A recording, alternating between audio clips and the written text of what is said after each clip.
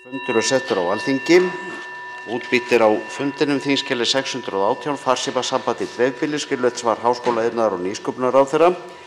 Þingskjali 632, aukið alþjóðlegt samstarf í öryggis- og varnarmálum, þingsályktunartillaga flutningsmaður Þorgerður K. Gunnarsdóttir og fleiri. Þingskjali 639, kostnaður ríkisins vegna sóttvarnahótela, skriflegt svar heilbrigðisráðherra. Þingskjali 641, nýgengi örorku, skriflegt svar félags- og vinnumarkaðsráðherra. Þingskjali 642, ólögmætar búsetuskerðingar, skriflegt svar félags- og vinnumarkaðsráðherra. Þingskjali 643, áfrýjun dóms Landsréttar útreikning sérstakrar framfærsluuppbótar, skriflegt svar félags- og vinnumarkaðsráðherra.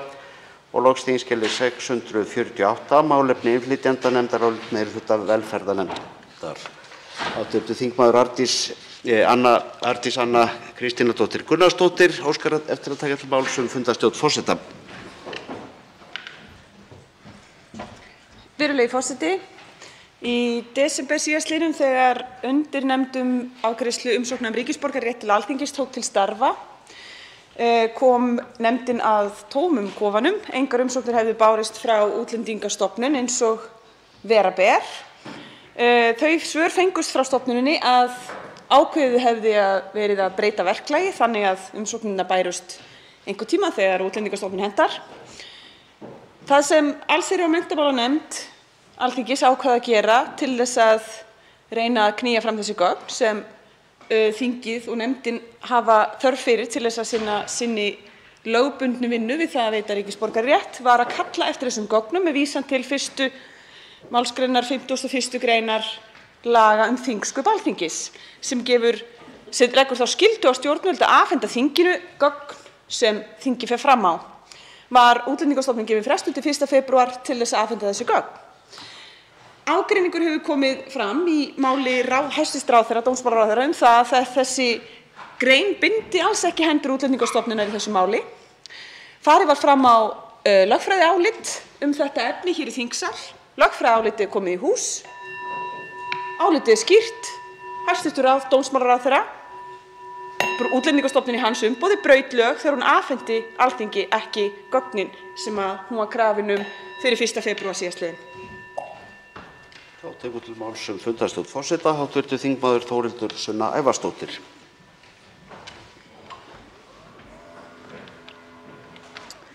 Virðulegur forseti, enn og aftur komum við hérna upp vegna þess að dómsmálaráðherra hæstvirtur og Útlendingastofnun virða ekki lög og þau lög sem að þeim er sett að fylgja. Í fyrsta lagi þá túlkar dómsmálaráðherra, ég myndi nú ekki einu sinni kalla það túlkar heldur bara segir dómsmálaráðherra ósatt innihald og efni laga ríkisborgararétt og heldur einhvern veginn fram að lögin, eða þarf að segja að hlutverk Alþingis sé einhvers konar auka hlutverk þegar kemur að veitingu ríkisborgararéttar sé einhvern veginn óhefðbundið hliðin á hinu venjubundna ferli hjá Útlendingastofnun. Þetta er bara rangt og það sést bara mjög vel þegar lögin eru skoðuð að það er bara ósatt það sem að hæstv. dómsmálaráðherra segir lög ríkisborgararétt og hlutverk Alþingis í því. Nú höfum við fengið það svart á hvítu frá lagaskrifstofu þingsins að það er líka ósatt að þingsköp sem snúa að rétti nefnda til þess að kalla eftir gögnum sem að stofnun eða ráðherra ber að svara innan viku frá beiðni raunar. Sú fullyrðing hæstv. ráðherra að þetta eigi ekki við þessa beiðni frá allsherjar- og menntamálanefnd er líka ósönn. Það höfum við núna svart á hvítu. Þá tekur til máls fundarstjórn forseta hv. þingmaður Helga Vala Helgadóttir.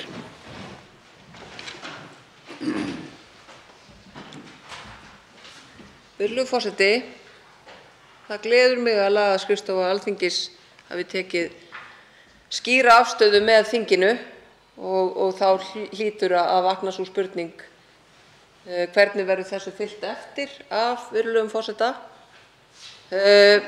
Hvernig munum við fara að því að fá öll lögboðin gögn í hús?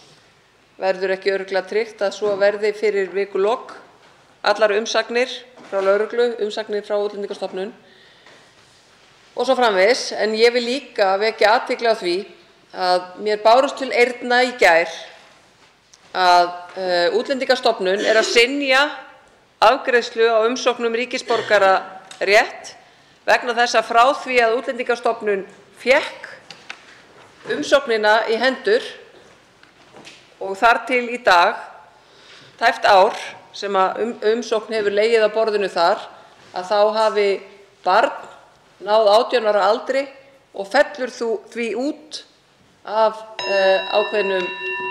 úr ákveðinni kríteríu í lögum.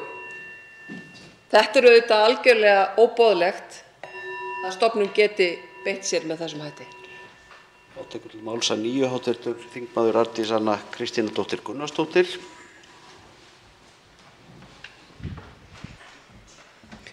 Forseti, mig langar einmitt að taka undir með hv. þingmanni Helgu Völu Helgadóttur og óska eftir afstöðu hæstv. forseta til þess hvað þinginu ber til bragðs að taka í þessari stöðu. Það orðið kýrskýrt að dómsmálaráðherra að brjóta lög og Útlendingastofnun að brjóta lög með því að afhenda ekki þessi gögn og öllu heldur með því að hafa ekki löngu búið að afhenda þessi gögn. Mig langar jafnframt að taka undir með hv. þingmanni Helgu Völu Helgadóttur varðandi það að þetta snýst ekki bara um það, þetta snýst ekki bara um gríðarlega vanvirðingu gagnvart þinginu, heldur erum við að tala um raunverulega einstaklinga úti í samfélaginu sem að bíða eftir niðurstöðu. Ég hef sömuleiðis veður af fólki sem á yfir höfði sér neikvæða niðurstöðu hjá Útlendingastofnun, en þar sem Útlendingastofnun búin að lofa þinginu að aðhafast ekkert fyrir en að við erum búin að afgreiða þessar umsóknir, þá bíður þetta fólk, og þarna eru börn, fleiri en 1 og fleiri en 2, sem að bíða í fullkominni óvissu framtíð sína eftir því að Útlendingastofnun þóknist í trássi við lög, þóknist að afhenda þinginu gögn sem hún átti að afhenda í desember og í allra síðasta lagi 1. febrúar síðastliðinn. Þá tekur til máls fundarstjórn forseta hv. þingmaður Bryndís Haraldsdóttir. Já, virðulegur forseti, við ræðum enn og aftur þetta ríkisborgaramál og ég ætla nú kannski að segja fyrir mitt leyti þá hef ég áhuga á að ræða meira framtíðina. Það alveg ljóst og þetta lögfræðiálitið sannar það að sjálfsögðu getur þingið kallað eftir þeim gögnum og ég held nú að reyndar að stofnunin né ráðherra hafi aldrei ætlað að reyna að komast undan þeirri skyldu. Þetta snerist tímann. Og það alveg rétt að samkvæmt þingsköpum þá nú talað að veita í slík gögn innan 7 daga og það eitt af því sem við þurfum nú kannski að fara yfir ef við viljum velta svona hlutum fyrir okkur, hvort að það sé eðlileg tímamörk í yfirferð á 170 umsóknum. En stóra málið held ég að hljóti að vera það hvernig viljum við hafa þetta verklag til framtíðar. Því við erum auðvitað komin í þá stöðu að þetta gengur ekki, það sem við erum búin að vera að upplifa og við erum flest sammála það. Þannig að við þurfum að fá nýjar leiðir. Það hefur verið nefnt hérna að taka bara upp gömlu leiðina, umsóknirnar komu bara beint til þingsins. En við skulum reynda líka hafa það í huga að í flestum löndum sem við berum okkur saman við, þá þessi málaflokkur hjá stofnun eins og Útlendingastofnun það sem afgreitt í samræmi við lög. Þetta auðvitað svolítið sérstök staða hér að hafa þetta verklag og hefð.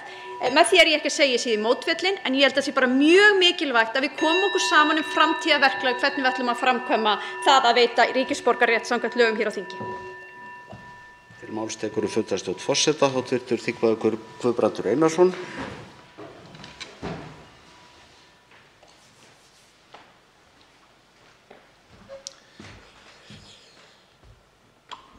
Virðulegur forseti, fyrir mig sem nýjan þingmann á Alþingi, háa Alþingi Íslendinga, þá á ég erfitt með að ná utan á það vinnulag sem að virðist vera hér til staðar.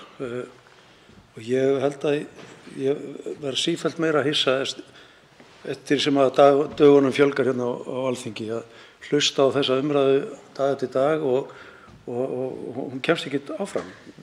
Mér langar bara að líkja þessu við sveitarstjórnarstigið, þar sem ég hef nú alið manninn að mestu leyti hingað til, þar sem að kjörnir fulltrúar ráða sér starfsmenn til þess að framfylgja þeim reglum og sem að settar eru. Og það myndi heyrast eitthvað í okkur í sveitarstjórninni ef að embættismennirnir gerði bara eitthvað allt annað. Og í mínum huga, virðulegur forseti, held ég myndi kalla það bara valdarán. Þá tekur til máls hv. þingmaður Helga Vala Helgadóttir, fundarstjórn forseta. Virðulegur forseti, já, ég kom upp bara kannski aðeins til þess að klára þessa umræðu sem ég var að reyna að byrja áðan vegna tímaskorts, en þetta snýst það að á bakvið umsókn manneskja af hold og blóði sem að sækja réttindi sem viðkomandi á rétt á að sækja og það hefur verið einhver misskilningur uppi hér, meðal annars í máli ráðherra, hæstv. Dómsmálaráðherra, að þetta sé einhvers konar forréttindameðferð að fara í gegnum þingið. Svo auðvitað ekki, heldur ákveðinn hópur nauðbeygður að sækja ríkisborgararétt í gegnum þingið vegna þess að viðkomandi uppfyllir ekki öll skilyrði fyrir því að geta fengið ríkisborgararétt samkvæmt stjórnvaldsákvörðun. Það að Útlendingastofnun ákveði að hrúga öllum umsóknum í eina hrúgu getur ekki verið vandamál Alþingis.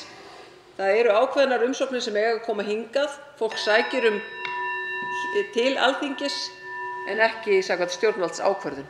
Og þá verður bara Útlendingastofnun og hæstv. Dómsmálaráðherra að búa svo hnútana og Útlendingastofnun fúnkeri. Til máls tekur að nýju fundarstjórn forseta hv. þingmaður Þórhildur Sunna Ævarsdóttir.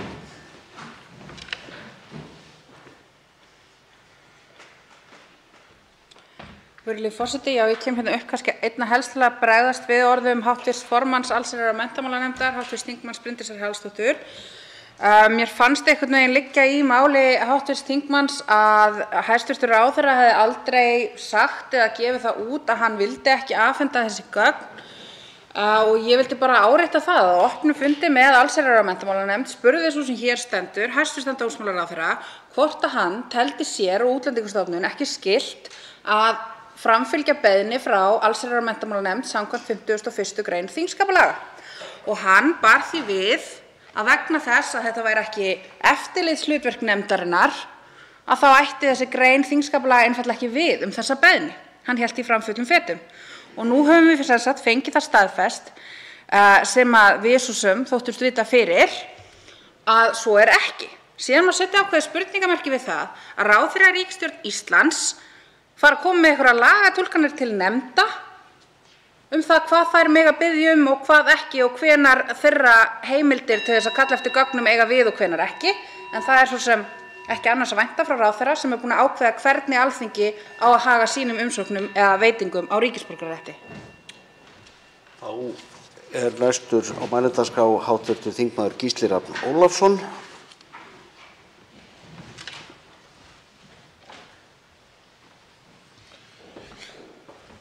Herra forseti, ég get ekki annað en tekið undir með öðrum hv. þingmönnum sem óska eftir því að hv. forseti beiti sér í þessu máli. Ég veit ekki lengur hvernig orðið hægt að beita sér þegar að það slíkur brotavilji hjá hæstv. ráðherra. Þetta yfir 100 ára hefð sem hér verið að brjóta. 100 ára. Og ég hefði haldið að þeir sem í flokk sem tengist íhaldinu myndu nú reyna að halda í hefðir en ekki brjóta þær. Og við megum ekki gleyma því að þetta ekki bara spurning eitthvað valdaspil hér á milli þingsins og ráðherra. Það fólk þarna á bakvið. Það eru börn þarna á bakvið. Og við megum ekki gleyma þeim þegar við erum í einhverjum pólitískum leikjum hérna. Þá tekur til máls fundarstjórn forseta hv. þingmaður Jódís Skúladóttir. Já, forseti, en stöndum við hér og ræðum þetta mál sem allt hið vandræðalegasta eins og öllum orðið ljóst. Mig langar að taka undir með hv. þingmanni Bryndísi Haraldsdóttur að það mjög mikilvægt að við horfum til framtíðar. Við verðum að komast að niðurstöðu það hvernig á að vinna þetta og sú vinna að fara á stað. En ég verð líka að segja það, sitjandi í undirnefndinni, við gætum verið löngu búin að klára þetta, farin að snúa okkur að því að leiðrétta ferlið og byggja framtíðarskipulag ef að við hefðum til þess gögnin. Þetta tekur gríðarlegan tíma, viku eftir viku eftir viku. Og það í rauninni óásættanlegt að við fáum ekki bara allan bunkan klárum þetta. Að því við verðum líka að huga að því að fólk búið að vera að sækja, það runnin út næsti umsóknarfrestur. Næsti bunki kominn í hús. Ekki til okkar, heldur til Útlendingastofnunar. er tekið fyrir fyrsta dagskrármálið, störf þingsins. Og til máls tekur hv. 1. þingmaður Norðvesturkjördæmis, Stefán Vagn Stefánsson.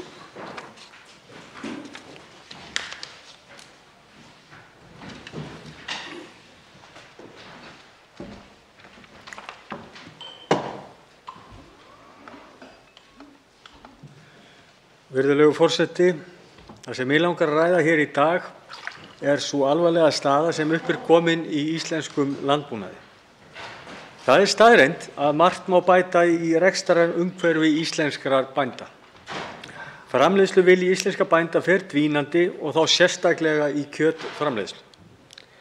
Aðstæður eru erfiðar og með sífellt alþjóðlegri matvælamarkaði hafa stórir erlendir framleiðendur farið að ryðja sér til rúms í auknum mæli í smásölu hér á landi. Lengi hefur verið kallað eftir því að kjötframleiðslan fái sömu undanþágu og mjólkuriðnaðurinn, sem 71. grein búvörulaga kveður á Með því væri afurðastöðvum í kjötiðnaði gert heimilt að sameinast, gera með sér samkomulag verkaskiptingu og hafa með sér annars konar samstarf til þess að halda niðri kostnaði við framleiðslu, geymslu og dreifingu kjötvara.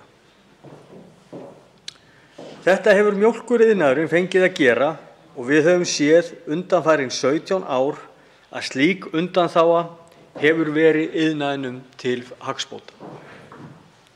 Hagræðing innan mjólkuriðnaðarins nemur milljörðum árlega og það engin raunveruleg fyrirstaða fyrir því að ekki sé hægt að gera slíkt hið sama fyrir kjötiðnaðinn. Með veitingu slíkrar undanþágu íslenskum kjötiðnaði veittur töluverður efniviður til þess að bregðast við ört vaxandi samkeppni að utan.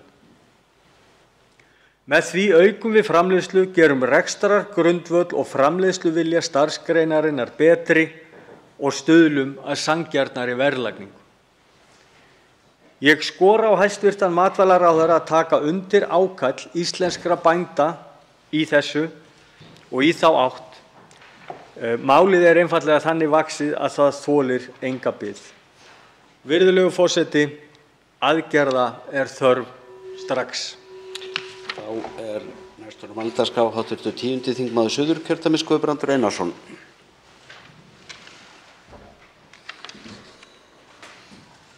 Virðulegur forseti, á fundi fjárlaganefndar með fulltrúum Húsnæðis- og mannvirkjastofnunar í morgun komu fram tillögur frá stofnuninni hver gætu verið næstu skref á húsnæðismarkaði. Á árunum eftir efnahagshrunið 2008 og fram til ársins 2017 var lítið byggt og þrátt fyrir að til hafi verið talsvert af húsnæði á lager það að koma niður á okkur núna. Nú verið að gera ráð fyrir að byggja þurfi 3.500 til 4.000 íbúðir á ári næstu árin í það minnsta. Þess vegna leggur HMS áherslu á að tryggð verði stöðug uppbygging íbúða til þess að koma í veg fyrir óhóflegar hækkanir íbúðaverðs. Það er því nauðsynlegt að gerðar verði áætlanir uppbyggingu allt land en ekki bara hér á höfuðborgarsvæðinu. Húsnæðisáætlanir sveitarfélaga ættu að geta hjálpað til við að meta uppbyggingarþörf á hverjum stað. Og með því að þessi málaflokkur nú kominn á einn stað í kerfinu ætti að nást betur utan málaflokkinn. Þá einnig bent á að hið opinbera þurfi að koma með aukinn stuðning til þess að fjölga íbúðum og tryggja aðgengi tekjulágra að öruggu húsaskjóli. Það best gert með því að auka stofnframlög til óhagnaðardrifinna leigufélaga sem geta þá með því að bjóða upp á lægri húsaleigu haft áhrif á leigumarkaðinn til hins betra. Ríki og sveitarfélög þurfa að taka þennan málaflokk föstum tökum, einfalda regluverkið og stuðla að aukinni samræmingu. Virðulegur forseti, einn af grundvallarþáttum í lífi hvers einstaklings að eiga öruggt þak yfir höfuðið. Hættum því þessum umkenningaleik og tökum á þessu saman. Máls tekur hv. 7. þingmaður Norðvesturkjördæmis Halla Signý Kristjánsdóttir. Virðulegi forseti, Í gær kom út skýrsla stöðu og áskoranir Íslands í orkumálum. Í henni gert grein fyrir orkuþörf með vísan til áherslna og markmiða stjórnvalda í loftslagsmálum. Einnig farið yfir stöðuna á flutningskerfinu, stöðuna á orkumarkaði, framboð og eftirspurn raforku sem og hvernig fyrirséð að þau mála geta þróast næstu mánuði og ár. Skýrslan ítarleg og við lestur hennar má sjá að lögð til grundvallar vinna sem framkom í orkustefnu Íslands sem unnin var að þverpólitískri nefnd á síðastliðnu kjörtímabili. Í orkustefnu segir að það sé mikilvæg markmið í baráttunni við loftslagsvána að orkuskipti fari fram í lofti, láði og legi. Við á Íslandi höfum þá sérstöðu að nánast ekkert jarðeldsneyti er notað við raforkuframleiðslu og húshitun. Það öfundsverð staða sem okkur ber að viðhalda. Virðulegi forseti, til þess að geta staðið við háleit marka okkur í loftslagsmálum verðum við virkilega að skoða aukna orkukosti. Virkjunarkosti. Það ekki bara að við verðum að auka framleiðsluna á raforku, heldur verðum við að bæta flutningsleiðir því flutningstakmarkanir á raforku eru virkilega ábótavant á milli landsvæða. Sérstaklega þegar við horfum til Vestfjarða og norðausturhorn landsins. Þegar horft til kerfisáætlunar Landsnets hún vissulega á langtíma áætlun en styrking meginflutningskerfis á Vestfjörðum í allt of fjarlægri framtíð. Þá betra að huga að valkostum í virkjunum innan svæðis til að tryggja raforku á Vestfjörðum. Dreifikerfi á Vestfjörðum á vegum Orkubús Vestfjarða. Átak hefur verið gert á undanförnum árum í endurnýjun þess. Þá mikið verið lagt í jörðu og endurbætur hafa líka verið í tengslum við hringtengingu ljósleiðara Vestfirði. En það vantar rafmagn á svæðið. Það verður að auka raforkuframleiðsluna. Raforka forsenda þess að uppbygging atvinnu, samfélaga og orkuskipta verði á svæðinu. Án hennar getur fjórðungurinn ekki tekið þátt í loftslagsmarkmiðum stjórnvalda. Til máls hv. þingmaður Arndís Anna Kristínardóttir Gunnarsdóttir.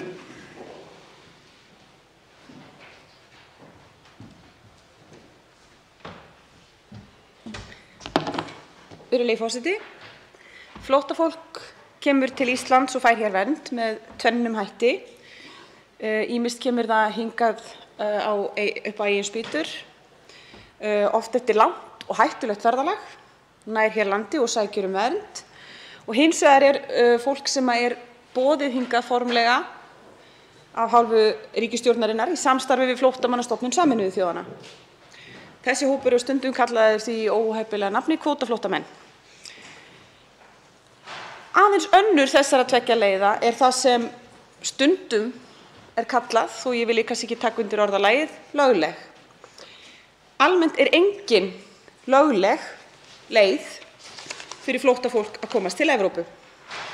Kerfið okkar nefnilega þannig uppbyggt að ef flóttafólk kemur hingað að landi skal veita því vernd, en það má ekki koma hingað. Það eru hins vegar fleiri leiðir sem geta hindrað fólk í því að fara og sækja vernd, heldur en bara múrarnir sem við höfum byggt í kringum okkar öruggu lönd og það kerfi sem við höfum hannað. Fólk með ýmiss konar fötlun sem sætir hindrunum í daglegu lífi þegar ekkert stríð í gangi, sætir enn frekari hindrunum þegar til þess kemur að þurfa að rjúka burt í skyndi. Fatlað fólk á erfiðara með að flýja. Það gæti þurft að reiða sig á hjálpartæki og aðstæður á flótta eru mjög erfiðar eins og við vitum. Ferðalagið langt, getur verið vont veður og getur verið flókið að komast á salerni og í skjól, annað slíkt. Vegna yfirlýsinga nágrannaríkja, evrópskra nágrannaríkja Úkraínu og viðbragða ESB á margt Úkraínufólk auðveldara með að komast til Evrópu og til öruggra landa heldur en annað.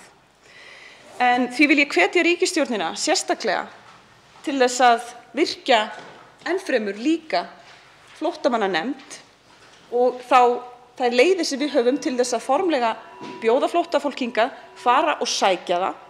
Ég hvet ríkisstjórnina til þess að horfa sérstaklega til þessa hóps í þeirri vinnu, fólki sem á enn erfiðara en venjulegt fólk með að leggja land undir fót og leggja á sig hættulegt ferðalag.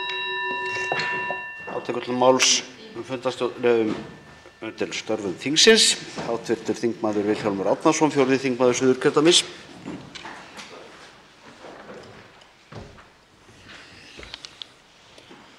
Á rafmagnslausu Íslandi fer ekki saman hljóð og mynd er kannski ein helsta niðurstaða starfshóps um stöðuna á orkumarkaði sem gefin út í gær, svokölluð grænbók um stöðuna á raforkumarkaðnum. Og það fer ekki saman hljóð og mynd, segi ég. Það er kannski út af því að við erum komin með ýmsar stefnur, stjórnvöld, framtíðarstefnu fyrir íslenskan útflutning, græni dregill, viljayfirlýsing hreinsun og bindingu kolefnis, græni iðngarður á Íslandi, byggðaáætlun og annað slíkt. Allt kallar þetta á aukna orku. Og samfélagið, það eru landshlutarnir og íbúarnir allt land sem kalla á það að fá orkuna til sín til þess að byggðirnar geta þróast. Og við erum rafmagnslaus í dag þegar við erum að tala bara að samfélagið okkar getur vaxið eðlilega. Bara venjulegu vöxtur samfélags og hvað þá þegar við tölum orkuskiptin og alþjóðlega skuldbindingar sem við erum búin að gera þar og annað slíkt. Og til þess þurfum við orku.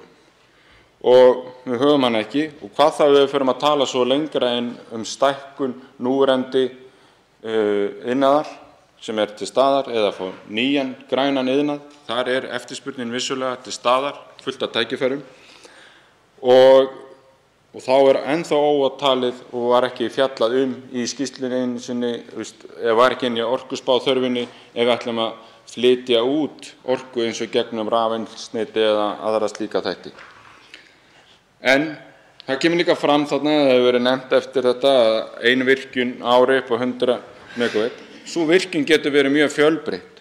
Hún getur verið í nýtingu og umframvarma, nýtingu og lághita, allskyns nýsköpun í sólarorku og litlum vindtúrbínum öðru, bætt orkunýting í húsnæði, nýting umfram afurða og ýmislegt sem hægt að gera til þess að gera þetta og eins og hefur komið hérna áðan, dreifikerfið, draga út orkutapi og fleira. Þannig að við þurfum að láta hljóð og mynd fara saman. Þá tekur til máls fundarstjórn. Forseti að ruglast í þessu. Það valdvannans, en háttvirtur þingmaður, 5. þingmaður Reykjavíkurkjördæmis suður, Hildur Sverrisdóttir, tekur til máls störf þingsins. Forseti, innrásin í Úkraínu mun hafa margar víðtækar og vondar afleiðingar í för með sér, einnig hér á landi.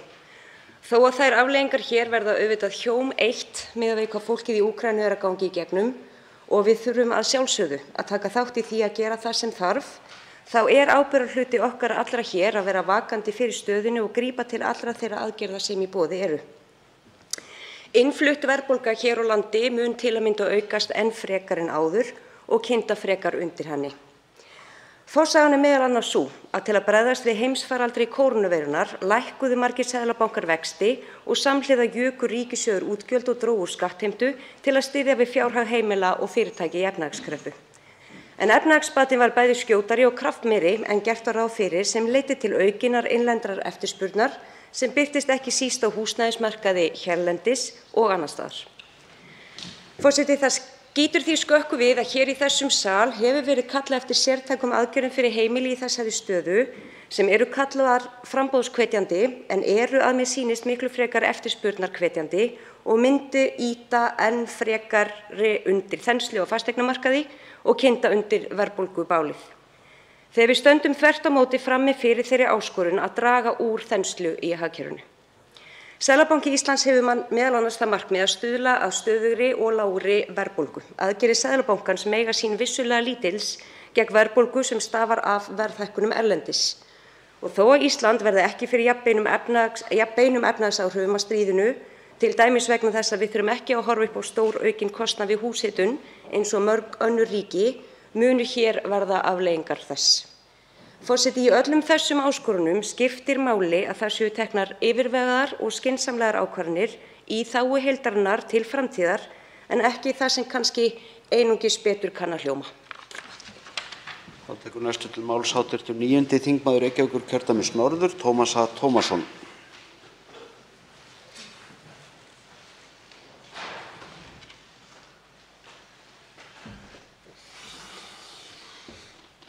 Virðulegi forseti, háttsettir þingmenn og góða þjóð sem horfir á okkur heima í sjónvarpinu. Ég heiti Tómas, kallaður Tommi, og ég þingmaður fyrir Flokk fólksins. Þannig að ekki alls fyrir löngu þá hitti ég konu sem var nýkomin úr skíðaferð til Ítalíu. Hún var að lýsa fyrir mér ferðinni, hvað hún hefur verið dásamleg í alla staði, en hvað hún hefði þurft að koma með sér á vottorðum. Það var meðal annars bólusetningavottorð, heilbrigðisvottorð og svo tryggingavottorð. Ég spurði, tryggingavottorð? Já, ef að til dæmis skíðamaður skíðar á annan mann í brekkunum, þá er hann skaðabótaskyldur. Og þá fór ég að hugsa, við erum hérna með dásamlegar flugbjörgunarsveitir út allt land. Fólk sem í sjálfboðavinnu, við erum með landhelgisgæslu sem er með þyrlur og fari einhver maður upp á fjöll og lendir í ógöngum, þá eru komni kannski 50, 60, 70 einstaklingar með dýran útbúnað og þetta kostar 10 milljóna að hjálpa fólki sem fer stundum oft á tíðum í hálfgerðum óvitaskap upp á fjöll.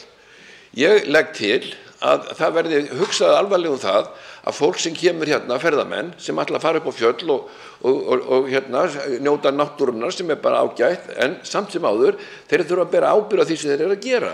Af því að þetta er kostnaðarsamt og ég legg líka til í leiðinni að allar björgunarsveitir þar fái enga sölu leyfi fyrir flugöldum áramót. Það er alveg hött að leyfa venjulegu fólki að flytja flugöld og taka aðal tekjulindina frá bæði íþróttafélögum og björgunarsveitum. Svo að lokum þá er hérna þessi dásamlega mynd af Jóni Sigurðssyni forseta sem er ágætt. Ég legg til að móti þarna komi klukka, hugguleg klukka sem við getum hort á allt þegar maður vill alltaf vita hvað klukkan er. Takk fyrir. Forseti líka upptekinn af því hvað klukkan er og hv. þingmaður fór aðeins fram yfir ræðutímann og forseti minnir þingmenn á að virða ræðutímann sem er 2 mínútur í störfum þingsins. Þá tekur til máls hv. 5. þingmaður Suðvesturkjördæmis, Þorgerður K. Gunnarsdóttir.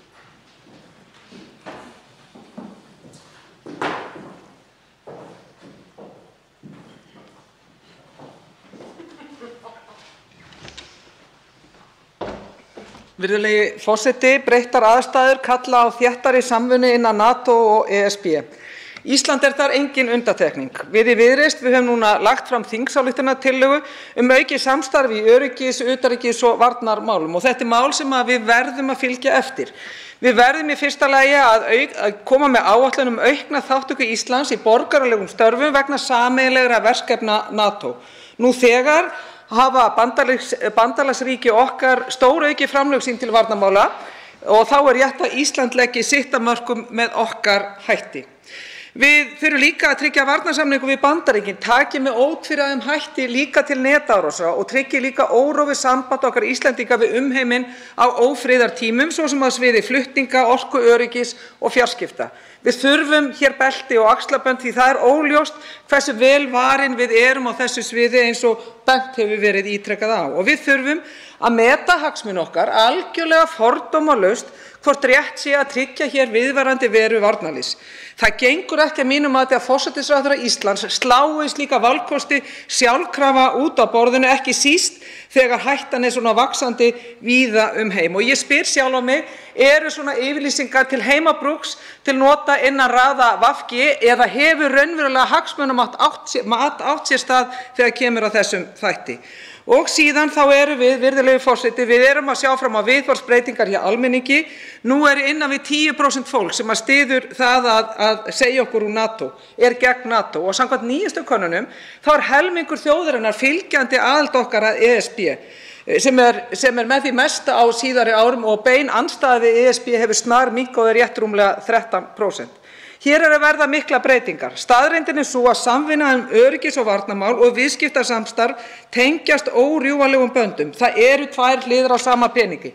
Þar sem samvinna og frelsi og efnahagslegur stöðugleiki ríkir er meiri líkur á að friður náist og sé þá til lengri tíma. Þess vegna verðum við með virka þátttöku í NATO og við eigum að einhenda okkur að því að tryggja okkur fulla aðild innan Evrópusambandsins. Tekur til máls hv. 9. þingmaður Suðvesturkjördæmis, Guðmundur Ingi Kristinsson.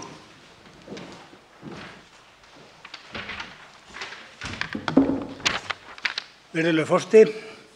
Á leigumarkaðnum eru 30% öryrkja að greiða meira en 50% af ráðstöfunartekjum sínum í húsaleigu og yfir 10% að greiða yfir 70% af ráðstöfunartekjum sínum í húsaleigu. Verðbólga mælist nú 6,2 á ársgrundvelli og hefur ekki verið meiri í tæpa áratug og hækkar ört. Ríkisstjórnin hafði litlar áhyggjur af verðbólgunni en það hlýtur að vera að breytast nú því nú dynja yfir hækkanir á nauðsynjavörum. Á hverjum bitnar það helst? Jú, þeim verst settu sem eru fastir í fátæktargildi almannatryggingakerfisins í boði þessarar og fyrri ríkisstjórna.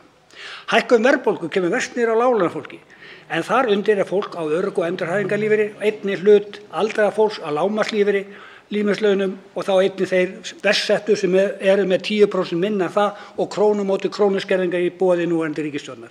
Að framfærsluþörf fólks í almannatryggingunum sé almennt jafn mikil og framfærsluþörf vinnandi fólks er ekki rétt.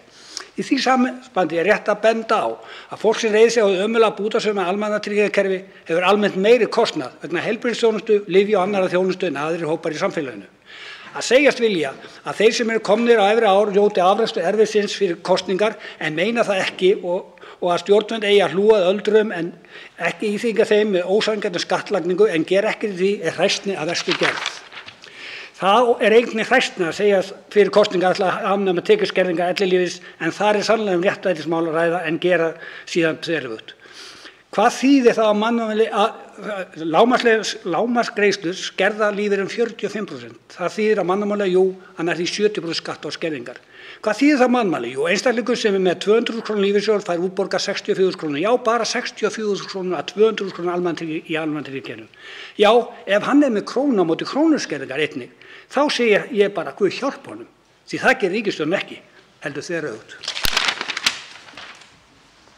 Tekur til máls hv. 13. þingmaður Suðvesturkjördæmis Gísli Rafn Ólafsson.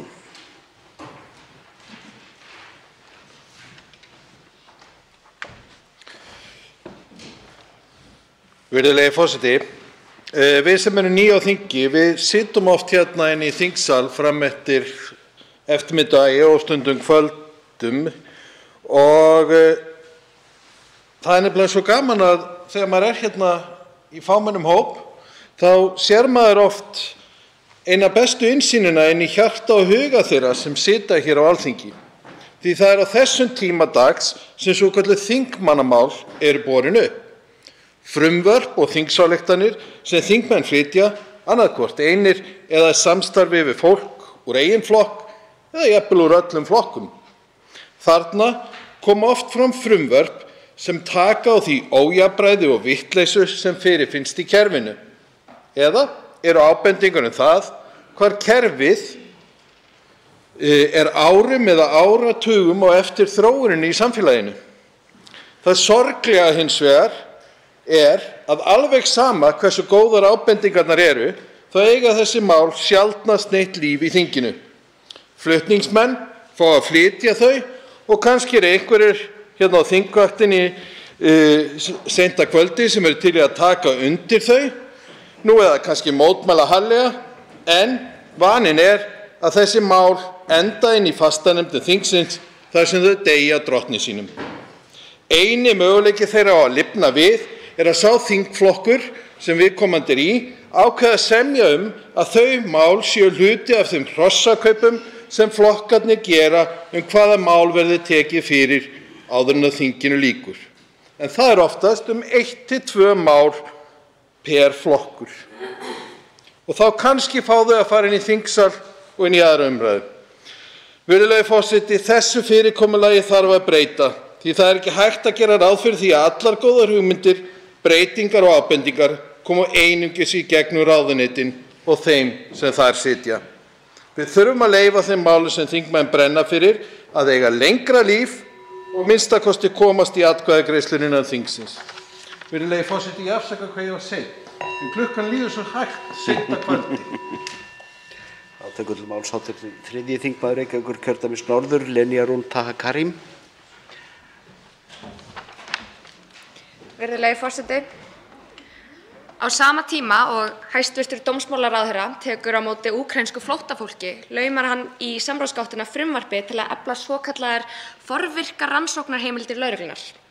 Lögreglan á að fá auknar heimildir til að njósna fólk og nálgast gögnin þeirra ef að lögreglan telur mögulegt að þetta fólk geti hugsanlega orðið glæpamenn í framtíðinni.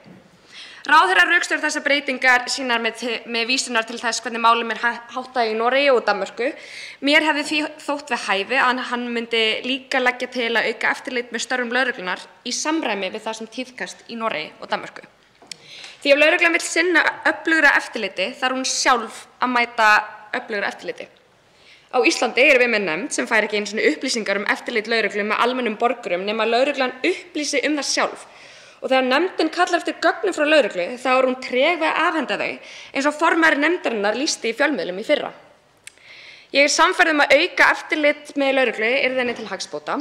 Til dæmis myndi auki aðgengi fjölmiðla að upptökum úr búkmyndavélarm lögreglu taka af allan vafa störfunnar sem einmitt einn megin tilgangur myndavélanna að sögn yfirlögregluþjóns. Núverandi aðstoðarmaður dómsmálaráðherra hefur jafnframt sagt að myndavélarnar séu gríðarleg réttarbót fyrir lögreglumenn. Með upptökunum losni þeir undan tilhæfulausum ásökunum misbeitingu valds. Ef lögreglumenn hafa ekkert að fela þá þurfa þeir ekkert að óttast auki eftirlit það nokkuð. Í staðinn fyrir að efla forvirkar rannsóknarheimildir til að stöðva glæpi væri ekki eðlilegra að byggja hér upp félagslegt stuðningsnet og kerfi sem komi í veg fyrir að fólk leiðist út í glæpi til að byrja með. Það alvöru forvirk aðgerð sem virkar. Við ættum bara að byrja þar. Þá tekur til máls hv. 7. þingmaður Suðvesturkjördæmis Bryndís Haraldsdóttir. Virðulegur forseti, sem formanni allsherjar- og menntamálanefndar þá fannst mér kannski orðið tímabært að við myndum fjalla menntamál í þeirri ágætu nefnd, enda hefur verið nóg að gera á öðrum vettvangi nefndarinnar. Og í vikunni fengum við á fund til okkar Hermund Sigmundsson sem prófessor og hefur verið óþreytandi í að tala íslenskt menntakerfi og þau gigantísku tækifæri sem við eigum þar til úrbóta. Áskoranir í íslensku menntakerfi eru kannski ekki síst tilkomnar vegna þess að það ekki með öllu ljóst hvort við séum að nýta réttar forsendur þegar við erum að mæla þær breytur sem skipta máli í íslensku menntakerfi og þær breytur sem viljum þá ná fram bætingu á. Ég auðvitað hér sérstaklega að vísa í læsi íslenskra ungmenna og læsi íslenskra drengja. Sem móðir 3 barna hef ég iðulega pirrað mig á því að það sé verið að mæla lestrarhraða barnanna minna. Því að ég velti fyrir mér þegar við erum að ræða slíka grunnfærni eins og lestur, hvort það hraðinn eða skilningurinn sem skiptir máli. Og í mínum huga það engin spurning, auðvitað það skilningurinn en ekki hraðinn. Ástæðan fyrir því að við fengum Hermund Sigmundsson til okkar á fundinn var ekki síst vegna þess að í síðustu viku þá hélt Rannsóknasetur menntun og hugafar ráðstefnu mikilvægi læsi. Hermundur var einn af fyrirlesurunum en þeir voru líka fleiri, bæði erlendir og innlendir og virkilega áhugaverðar niðurstöður sem komu þarna fram. Mig langar að fagna sérstaklega þessu framtaki Rannsóknasetursins en það samstarf Menntavísindasvið Háskóla Íslands og Samtaka atvinnulífsins. Þetta rannsóknarsetur hefur sett á stað eitt mjög áhugavert verkefni sem verið að nýta núna út í Vestmannaeyjum. Og þó að verkefni hafi nú bara staðið í örfáa mánuði, þá ótrúlegt að sjá þann mikla árangur sem við raunverulega geta mælt nú þegar. Þannig að virðulegur forseti, við í allsherjar- og menntamálanefnd munum fylgja þessu máli eftir. Það nauðsynlegt að bæta lestrarkunnáttu íslensku barna og til þess að gera það þá hljótum við að vilja styðjast við nýjustu og bestu vísindin í þeim efnum. Tekur til máls hv. 10. þingmaður Norðausturkjördæmis Jódís Skúladóttir. Herra forseti, ég hingað komin til að tala laxeldi sem orðið ótrúlega rótgróið í okkar samfélagi og mikilvæg stoð atvinnulífsins. Ég ekki komin hingað til að tala áhrifin á náttúruna. Ég ekki hingað komin til að tala erlent eignarhald. Það margt sem við þurfum að skoða en það sem brennur á mér núna lýðræði. Við tölum mikið lýðræði, við tölum lýðræðisríki, lýðræðisleg vinnubrögð, lýðræðislegt samfélag. Laxeldið er komið til að vera í minni heimasveit eða bara á Austurlandi er mikið og öflugt laxeldið hvar ég hef sjálf sem fyrrverandi formaður heimastjórnar á Djúpavogi gert mitt til að greiða götu uppbyggingar þessarar atvinnugreinar. En það sem er að eiga sér stað á Seyðisfirði, þar sem að íbúalýðræði er fótum troðið í boði meirihluta sveitarfélagsins, einkafélaga og erlendra fjárfesta, er svo stórkostlega galið að ég verð að vekja á því athygli hér, bæði fyrir þing og þjóð. Það fer gegn allri þeirri stefnu og vinnu sem í áratugi hefur verið á Seyðisfirði í uppbyggingu menntunar, menningar og ferðaþjónustu. Rúmlega helmingur íbúanna hefur sagt sig algjörlega andsnúinn þessari uppbyggingu. Hvernig getur það átt sér stað að svona gróflega sé brotið á íbúum og þeirra orð heyrast ekki? Það verður að stíga inn og standa með fólkinu sem hefur liðið nóg eftir skriðuföllin á Seyðisfirði. Tekur til máls hv. 11. þingmaður Reykjavíkurkjördæmis norður, Jóhann Páll Jóhannsson. Herra forseti, það nú ekki algengt að öryrkjar eigi digra varasjóði og þeir sem eiga einhvern séreignarsparnað, þeir veigra sér nú yfirleitt við að taka hann út, enda skerðir hann sérstöku framfærsluuppbótina hjá Tryggingastofnun ríkisins 65%, sem þýðir að sá sem tekur út 400.000 kr. séreignarsparnað borgar 129.000 kr. í skatt og fær ofan á það 260.000 kr. skerðingu hjá Tryggingastofnun, svo eftir standa 11.000 kr. af þessum 400.000. En þegar heimsfaraldurinn skall á, þá var opnað fyrir þann möguleika með sérstöku bráðabirgðaákvæði að fólk yngra en 60 ára gæti tekið út séreignarsparnað. Þetta átti ekki að hafa nein áhrif á greiðslur frá Tryggingastofnun samkvæmt ákvæðinu. Það var alveg á hreinu. Og á þessum forsendum tóku mörg hundruð öryrkjar út séreignarsparnað í góðri trú. Fólk gerði þetta af ýmsum ástæðum. Ég talaði til dæmis við konu sem hefur neitað sér tannlæknisþjónustu í mörg ár, nauðsynlegar tannviðgerðir, en gat loksins greitt fyrir þær með því að taka út séreignarsparnaðinn sinn, eftir að stjórnvöld höfðu í rauninni hvatt fólk til þess að gera það í COVID. Hvað gerðist svo? Jú, þessar greiðslur frá Tryggingastofnun, sérstakar framfærsluuppbótin, hún var bara skert samt. Þetta var bjarnargreiði, 300 öryrkjar sem lentu í þessu í fyrra og mörgum þeirra hefur verið neitað leiðréttingu á þeim forsendum að vörsluaðilar sparnaðarins hafi ekki skráð úttektina í réttan reit í skattframtali og við því sé bara ekkert að gera. Svo vísa stofnanir hver á aðra, tölvan segir nei. Ég hef lagt fram ítarlega fyrirspurn bæði til félagsmálaráðherra og fjármálaráðherra þetta mál, krafið á skýringa á því hvort, hvernig og hvenær verði leyst úr þessu.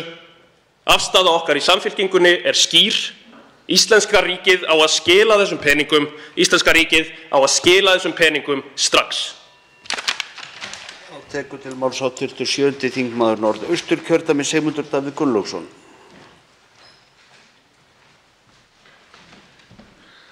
Herra forseti, miklar hækkanir á nauðsynjavörum kalla á viðbrögð stjórnvalda.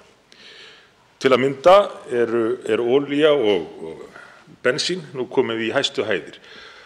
Þar er gjaldtaka ríkisins nú hátt í 60%, nærri 60% af verðinu. Það má segja að ríkið græði að miklu leyti á verðhækkunum á heimsmörkuðum.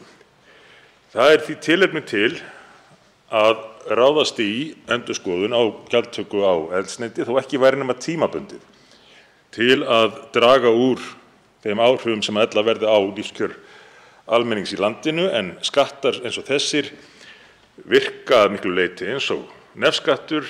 Það þurfa jú allir að komast leiðar sinnar og flestir gera það á sínum bíl eða með strætisvagni sem að nota líka eldsneyti. Svoleiðis að ríkið þarf að grípa inn í þar sem það getur komið að gagni við þetta alvarlega ástand sem blasir nú við.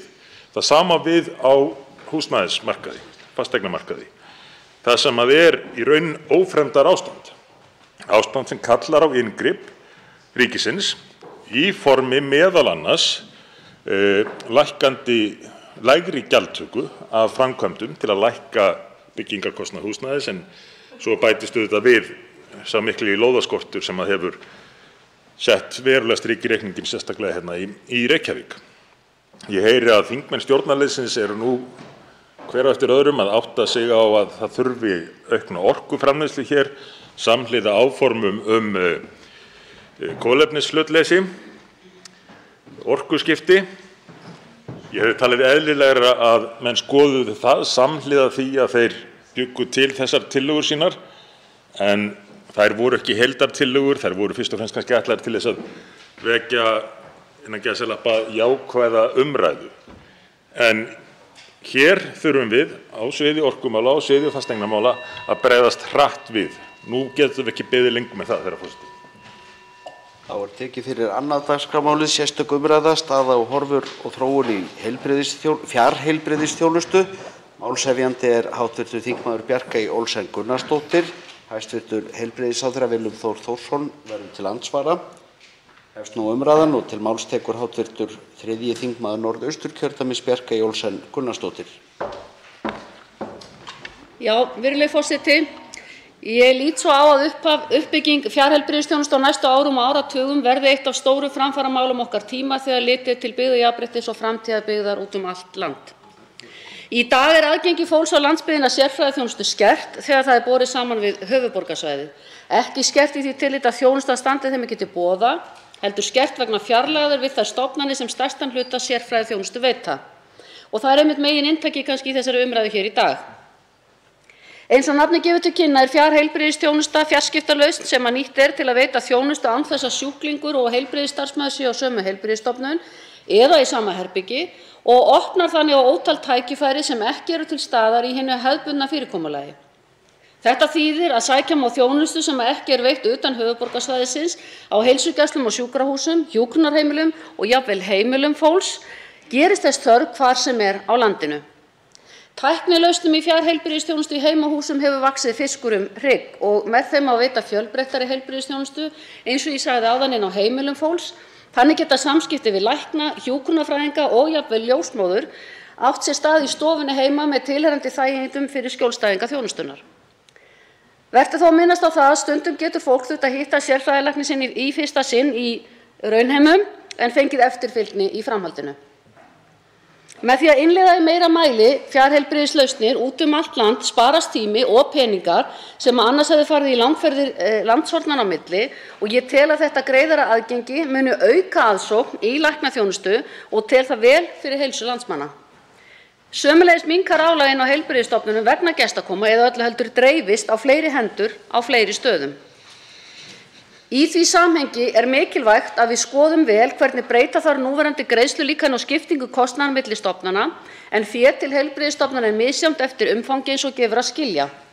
Þá þarf sömuleiðis að kanna hvaða búnað þurfi til verksins, þjálfa starfsfólk, auka endurmenntun með tilliti til fjarheilbrigðislausna og móta verkferla. Síðustu ár hafa kennt okkur mikið ágæti nýrra fjarskiptalausna og það sem hljómaði fyrir faraldurinn eins og framtíðarmúsík hefur hitt hressilega á okkur í dag, ekki síst í gegnum COVID-faraldurinn. Nokkuð hefur borið á því að sjálfstætt starfandi sálfræðingar hafi boðið upp á viðtöl í gegnum netið sem hefur reynst vel og það jákvæð þróun og ég þeirrar skoðunar að við ættum að líta til fjargeðheilbrigðisþjónustu sem ákveðins forgangsverkefnis á þessari vegferð. Við þekkjum það að hvers konar sálgæsla þykir viðkvæm þeim sem hana sækir og þó að það sé sannarlega einstaklingsbundið og vitundavakning hafi átt sér stað í þeim efnum, má færa rök fyrir því að það sé einmitt sú þjónusta sem ákjósanlegast að veita í fjarþjónustu. Bæði vegna þess sem ég nefni hérna fyrst og fremst að þrek þeirra sem að glíma við erfiðan tilfinningavanda oft svo lítið að viðkomandi kemst vart á fætur. Erlendis hafa fjarheilbrigðislausnir vegna innkirtlalækninga, offitu, sykursýki, beinþynningu, háþrýstingi og fleiri sjúkdóma sem að krefjast langtíma eftirlits gefið góða raun. Auðveldara aðgengi að slíku eftirliti fækkar alvarlegum tilvikum og afleiðingum margra þessara sjúkdóma. Hvoru tveggja innkirtlalækningar og geðheilbrigði eru stór heilsufarsvandamál í nútímanum og eins og við manninn mælt að nýta þessar framtíðarlausnir hér og nú. Ég vil halda því til haga samt sem áður að fjarheilbrigðisþjónusta kemur aldrei í stað þess að halda úti grunnmönnun í heilbrigðisþjónustu í hinum dreifðu byggðum. En hún sannarlega kærkomin viðbót við það sem kallar á margs konar óþægindi fyrir þann sem þarf á slíkri þjónustu að ræða, ferðalög, frí úr vinnu og annað slíkt. Að því sögðu þá vil ég rifja hér upp þær spurningar sem ég lagði fyrir hæstv. Heilbrigðisráðherra sem eru 6. Hvaða skref hafa verið stigin í því að bæta aðgengi að fjarheilbrigðisþjónustu fyrir hópa sem eiga af einhverjum orsökum erfiðara með aðgang að heilbrigðisþjónustu í dag, til dæmis vegna búsetu? Hver er staða stefnumótunar og innleiðingar fjarheilbrigðisþjónustu á landsvísu? Sér ráðherra tækifæri í því fyrir heilbrigðisþjónustu á landsbyggðinni að efla fjarheilbrigðisþjónustu? Hvernig á að standa að sí- og endurmenntun starfsfólk í heilbrigðisþjónustunni til að efla fagþekkingu á sviði fjarheilbrigðisþjónustu? Hvaða skref á að stíga varðandi stefnumörkun í málaflokknum með tilliti til sprotaverkefna og annarra nýsköpunar tengdri fjarheilbrigðisþjónustu? Hvaða þættir heilbrigðisþjónustunnar telur ráðherranna best henti fyrir fjarheilbrigðislausnir? Þó ég geri mig grein fyrir því að það getur kannski það bil næstum því allt fallið þarna undir, en þó ekki alveg allt. Og eitthvað er kannski sem við þurfum að forgangsraða umfram annað og hvar við getum byrjað. Og við þurfum líka að kannski að styðja dálítið vel við það fólk sem er að leggja sitt af mörkum til þess að búa til nýja leiðir og lausnir, hvort heldur er í tengslum við augnlækningar eða sálgæslu eða hvað annað það nú heitir. Það er fólk komið af stað með hugmyndir, sprotaverkefnin eru farin í gang, en það vantar að klára þau með einhvers konar stuðningi bæði hins opinbera og eins þarf kannski að leiðbeina fólki hvert hægt er að leita, og ég biður ráðherra kannski að koma inn á það ef hann getur. Þá tekur til máls hæstv. Heilbrigðisráðherra Willum Þór Þórsson.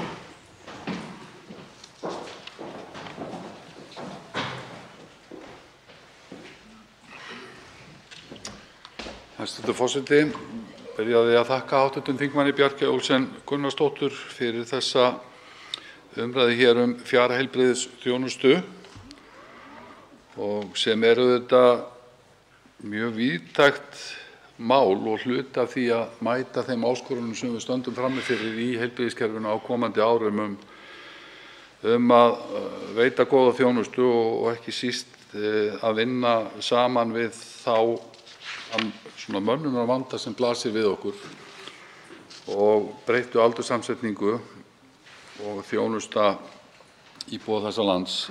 Þetta er auðvitað allt í senn. Þetta er byggðamál, þetta er aðgengismál, mönnunarmál eins og ég kom inn á, þetta er skilvirknimál, öryggismál, gæðamál, og þetta er okkur afar mikilvægt að ýta undir alla nýsköpun og þróun á þessum vettvangi. Og við höfum nú valið það út frá stefnumótuninni að horfa til fjarheilbrigðisþjónustu fyrir alla landsmenn og unnið að því að innleiða tækni og móta verklag og leiðbeiningar í kringum fjarheilbrigðisþjónustu, og í þeim tilgangi að tryggja öryggi og gæði gagnvart bæði sjúklingum og starfsmönnum og þeim gögnum sem unnið er með. En það eru ennþá, vil ég segja, veggir á milli opinberrar þjónustu og þeirrar nýsköpunar sem á sér stað víða. Það er eitthvað sem við þurfum að horfa til og vinna með stofnunum og nýsköpunarsamfélaginu. Í alþjóðlegum samanburði þá erum við vel tækjum búin og nettenging er víðast hvar góð. Það er búið að gera átak í þeim málum sem að gera það að verkum að við eigum að geta greitt fyrir aðgengi að fjarheilbrigðisþjónustu í gegnum snjalltæki og tölvur.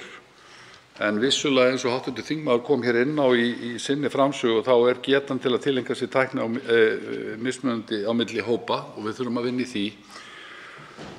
Og þannig að það er brýnt að vinna á þann hátt með leiðbeiningar og fræðslu og í einhverjum tilvikum sér úrræðum. Og ég ætla nú að koma hér að bregðast við flestu af þeim spurningum sem hv. þingmaður lagði hér fram, og þetta kannski hér í upphafi að aðgenginu, en í öðru lagi spyr hv. þingmaður um stöðu stefnumótunar og innleiðingar fjarheilbrigðisþjónustu. Í stjórnarsáttmála þessarar ríkisstjórnar er áhersla lögð á innleiðingu stafrænna lausna í heilbrigðiskerfinu og að nýta tækni til að auka gæði þjónustunnar og hagkvæmni. Þá vísa ég til heilbrigðisstefnu þar sem kemur fram að áformað er að bæta aðgengi að þjónustu með fjarheilbrigðisþjónustu meðal annars, þannig að við virkjum notendur heilbrigðisþjónustu á þann hátt að þeir hagnýti sér tækni á sviði fjarheilbrigðisþjónustu og notkun ýmissa snjallforrita í því sambandi. Þessi stefna er auðvitað leiðarljós þegar unnið er að framgangi fjarheilbrigðisþjónustu. Forstjórar heilbrigðisstofnana eru umdæmisstjórar í sínu heilbrigðisumdæmi og auðvitað ásamt stjórnvöldum á þeirra ábyrgð að útfæra hvar og hvernig fjarheilbrigðisþjónustan nýtist best. Það hafa verið afmörkuð tilraunaverkefni í gangi. Hv. þingmaður kom hér inn á þær greinar sem flest tilraunaverkefni og þróunarverkefni hafa verið og henta mjög vel.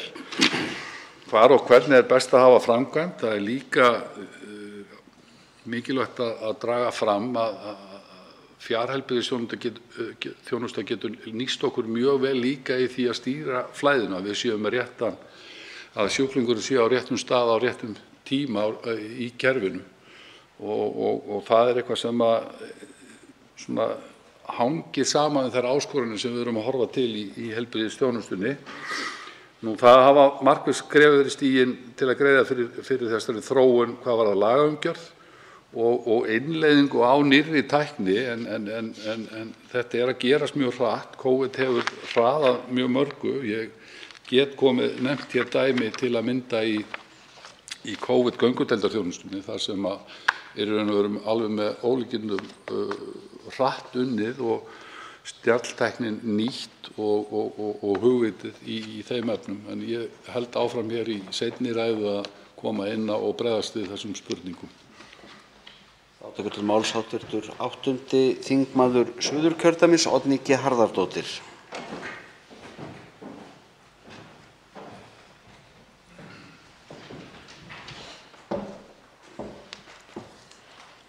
Herra forseti, með fjarheilbrigðisþjónustu má segja að heilbrigðisþjónustan sé færð nær sjúklingnum. Fjarheilbrigðisþjónusta er ört vaxandi hluti almennrar heilbrigðisþjónustu hér á landi sem og í öðrum löndum þar sem upplýsinga- og fjarskiptatækni er notuð til að veita þjónustu án þess að sjúklingur og heilbrigðisstarfsmaður sé á sama stað. Tækifærin sem fólgin eru í fjarheilbrigðisþjónustu eru mörg og geta sparað heilbrigðiskerfinu og sjúklingunum kostnað og tíma ásamt því að minnka álag á heilbrigðisstofnununum, það er að segja ef fjarheilbrigðisþjónustunni er ekki bætt ofan á önnur verkefni sem að heilbrigðisstarfsmenn eru að sinna og þau eru sannarlega næg fyrir. Margvísleg tækifæri felast í að þróa fjarheilbrigðistækni á landsbyggðinni. Henni getur fylgt bætt og fjölbreytt þjónusta við landshlutana, aukið aðgengi og bætt viðbragðstíðni. En líkt og þegar hefðbundna heilbrigðisþjónustu er að ræða verður að tryggja að almenningur eigi kost á öruggri fjarheilbrigðisþjónustu og að samskipti einstaklings og heilbrigðisstarfsmanna séu örugg. Fyllsta öryggis þarf að gæta við skráningu, meðferð og vistun gagna og viðkvæmar persónuupplýsingar. Og læknar og aðrir fagmenn sem stunda fjarheilbrigðisþjónustu verða að tryggja umhverfi sitt á meðan meðferð fer fram þannig að friðhelgi sjúklings sé tryggð og engin óviðkomandi geti fylgst með eða truflað meðferð á meðan hún stendur yfir. Að ýmsu er að gæta, líkt og við alla heilbrigðisþjónustu, en nýsköpun og tækniþróun á sviði fjarheilbrigðisþjónustu mun sannarlega vera til mikilla bóta fyrir fólkið sem býr út landið, en þarfnast þjónustu frá Landspítalanum svo dæmi séu tekið og jafnvel gefur þjónusta möguleika á meðferð sérfræðinga sem að búa erlendis. Þá tekur til máls hv. 1. þingmaður Suðurkjördæmis, Guðrún Hafsteinsdóttir.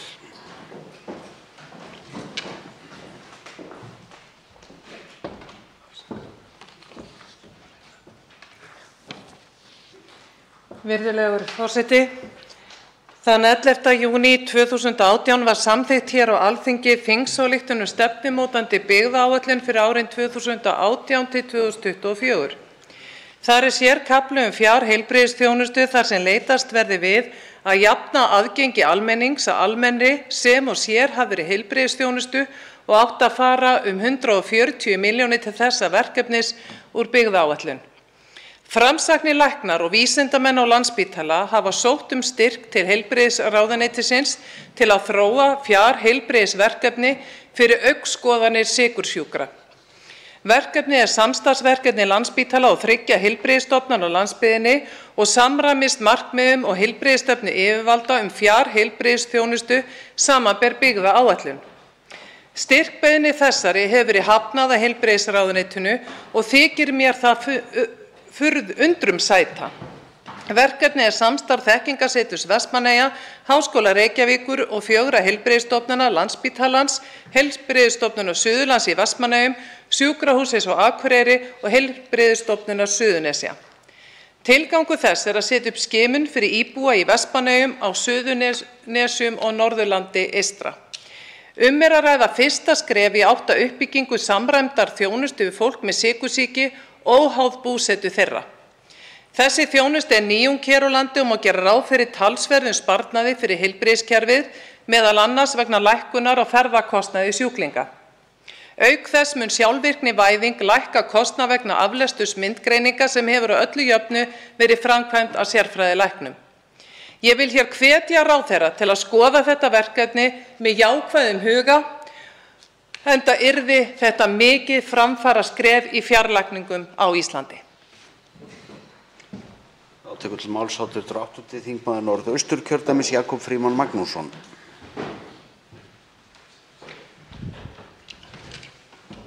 Já, virðulegi forseti.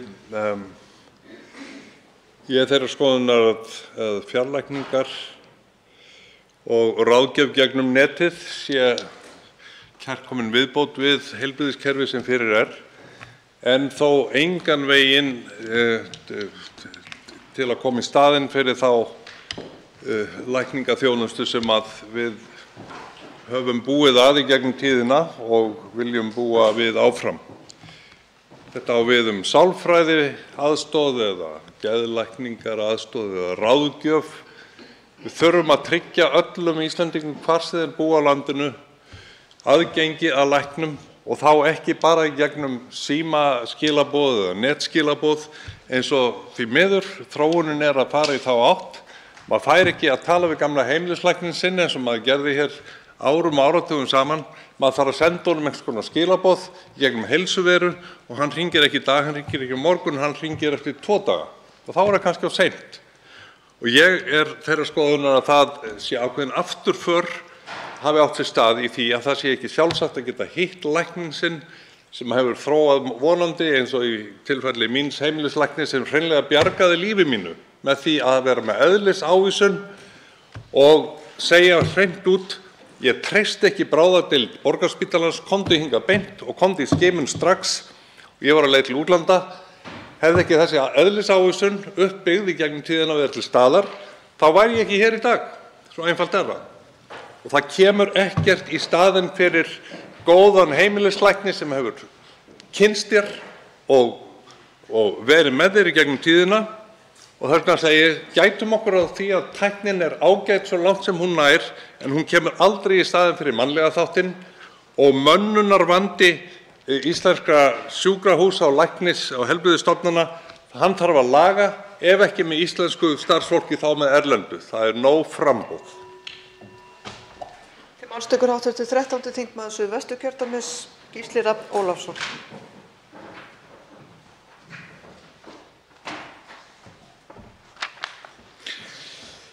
Frú forseti, við búum við heilbrigðiskerfi sem að riða til falls vegna þess að það enn byggt upp á sama máta og það var þegar ég fæddist, sem börnin mín segja var á tíma risaeðlanna. Við höfum ekki verið nógu duglegir í að hugsa upp nýjar leiðir og nýjar aðferðir til að leysa álagið sem er á kerfinu. Þau okkar sem búa á stór Hafnarfjarðarsvæðinu áttum okkur ekki oft á því hversu erfitt fyrir fólk sem býr úti á landi að fá aðgengi að grunnheilbrigðisþjónustu, svo ekki sé talað aðgengi að sérfræðingum. Það var ótrúleg framför þegar hægt var að biðja endurnýjun og lífseðil í gegnum netið, nú eða bóka tíma hjá heimilislækni eftir 3 mánuði. En það voru bara einföldu lausnirnar sem auðvelt var að útfæra. Við tókum einnig örstutt skref eins og hæstv. Ráðherra benti á þegar kom að því að fylgjast með COVID-sjúklingum í gegnum netið undanfarin 2 ár. En við getum tekið mun fleiri skref í átt að því að bæta eftirlit og þjónustu við fólk sem glímir við ýmis veikindi. Við erum farin að sjá sérfræðinga nýta sér tækni eins og Cara Connect til þess að veita sína þjónustu yfir netið.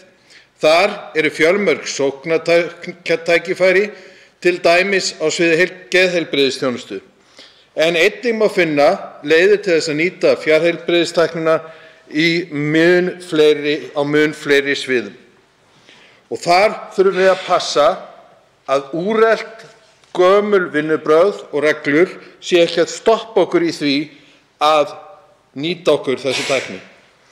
Mikilvægt að heilbrigðisráðuneytið ráðist í sérstaka vinnu við að opna fyrir notkun, prófanir og þróun á fjarheilbrigðisþjónustu og einfalda frumkvöðlum á þessu sviði að fá aðgengi að íslensku heilbrigðiskerfi, að sjálfsögðu á þann hátt að aðgengi að persónu- og heilsufarsupplýsingum sé tryggt. Til máls tekur hv. 8. þingmaður Reykjavíkurkjördæmis suður, Hanna Katrín Friðriksson.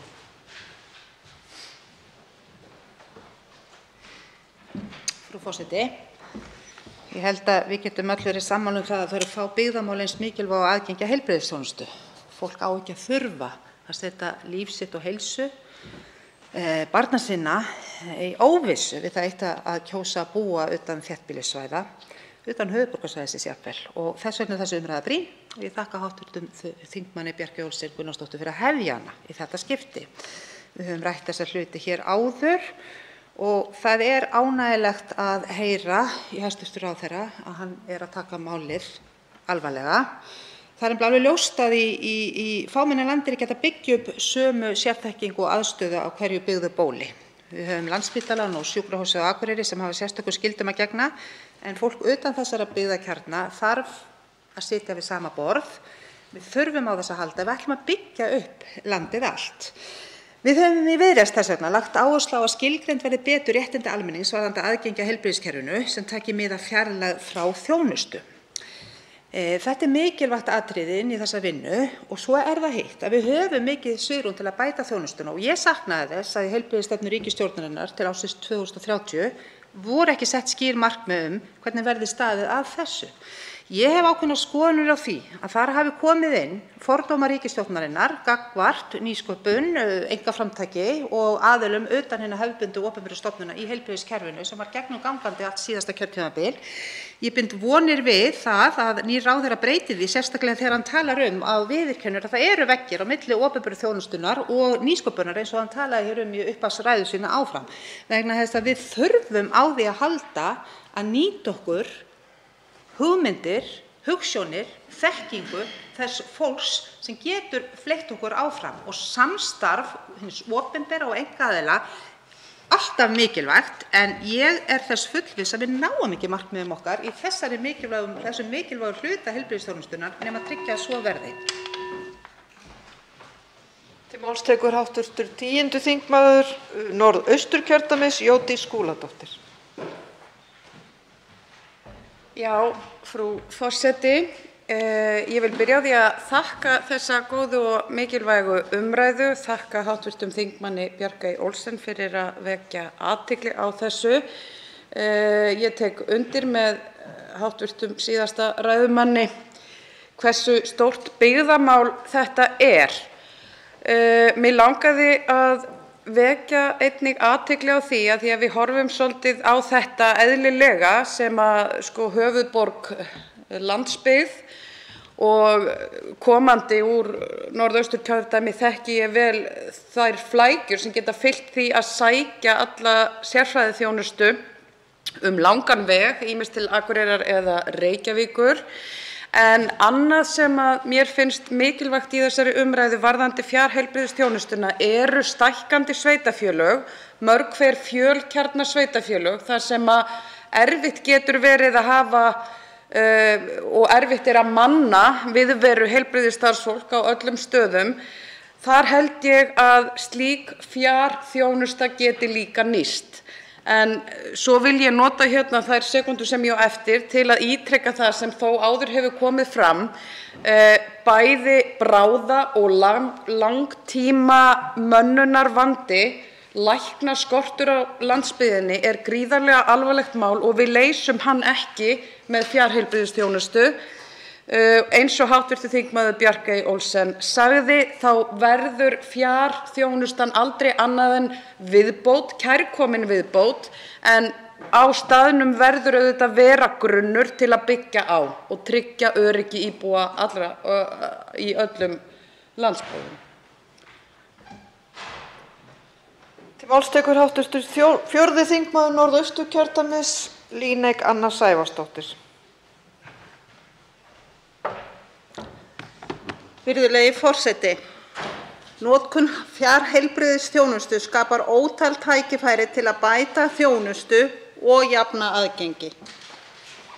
Það er margt áhugavert að gerast við veitingu fjarheilbrigðisþjónustu land allt, en við útfærslu þjónustunnar birtast líka allavega nýjar áskoranir sem mikilvægt er að bæði ráðherra og stjórnendur í heilbrigðiskerfinu séu meðvitaðir. Ein af þeim áskorunum er að heilbrigðisstarfsmenn verði áfram staðsettir dreift landið og fjarheilbrigðismöguleikarnir og tæknin verði nýtt til að bæta starfsaðstæður þeirra en ekki öfugt. Þetta er það atriði sem ég legg mesta áherslu á í þessari umræðu í dag og vil brýna ráðherra í að útfæra markmið og aðgerðir til þess að svo verði. Það er margt hægt að gera til þess að tæknin bæti starfsaðstæður heilbrigðisstarfsfólks dreift landið og gæði þjónustunnar á sama tíma. Með því til dæmis að heilbrigðisstarfsmenn í dreifðustu byggðunum fái tækifæri til að sinna bæði staðbundnum verkefnum og verkefnum í fjarvinnu á sínu sérsviði eða áhugasviði. Þeir nýti tæknina til þess að hafa aðgang að sérfræðiteymum og handleiðslu, svo dæmi sé nefnt. Það eru líka fleiri áskoranir eins og að fjármögnunarmódel, reglugerðir og samningar Sjúkratrygginga Íslands fylgi þróun heilbrigðisþjónustunnar.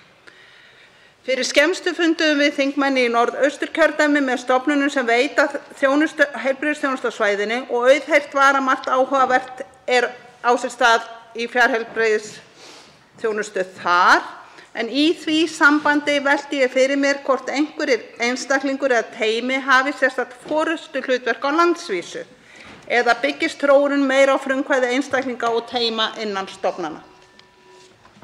Tekur til máls hv. 4. þingmaður Reykjavíkurkjördæmis norður, Helga Vala Helgadóttir. Frú forseti. Fjarheilbrigðisþjónusta er gríðarlega mikilvæg stoð, viðbótarstoð fyrir íbúa á landsbyggðinni, ekki síst fyrir fagfólk sem þar starfar, því að það opnast ýmsir möguleikar í tengslum við fjarheilbrigðisþjónustu sem við eigum að nýta okkur.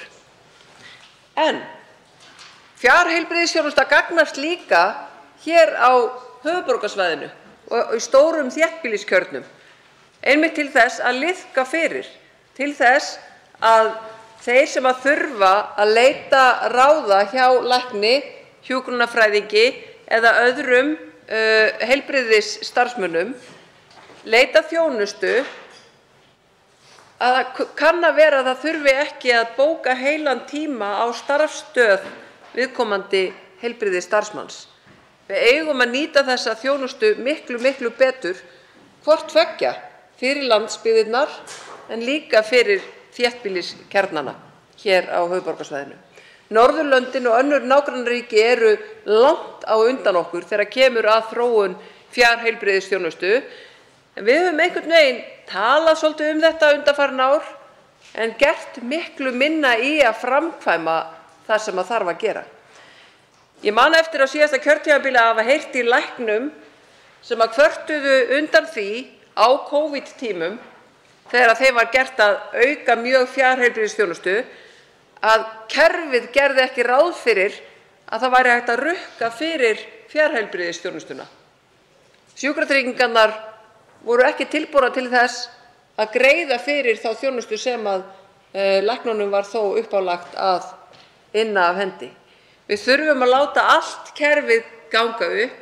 Við þurfum öll að koma með í þetta ef við viljum liðka til þess að þetta virki sem skilvirkast og einnig til þess að koma til móts við þennan mikla mönnunarvanda sem í öllu heilbrigðiskerfinu.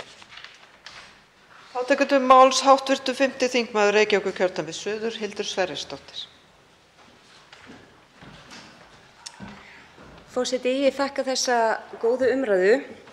Grunnurinn að þessari mikilvægu umræðu hér að finna nýjar lausnir, fyrst og fremst til að finna notendavænni þjónustu fyrir fólk, en einnig hér að ræða gríðarlegt hagsmunamál fyrir framtíðina, þar sem við erum í þeirri ánægjulegu stöðu að þjóðin okkar að eldast.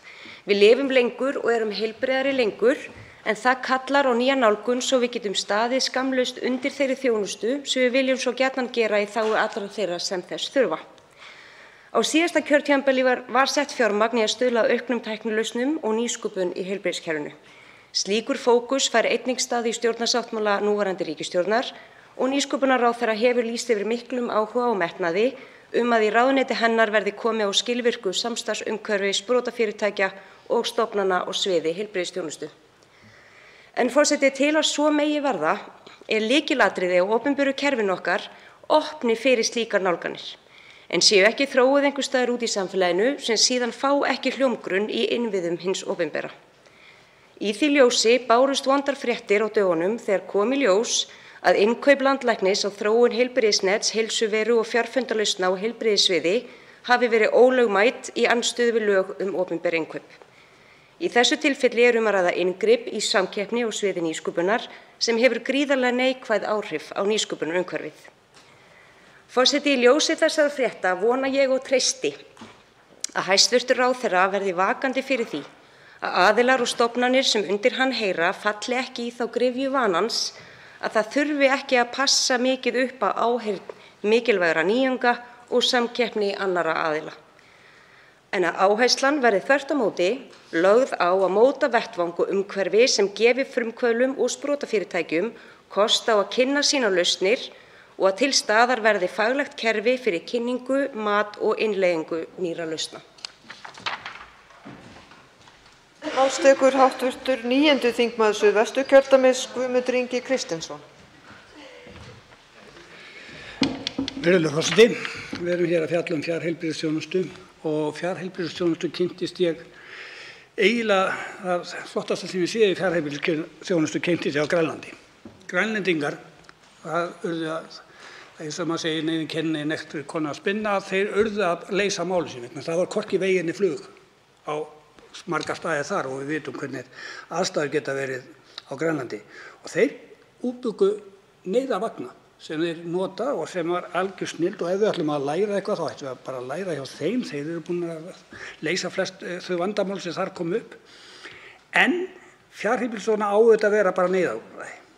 Og við erum í sjálfu sér með fjarheilbrigðisþjónustu nú í dag og ég nota hana tiltölulega mikið, það heitir Heilsuvera og þar hefur sparað mig marga örugglega 20 klukkutíma í síma eða að panta lyf eða bara hreinlega þurfa að vanta vottorð eða þá að standa eins og nú að ef þú ætlar að reyna að fá tíma hjá heimilislækni það taki 2 mánuði og þú ætlar síðan að fara að panta þér tíma hjá sérfræðilækni og þá getur það tekið ennþá lengri tíma. Þannig að það segir okkur það eitthvað að okkar kerfi, við verðum að koma því í lag, en við verðum líka að sjá til þess að það stór hópur fólks sem á þegar erfitt með að nota þá þjónustu sem til staðar í dag og hvað þá að nota til dæmis Heilsuveru vegna þess að viðkomandi hafi ekki eins og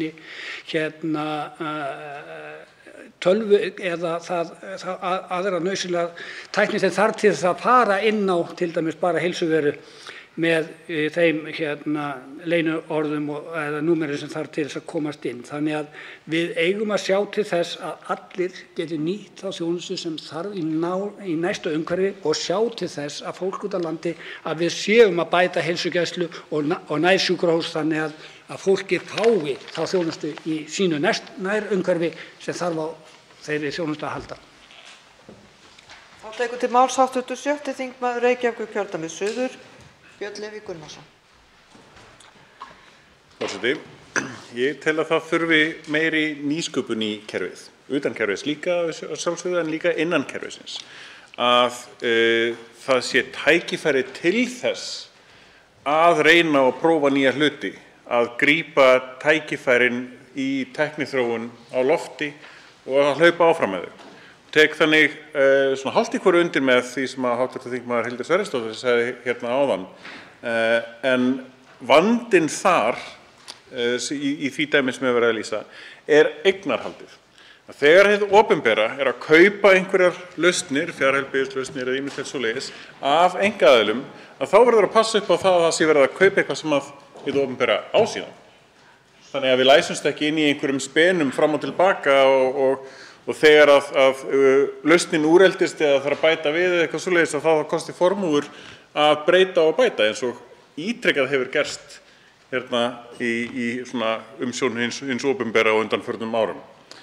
En jafnframt því að grípa tækifærin, geta gripið tækifærin eins og oft og þau koma upp, að þá þurfum við líka einmitt að huga að svona staðbundna netinu okkar. Fjarheilbrigðisþjónusta er tæki, það er viðbótartæki, það er ekki svona gullna lausnin að öllum okkar vandamálum. Við þurfum líka að huga því að við erum með ákveðin flöskuháls í heilbrigðiskerfinu sem er hérna á höfuðborgarsvæðinu. Það er ákveðin þörf að koma hingað í bara allt og margt og við vitum alveg með veðurfari og ýmsu svoleiðis að það getur verið erfitt eða það er flöskuháls. Við þurfum að hugsa að dreifingunni. Ég myndi vilja sjá góða yfirsýn, gott skipulag það hvernig dreifing á heilbrigðisþjónustu milli hinna ýmsu íbúðasvæða á að vera, hvernig hún væri góð, hvernig hún væri fullkomin. Og svo myndum við reyna að vinna saman af einhverju áætlun til þess að komast þangað. Þá tekur málshefjandi til máls að nýju, hv. 3. þingmaður Norðausturkjördæmis, Bjarkey Olsen Gunnarsdóttir.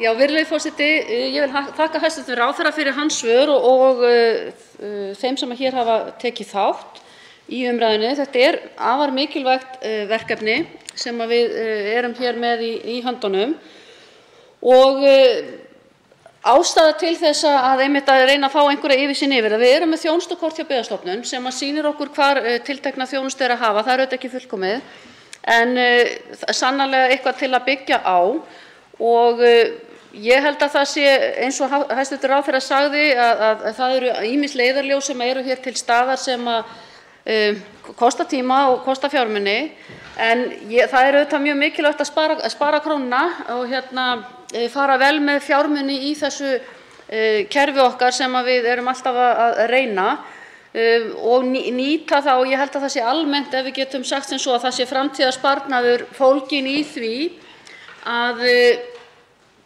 búa til þessa fjarheilbrigðisþjónustu og búa vel hana sem víðast í hinum dreifðu byggðum sérstaklega.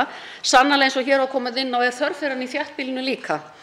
En að því að Austurland er nú í fararbroddi í notkun stafrænna lausna, það er nýleg norræn rannsókn sem talar það og þar er komið inn á að reynslan geti orðið öðrum dreifbýlisvæðum og norðurslóðum fordæmi. Það sýnir að við erum að standa okkur ágætlega þrátt fyrir allt. En leið vil ég líka kannski árétta það að ég veit og við vitum öll af mönnunarvandanum sem til staðar er núna framundan í náinni framtíð en það er gríðarlega mikilvægt að geta verið með eins og við vorum til dæmis með hjúkrunarfræðinga á Borgarfirði eystra sem var að vinna ákveðið í fjarvinnu líka, þessi fjarheilbrigðisþjónustu líka og nýttist þar að leiðandi þó að samfélagið sem viðkomandi var í væri afskaplega smátt og þyrfti ekki alla starfskraftana. Þannig að ég bara hvet hæstv. Ráðherra til dáða í þessu og ég bara líka vil minna á og þakka fyrir það sem gert var þegar var við að útfæra samninginn við Ljósið sem gerði fólki út á landi auðveldara að sækja sér þjónustu og þeirra aðstandenda. Allt þetta skiptir gríðarlega miklu máli. Að lokum tekur til máls hæstv. Heilbrigðisráðherra Willum Þór Þórsson.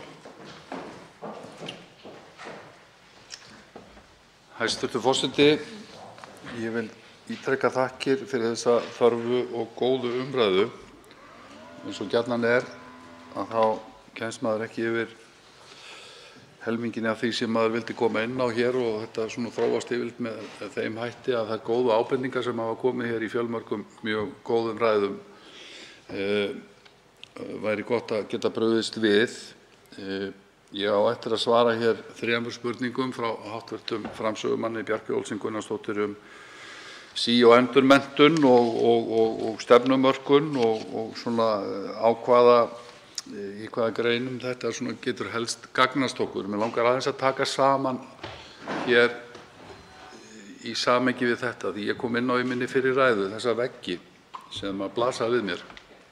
Hv. þingmaður Guðrún Hafsteinsdóttir kom inn á hér verkefni á þessu sviði tengt sykursýki sem að ég hef auðvitað ekki haft tækifæri til að leggja eitthvað sjálfstætt mat á. Þetta gríðarlega stórt verkefni, umfangsmikið. Það ekki þannig að því að það hafi verið hafnað í ráðuneytinu, hins vegar ráðuneytið ekki með þannig fjármögnunarstyrki að geta tekið utan þetta verkefni öðruvísi að fanga verkefnið og fara yfir það og finna og gefa því stuðning.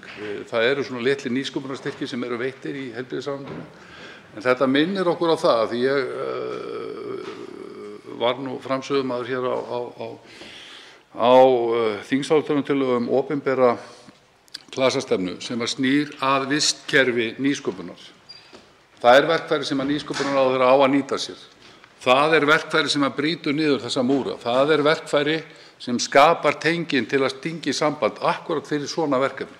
Þetta eru veggirnir, múrarnir sem við verðum að brjóta niður og af því að við erum með og það kom fram hér að við getum aldrei skipt fjarheilbrigðisþjónustunni út fyrir þennan mannlega þátt og þekkinguna en við getum sannarlega nýtt þessa takmörkuðu auðlind sem að felst í starfsfólkinu okkar betur með notkun fjarheilbrigðisþjónustu.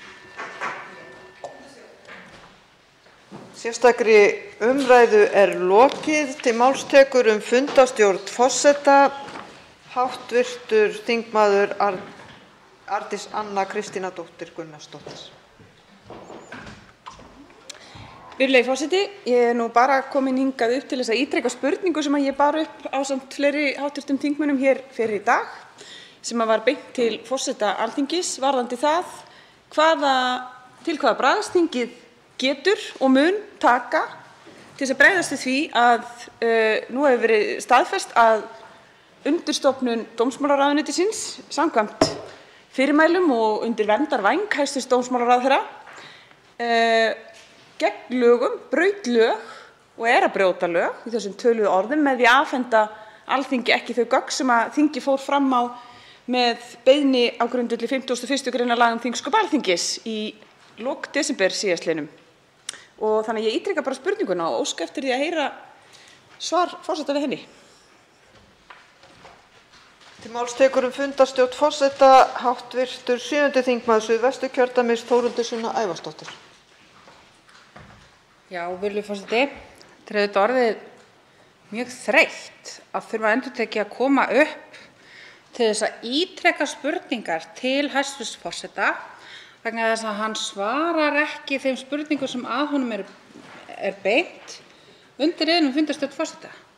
Að við þurfum að koma aftur upp til þess að óska eftir því. Þetta hef ég þurft að gera og þetta þurfum við reglulega að gera vegna þess að forseti bregst ekki við mjög réttmætum og sanngjörnum spurningum hv. þingmanna hvað hann ætlar að gera til að standa vörð þingið. Og hann hefur engin svör. Þessi hæstv. forseti sem á að heita forseti alls þingsins svarar ekki stjórnarandstöðu þingmönnum ítrekað þegar þau koma upp í fundarstjórn forseta.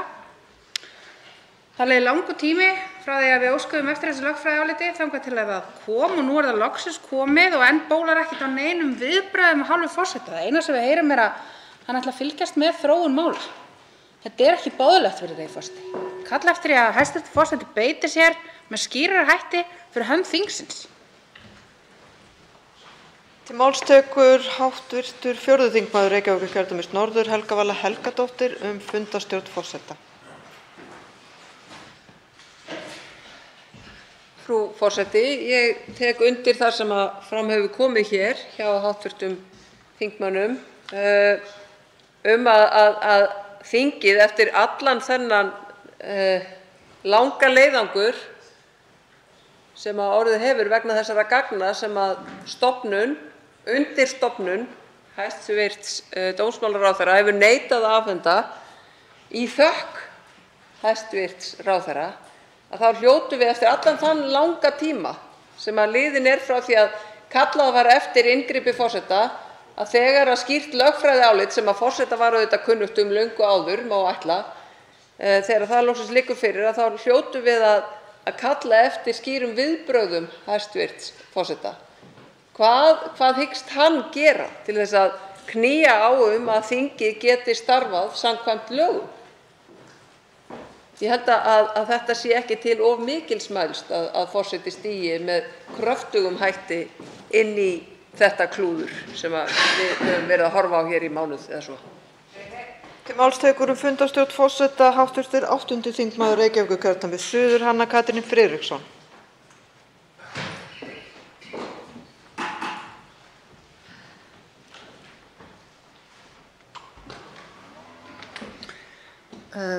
Frú forseti, ég hef komið hingað upp áður af þessu tilefni í fundarstjórn og viðrað þær sömu skoðanir ég er að fara að viðra núna, og ég geri það að engan hátt af því að gera lítið úr þessu tiltekna máli sem hv. þingmenn margir hafa haldið hér vel á lofti og við erum mörg sem stöndum í þakkarskuld fyrir það. En mér langar eiginlega að útvíkka þetta vegna þess að mér finnst þetta fyrir utan þetta tiltekna efnisatriði sem varðar mjög viðkvæma einstaklinga og bara það hvernig við viljum sem samfélag taka á móti þeim, þá snýr það líka að getu þingsins til að sinna starfi sínu. Og það er hægt að heimfæra þessar aðstöðu sem við erum uppi núna, að einn fulltrúi framkvæmdarvaldsins setur bara fótinn niður og segir nei, þrátt fyrir lög, þrátt fyrir vilja Alþingis, og við bara erum föst þar. Og ég bara velti fyrir mér, hvað ef væri að ræða hápólitísk mál? Hvað ef væri að ræða mál sem varðaði stórkostlega hagsmuni, jafnvel fleiri einstaklinga en hér eru undir, mikla fjármuni sem skiptir sköpum fyrir eitthvað? Hvað gerum við? Hver eru næstu úrræði sem við höfum? Mér þykir þetta bara mjög mikilvæg spurning og ég held að við verðum að gefa okkur tíma til að fara yfir þetta. Þá tekur til máls fundarstjórn forseta hv. 8. þingmaður Suðvesturkjördæmis Þórunn Sveinbjarnardóttir.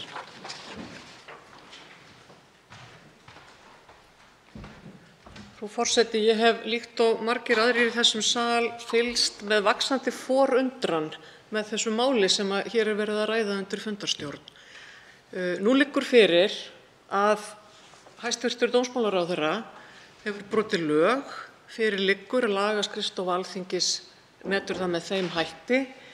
Gögn sem átti að afhenda fyrir löngu síðan hafa ekki verið afhent og hið háa Alþingi er undirselt geðþótta ákvörðunum ráðherra sem enn nýtur stuðnings meirihluta þingmanna 3 stjórnarflokka.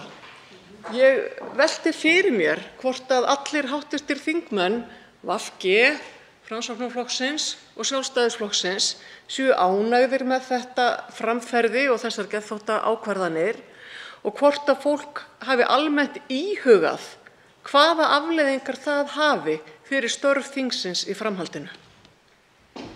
Til máls tekur fundarstjórn forseta hv. 9. þingmaður Suðvesturkjördæmis Guðmundur Ingi Kristinsson.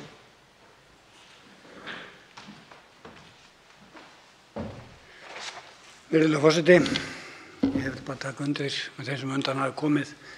Þetta er eiginlega að verða stórfurðulegt mál. Ég fer bara að spyrja mig hversu oft hefur verið komið hérna upp í ræðustól til að biðja að fá eitthvað lausn í þessu máli. Og hversu oft þarf að koma áfram. Og hvernig ósköpunum lítur þetta út á við virðingu þingsins ef við getum ekki sem farið að lögum og reglum? Þá hljótum við að fara að spyrja okkur til hvaða ráða getur við hér í þinginu gripið til þess að þvinga fram það að sé farið að lögum. Og þá hlýtur líka að vera spurningin, hvað ætlar ríkisstjórnarflokkarnir að gera í þessu máli? Ætla þeir að láta þetta vera óáreitt áfram og láta þennan hringlandahátt dómsmálaráðherra gilda, eða þeir kannski ráðalausir líka? Tekur til máls fundarstjórn forseta hv. 10. þingmaður Reykjavíkurkjördæmis norður, Andrés Ingi Jónsson. Frú forseti, eins og fram hefur komið þá var lögfræðiálit lagaskrifstofu Alþingis gildissvið 51. greinar þingskapalaga mjög skýrt. Það er líka bara því að lögin eru mjög skýr. Þetta lá alltaf fyrir, þetta lá alltaf í augum uppi. Það var meira að segja augljóst þeim okkar hér sem erum ekki einu sinni löglærð. Þetta er bara skrifað á ósköp skýrri íslensku. Upplýsingaréttur nefnda er nógu mikilvægur til að hann sé bara skrifaður út á skýru máli. Sama er reyndar skyldur Útlendingastofnunar samkvæmt lögum ríkisborgararétt. Það þarf enga meistaragráðu í lögum til að átta sig á því að orðin Útlendingastofnun skal kalla eftir umsókn lögreglu og Útlendingastofnun skal gefa Alþingi umsögn umsóknir ríkisborgararétt til Alþingis. Þetta skal þýðir að þau skulu gera það. En svo gera þau það ekki. Og mér finnst svo skrítið, frú forseti, að við þingmennirnir sem komum hér upp til að standa vörð virðingu Alþingis tölum allt of oft fyrir daufum eyrum þess sem stýrir hér dagskránni. Þá tekur til máls fundarstjórn forseta hv. 13. þingmaður Suðvesturkjördæmis, Gísli Rafn Ólafsson.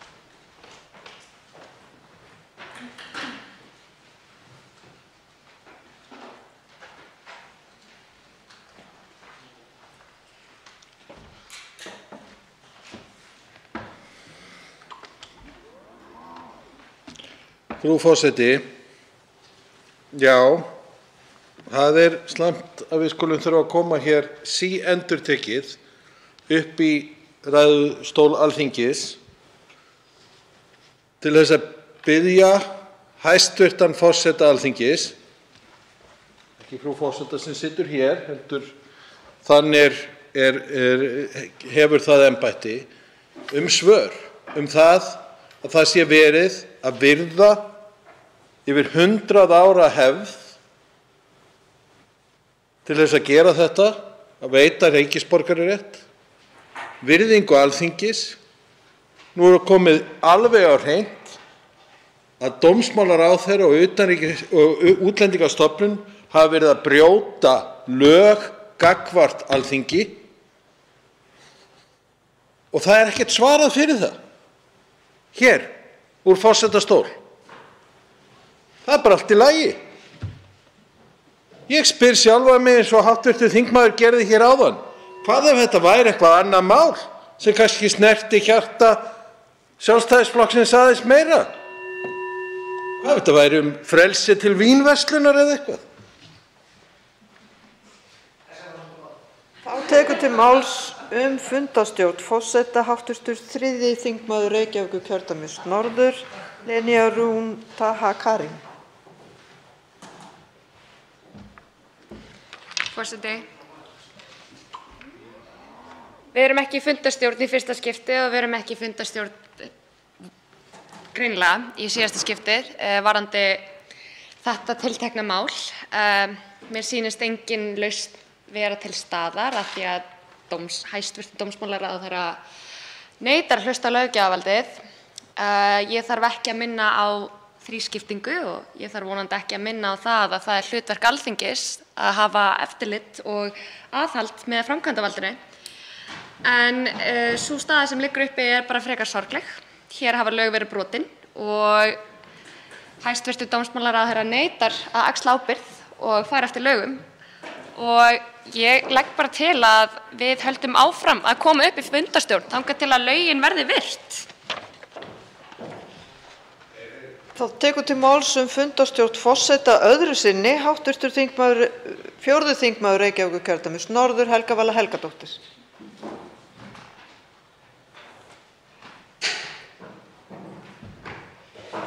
Frú forseti, já, við höfum margtalað þetta ástand að Útlendingastofnun með liðsinni eða að áeggjan hæstv. Dómsmálaráðherra hefur neitað að afhenda gögn vegna umsókna ríkisborgararétt. Einhverra hluta vegna var lagaskrifstofu Alþingis falið að skrifa álit gildissvið 51. gr. laga þingsköp Alþingis heimild nefnda til þess að kalla eftir gögnum. Nú skulum við alveg hafa það á hreinu, frú forseti, að 6. gr.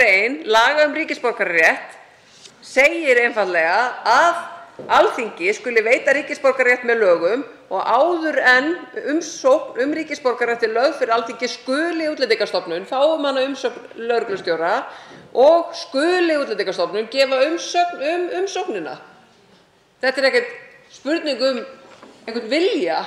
Þetta er ekkert spurning að nefnd eigi rétt á að fá gögn. Þetta er bara lögbundið. Við erum löggjafinn og við höfum ekki ráðið við að fara að lögum í fleiri vikur frá því í desember. Hvaða skrípaleikur er þetta? Af hverju er ekki forseti strax bara farinn að sækja þessi gögn? Nú hyggst forseti beita sér í fundarstjórn forseta og minna hv. þingmann á að virða ræðutímann. Fundarstjórn forseta tekur til máls öðru sinni hv. 8. þingmaður Suðvesturkjördæmis Þórunn Sveinbjarnardóttir.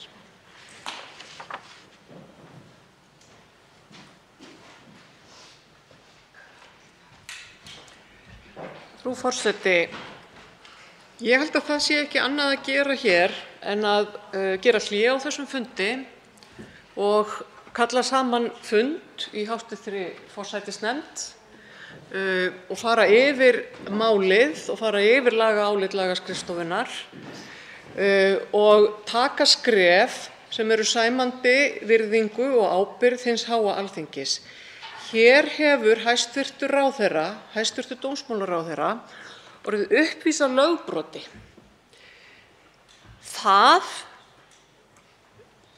gjalda menn með embætti sínu í nágrannalöndum okkar.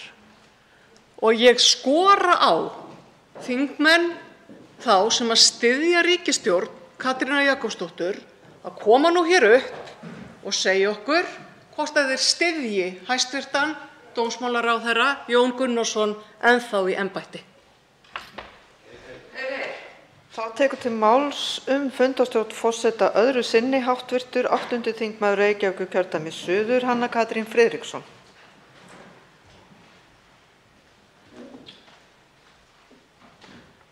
Frú forseti, ég tek hér undir beiðni hv. þingmanns Þórunnar Sveinbjarnardóttur að fá hér að vita hver afstaða stjórnarþingmanna er til þessa máls. En ég kem reyndar hingað upp til þess að svara öðrum hv. þingmanni Gísla Rafni Ólafssyni sem talaði elsku Sjálfstæðisflokksins á frelsi í áfengismálum. Þar myndi kannski mál horfa öðruvísi við.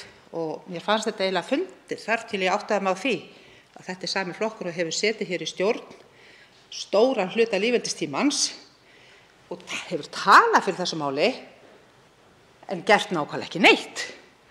Þetta er svona sýndarfrelsismál Sjálfstæðisflokksins. Kannski er þetta eitthvað slags sýndarlög gæsla Sjálfstæðisflokksins sem á hér stað núna, ég veit það ekki.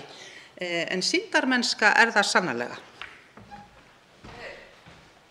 Tekur til máls fundarstjórn forseta hv. 10. þingmaður Norðausturkjördæmis Jódís Skúladóttir. Já, frú forseti, hér er nú mál málanna rætt enn einu sinni. Ég hef verið nokkuð skýr í minni afstöðu í þessu máli. Mér hefur þótt með furðu sæta hversu hægt og illa hefur gengið að ná þeim gögnum frá stofnuninni sem okkur ber að fá afhent. Spurningar varða okkur VG liða hvort við styðjum ríkisstjórn. Auðvitað styð ég ríkisstjórn Katrínar Jakobsdóttur. Ég sit í hennar þingflokki og styð hana til góðra verka heils hugar.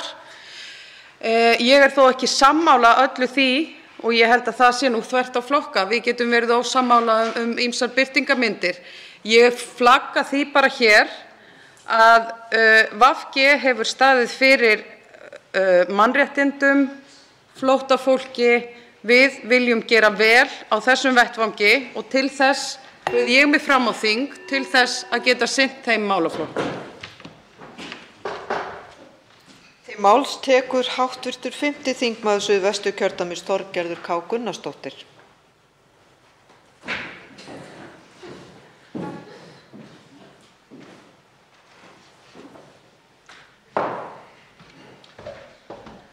Já, virðulegi forseti, ég hef verið að hlusta á þingmenn hér og ef ég skil þetta rétt þá kom álit frá agaskrifstofunni hér frá þinginu í gær þetta mál. Og ég trúi því ekki á öllu óreyndu að forseti þingsins ætli ekki undanbragðalaust að leita til ráðuneytisins og beina því eindregið til ráðherra að það verði hlustað á þingmenn sem hafa komið hingað upp. Ég bara trúi því ekki. Það er þessi vog sem hann stendur frammi fyrir, framkvæmdarvaldið, löggjafarvaldið og hann á að vera löggjafarvaldsmegin. Og þetta liggur alveg skýrt fyrir. Við erum að biðja þessu gögn til þess að geta sinnt okkar vinnu innan allsherjarnefndar og hér innan þingsins. Þetta alveg á hreinu hvernig við eigum að vinna þetta og þess vegna trúi ég ekki öðru en að forseti og núverandi sitjandi forseti beini því til forsetans Birgis Ármannssonar að hann beiti sér fyrir þingmenn og fyrir þingheim og fyrir fólki sem að leita til þingsins að við fáum þessu gögn til þess að geta sinnt okkar hlutverki sem að við erum búin að skrifa eyða stjórnarskránni að. Það tekur til máls fundarstjórn forseta öðru sinni hv. 7. þingmaður Suðvesturkjördæmis Þórhildur Sunna Ævarsdóttir. Virðulegur forseti, það er virðingarvert að fá hér fram sjónarmið eins hv. stjórnarliða þó að auðvitað sé vöntun á öllum öðrum stjórnarliðum hér í þessari mikilvægu umræðu getu þingsins til þess að standa vörð sín eigin hlutverk. Ég hlýt þó að gera athugasemd við það að vera í ríkisstjórn og færa Sjálfstæðisflokknum dómsmálaráðuneyti trekk í trekk og tala svo fyrir mannréttindum og flóttafólki. Það tvennt fer bara einfaldlega ekki saman. Það liggur alveg fyrir hver stefnan verður þegar Sjálfstæðisflokkurinn fer með dómsmálaráðuneytið. Við höfum bara margra ráðherra reynslu af því. Þeir hafa verið ansi margir líka ráðherra Sjálfstæðisflokksins sem hafa gegnt þessum málaflokki fyrir hönd Sjálfstæðisflokksins. En stefnan alltaf svo sama. Þar enga mannúð að finna og þar ekki verið að huga að mannréttindum flóttafólks eins og endurtekin framlög útlendingafrumvarps þessarar ríkisstjórnar sýnir fram á sem að nota bene Vinstri græn hafa samþykkt endurtekið út úr ríkisstjórn og getur ekki skýlt sér að bak við eitthvað annað ráðuneyti í því. Þetta bara liggur á þeirra borði. Þetta virðist vera þeirra vilji. Til máls tekur fundarstjórn forseta öðru sinni hv. 13. þingmaður Suðvesturkjördæmis Gísli Rafn Ólafsson.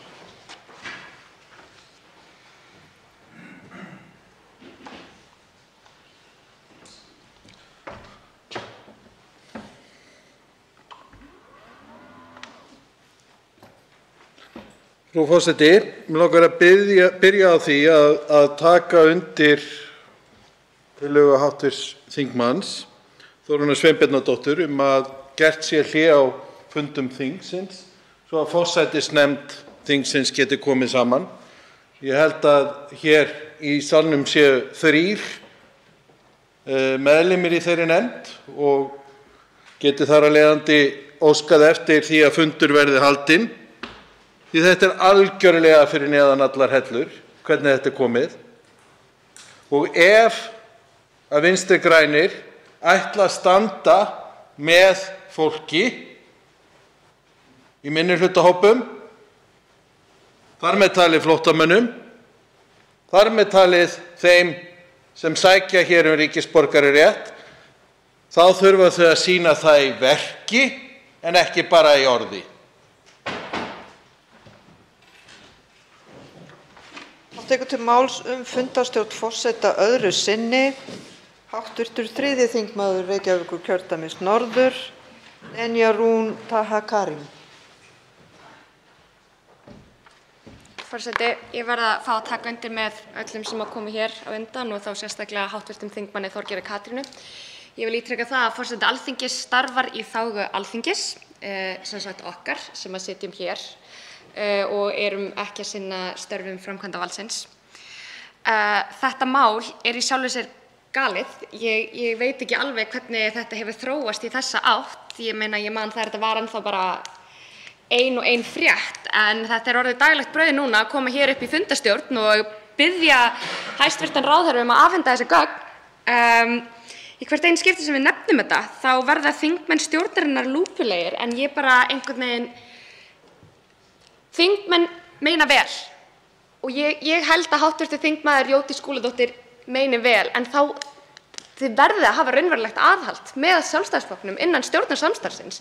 Ég trúi ekki öðru en að þingmenn Vinstri grænna vilji flóttafólki vel og því þurfið að sýna það í verki.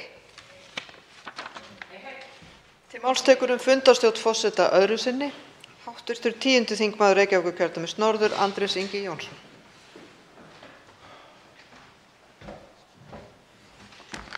Virðulegur forseti. Jú, það er alveg rétt sem hv. þingmaður Jódís Skúladóttir segir. Hún hefur verið skýr í sinni afstöðu í þessu máli frá fyrsta degi.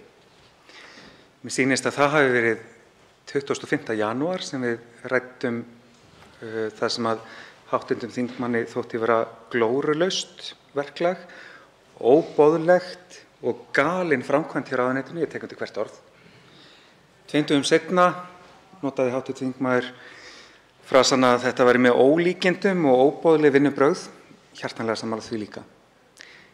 Það er samt alveg 40 dagar síðan þetta var og enn erum við á sama stað. Enn er staðan jafn galin, glórulaus og óboðleg. Og í boði hvers? Jú, í boði dómsmálaráðherra ríkisstjórnar Katrínar Jakobsdóttur. Þetta eru nefnilega ekki óskyldir aðilar. Ráðherrann sem er valdur að þessu glórulausu vinnubrögðum og flokkurinn sem hv. þingmaður tilheyrir. Og það hlýtur að vera hægt að toga í einhverja spotta innan þessa stjórnarsamstarfs aðra en að mæta hér og taka undir með okkur í ræðustól. Ég spyr bara, til hvers að vera í ríkisstjórn ef það breytir engu varðandi það hvernig Jón Gunnarsson kemur fram við Alþingi? Ég vil minna hv. þingmenn á að ræðutími í fundarstjórn forseta er 1 mínúta. Þá tekur til máls öðru sinni hv. 9. þingmaður Suðvesturkjördæmis, Guðmundur Ingi Kristinsson. Virðulegur forseti, hvaða staðreyndir höfum við í þessu máli? Jú, lögin eru skýr. Lögin eru alveg skýr. Þingið og nefndin á rétt á að fá þessi gögn. Og lagaskrifstofan hefur líka sent skýr skilaboð. Við eigum að fara lögum.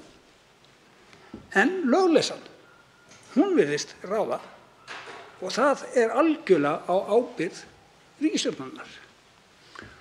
Og ég spyr mig, hérna fer eiginlega ekki saman hljóð og mynd, en það einhvern veginn erum við í þeirri aðstöðu að við erum að senda út skilaboð héðan úr ræðustól Alþingis að á Alþingi sé ekki farið að lögum og reglum.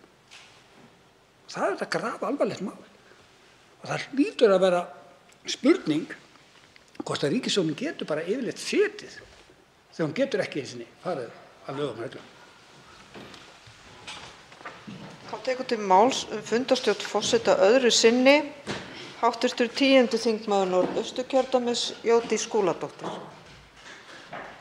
Já, frú forseti, sú sem hér stendur er hvorki beygð eða til baka að nokkru leyti og ég frábið mér þá umræðu að ekkert hafi gerst vikum saman og að við séum ekkert að gera því að við fundum að meðaltali einu sinni til 2 í viku þar sem við förum yfir gögn sem borist hafa frá Útlendingastofnun. Ríkisstjórnin er nú væntanlega að gera ýmislegt annað og stendur í kringum eitthvað meira heldur en verk eins ráðherra. Það er verið að sinna mörgum málum á mörgum vettvöngum. Minn flokkur er að veita aðhald, aðrir flokkar veita annað aðhald. Ég er stolt af því að vera í VG og ég veit, þakka kærlega fyrir góða ábendingu. Ég hélt reyndar að maður hefði orðið meðan maður stæði í pontu en ég er náttúrulega ný. En já, ég hef ekki meira það að segja. Til máls tekur hv. 11. þingmaður Reykjavíkurkjördæmis suður, Arndís Anna Kristínardóttir Gunnarsdóttir. Fundarstjórn forseta. Forseti, í lögfræðiáliti því sem okkur barst í gær kemur ekki eingöngu fram að Útlendingastofnun sé að brjóta lög með því að afhenda okkur ekki gögnin, heldur kemur þar fram að gögnin hefði átt að afhenda innan 7 daga frá því að óskað var eftir þeim. Allsherjar- og menntamálanefnd sá hins vegar aumur á Útlendingastofnun þar sem að það væri nú möguleiki að þetta væri nú bara einhver misskilningur vegna þess að ráðherra sendi eitthvað bréf einhvern tímann í júní sem enginn sá og annað slíkt og gaf Útlendingastofnun því frest til 1. febrúar til þess að skila umræddu gögnum. Það kom hins vegar mjög fljótt í ljós að þetta snerist ekkert um það að þau hefðu ekki tíma til þess að vinna gögnin, heldur fengum við einfaldlega þvert nei, við ætlum ekki að afhenda gögnin og vísaði til þess að 51. grein þingskapalaga ætti bara hreinlega ekkert við í málinu. Mig langar til þess að aðeins að mótmæla því sem kom fram í máli hv. þingmanns Hönnu Katrínar hér rétt áðan að þetta sé ekki hápólitískt mál. Ég tel þetta nefnilega hápólitískt mál og ég held að það sé ástæðan fyrir því að við erum í þessu stöðu sem við erum í dag. Með því að gera ekkert í þessu er staðan í rauninni orðin sú að það er búið að kippa úr sambandi þessu ferli. Hægt og rólega fáum við umsóknirnar sem bárust í október. Hvað verður umsóknirnar sem koma eftir það? Það veit enginn. Sennilega ekki neitt. Nú hafa fleiri ekki hvatt sér hljóðs undir liðnum fundarstjórn forseta, en forseti heyrir hvað hv. þingmenn segja og mun fara með ábendingar þeirra rétta leið. En þá er tekið fyrir 3. dagskrármálið. Kosningalög og starfsemi stjórnmálasamtaka, viðmiðunardagur kjörskrár og fleira, frumvarp, mál nr. 424, þingskjal 605, önnur umræða og til máls tekur hv. 8. þingmaður Suðvesturkjördæmis Þórunn Sveinbjarnardóttir. Frú forseti, ég mælti fyrir þessu frumvarpi hv. stjórnskipunar- og eftirlitsnefndar í gær og þingfundi í gær. Nú veit ég ekki alveg hvaða gleraugu ég á að nota. Þetta er bara þessi.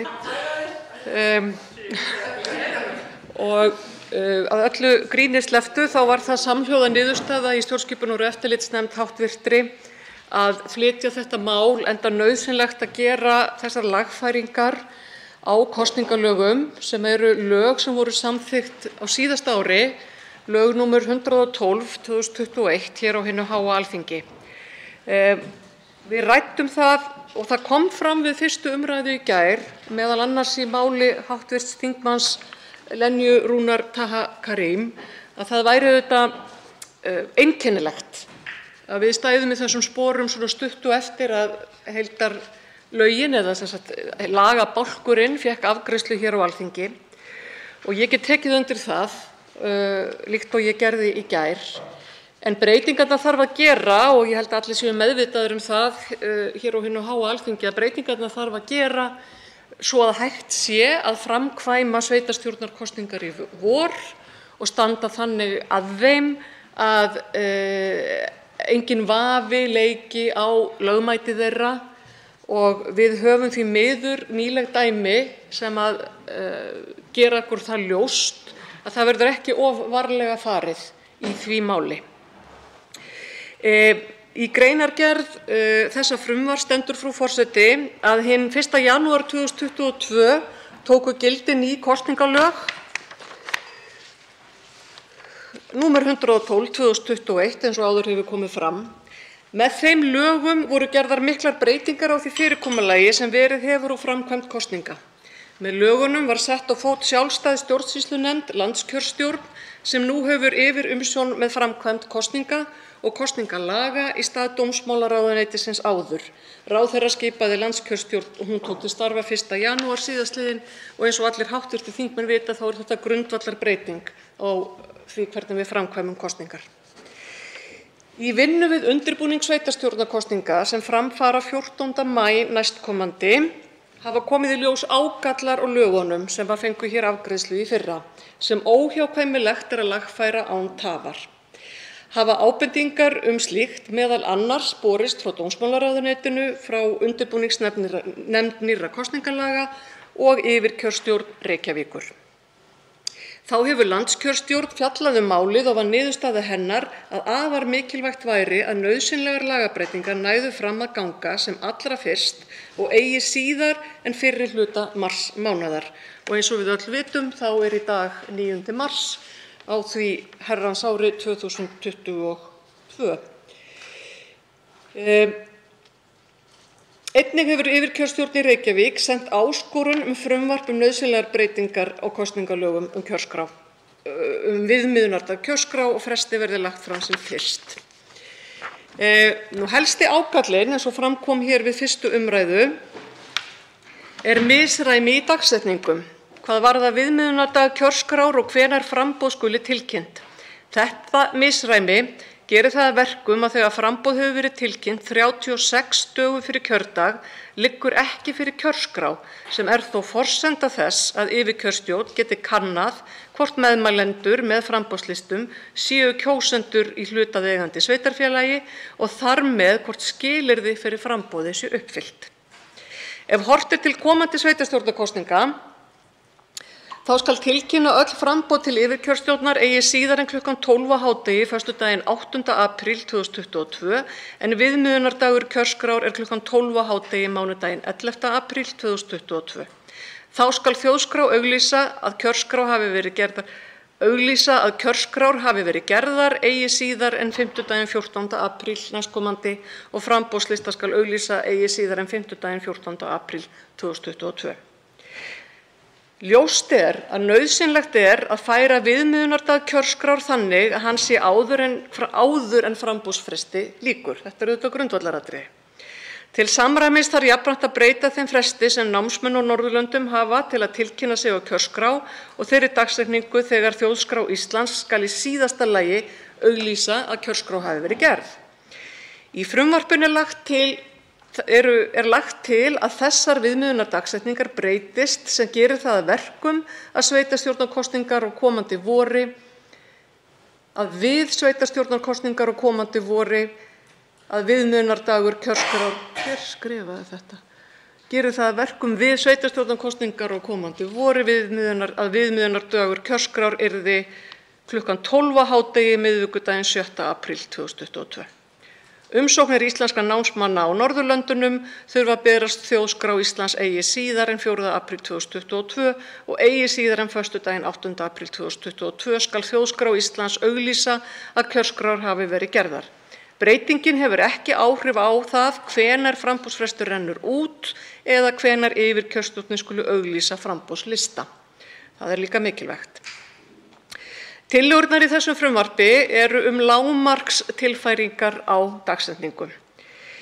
Í fyrsta lagi, með frumvarpinu er lagt til að viðmiðunardagur kjörskrár verði færður fjær kjördegi, það er hann verði 38 dögum fyrir kjördag í stað 33 daga.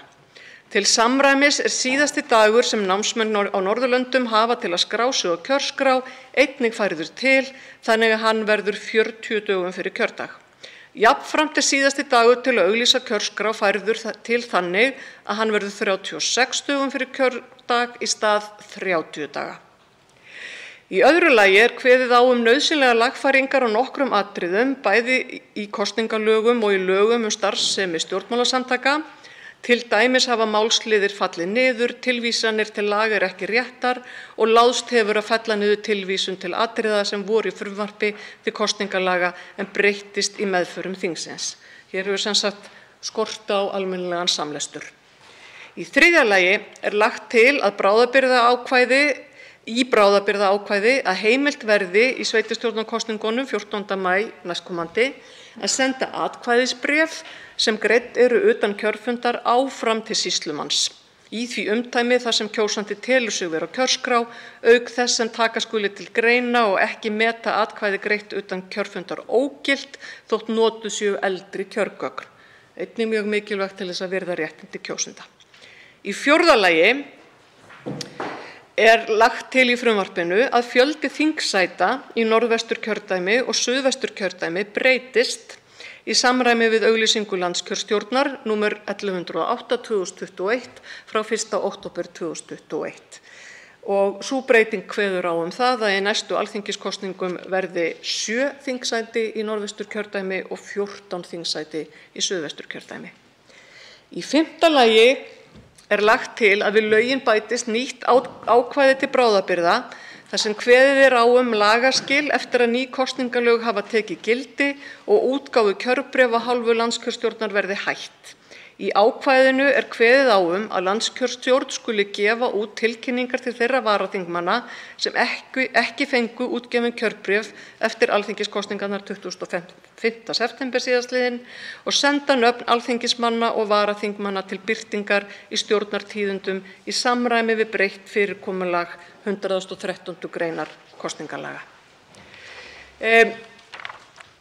Það er ástæða til þess að fara ítarlega yfir þessar breytingar hér þannig að þingmenn geti velt þeim vel fyrir sér og íhugað afstöðu sinni til þeirra. Ég held að með þessum breytingum séum við að það sé sjálfsagt að verða við óskum að gera þessar breytingar en ég verð að ítreka þá afstöðu mína að það er ankannalegt eftir heildarendurskoðun lagabálks að þurfa tvisvar sinnum núna í stjórnskipunar- og eftirlitsnefnd háttvirtri að gera lagfæringar á löggjöfinni svo að hægt sé í fyrsta lagi að halda íbúakosningar eins og núna var gert í febrúarmánuði í nokkrum sveitarfélögum og svo núna kemur það upp að hér misræmi að ræða vegna dagsetninga og fresta á birtingu kjörskrár og að það sé og innskili eða sem sagt því að skila inn framboðslistum með meðmælendum. En við þetta búum við hér á hinu háa Alþingi og munum auðvitað gera það sem að við getum til þess að koma þessu þannig fyrir í lögunum að það leiki enginn vafi rétt kjósenda og að það sé hægt að greiða atkvæði í sveitarstjórnarkosningunum, koma atkvæðum til skila utan kjörfundar eða á kjörstað og að enginn vafi leiki á lögmæti framboða þannig að hægt sé að kanna meðmælendalista, kjörskrár liggi fyrir og allt sé lögum samkvæmt og sveitarstjórnarkosningar sem fram mega fara í landinu 14. maí næstkomandi séu algjörlega í samræmi við lög, reglur og venjur hér á landi. Svo háttar til að 3 hv. þingmenn hafa óskað eftir því að veita andsvar og er ræðutími því styttur í 1 mínútu í síðari umferð. Fyrst veitir andsvar hv. 10. þingmaður Reykjavíkurkjördæmis norður, Andrés Ingi Jónsson.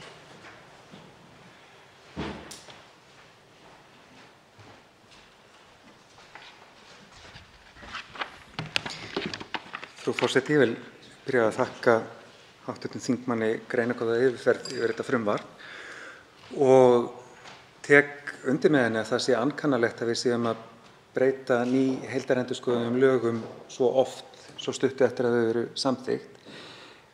En rifja kannski upp að þegar þetta var unnið hér fyrir ári, þá satt ég einmitt í stjórnskipunar- og eftirlitsnefnd, þá voru gerðar mjög umfangsmiklar breytingar frá því sem lagt var upp með í frumvarpinu. Mögulega svona eftir á að hyggja umfangsmeiri en eðlilegt væri, svona í ljósi þess að villurnar má oft rekja til þess að skorti kannski á samlestur, en það voru stórir þættir sem tengjast bara mekanikinni í framkvæmd kosninga sem var umturnað í meðferð nefndarinnar. Til dæmis var lagt upp með í frumvarpinu að leggja niður yfirkjörstjórnir, en svo voru þær settar inn aftur og á síðasta degi var tekin út möguleikinn til póstkosninga sem að mikið púður í umfjöllun nefndarinnar hafði farið í, en var ákveðið í þinglokasamningum að koma til móts með Miðflokkinn og klippa þetta út. Þannig að það var ýmislegt sem átti sér stað sem að veldur þessu. En mér langar að spyrja vegna þess að það eru bráðabirgðaákvæði varðandi ákveðna þætti í kosningalögunum. Mér langar að spyrja sérstaklega varðandi rafræna kjörskrá, sem er atriði sem Reykjavíkurborg einmitt benti á að gæti orðið flókið í framkvæmd. Þess vegna var valið að það yrði valkvætt hvort sveitarfélög myndu beita rafrænni kjörskrá við þessar kosningar og síðan yrði reynslan af því metin í framhaldinu. Þetta átti allt að fara í gegnum ráðuneytið og skýrslur og nefndir og alls konar. Hvort þingmaðurinn viti hvar þessi mál standa, hvort sé búið að útbúa einhver drög að rafrænni kjörskrá sem hægt var að nota í einhverju prufusveitarfélagi. Svarar andsvari hv. 8. þingmaður Suðvesturkjördæmis Þórunn Sveinbjarnardóttir. Frú forseti, mér ekki kunnugt að það sé búið að gera rafrænar eða innleiða rafrænar kjörskrár í sveitarfélögum. Það kann vel að vera að svo sé, en eins og hv. þingmaður Andrés Ingi Jónsson sagði að þá var í rauninni gert valkvætt að innleiða hana vegna þess að við vitum að sveitarfélögin eru mörg og þau hafa mismikla burði til þess að innleiða rafræna kjörskrá og sjálfsögðu þarf undirbúningstíma að því eins og öðru. Og skilji ég stöðuna rétt, þá það meðal annars vegna þess að það ekki alls staðar verið að innleiða rafræna kjörskrá eða stendur til að þess vegna breytast hér þessar viðmiðunar dagsetningar, vegna þess að annars væri þetta ekki svona umhendis. En mér finnst hins vegar aðalmálið hér vera það að þetta er heildarendurskoðun og það voru miklar breytingar gerðar á frumvarpinu eins og ég skil það, nú var ég ekki hér á síðasta þingi, í meðferðum þingsins, gott og vel, en það gerir það að verkum að það þarf auðvitað meiri tíma til þess að vinna úr lagabreytingunum og innleiða þær í dómsmálaráðuneytinu og síðan auðvitað í þessu tilviki sveitarfélögunum sem eru að framkvæma kosningarnar. Og það hafi í rauninni komið á daginn að sá tími sem ætlaður var allt of skammur og þess vegna höfum við verið í þessum reddingum hér í vetur. Nú erum við býsna tímabjartsýn þjóð og höldum alltaf að eitthvað taki minni tíma en það tekur, en hvað þetta varðar, þetta eru kosningalögin okkar, þá held ég að við þurfum að horfast í augu við það að hér þarf að vanda alveg sérstaklega vel til verka. Mistök í lagasetningunni geta nefnilega leitt af sér mjög alvarlegar afleiðingar og svo ég tala nú ekki mistök við framkvæmd kosninga sem geta verið líka alvarlega. Þá veitir andsvar síðari sinni hv. 10. þingmaður Reykjavíkurkjördæmis norður Andrés Ingi Jónsson og hefur til þess 2 mínútur. Takk fyrir það, frú forseti. Það svona að rifja upp hvernig umfjöllunum var hérna fyrir ári heildarendurskoðunina. Vegna þess að það voru ýmsar svona skringilegar breytingar sem var lagt til að gera á kosningaframkvæmdinni allri. Ég nefndi hérna rafrænu kjörskrána fyrst vegna þess að það ekki bara smærri sveitarfélögin sem að sáu kannski mögulegu vandkvæði við hana. Reykjavíkurborg gerði verulegar athugasemdir vegna þess að fyrirsjáanleiki á því hvernig verið hægt að skipuleggja kjörstaði myndi fjúka út í veður og vind ef að fólk væri hvatt til að mæta bara hvert sem og kjósa hvert sem því sýnist. Það var ekki lengur hægt að tryggja það að fólk hafi greiðan aðgang að kjörstað þar sem búið að sigta hópa sirka jafnt inn í hverja kjördeild. Og eitt af því sem gerir kosningar aðgengilegar einmitt að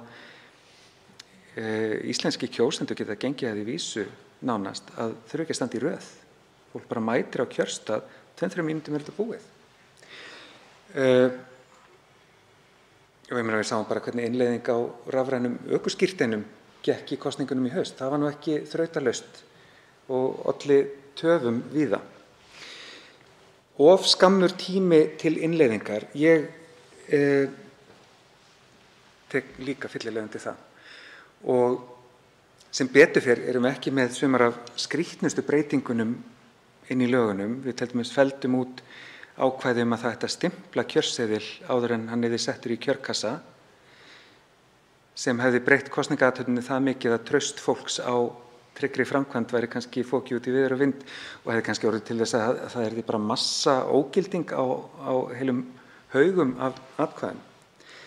En mér langar að velta því upp hvort þingmönnum þykir kannski ástæða til þess að lögin verði rýnd eitthvað sérstaklega, að það verði settur eitthvað starfshópur eða nefnd eða hvað það er til að ná utan um þær ambögur sem kunna enn að vera í textanum. Svarar andsvari síðara sinni hv. 8. þingmaður Suðvesturkjördæmis Þórunn Sveinbjarnardóttir. Já, frú forseti, það kann að vera að hv. þingmaður Andrés Ingi Jónsson hafi rétt fyrir sér með það að það þurfi að rýna allar þessar breytingar sérstaklega og að minnsta kosti eru þær eru það stórar og það er það mikið undir að maður hlýtur að velta fyrir sér hvernig var frá málinu gengið. En við erum hér með kosningalögin í landinu, kosningalögin og framkvæmd leynilegra, frjálsra kosninga eru undirstaða lýðræðis og undirstaða lýðræðisríkisins. Og það hvernig það fer fram, hvernig það er tryggt eins og hv. þingmaður benti á að aðgengi sé gott, fólk veit hvert á að fara, það þarf ekki að bíða lengi, öll framkvæmd er í föstum skorðum, allt þetta eru grundvallaratriði fyrir kosningar sem að standast skoðun í ríki sem að kenni sig við lýðræði. Ég ætla að fá að hugsa það aðeins betur hvort að það sé í hlutverki hv. stjórnskipunar- og eftirlitsnefndar að rýna lagasetninguna. Það kann að vera að það sé nauðsynlegt, það kann að vera að það sé nauðsynlegt.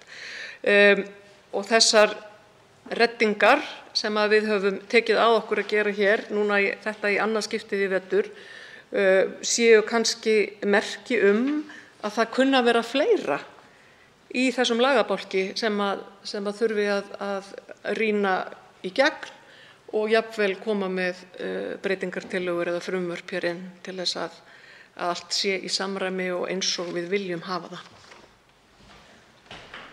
Þá veitir andsvar hv. 7. þingmaður Suðvesturkjördæmis Þórhildur Sunna Ævarsdóttir. Frú forseti, þakka hv. þingmanni og hv. formanni stjórnskipunar- og eftirlitsnefndar Þórunni Sveinbjarnardóttur fyrir framsöguna í þessu máli. Nú er það svo að þetta mál, þar að segja lögin sjálf sem nú er verið að breyta enn einu sinni til þess að lagfæra það fyrir kosningar, það er samþykkt í raun bara rétt fyrir sumarhlé þingsins áður en að kosningar í raun tóku við.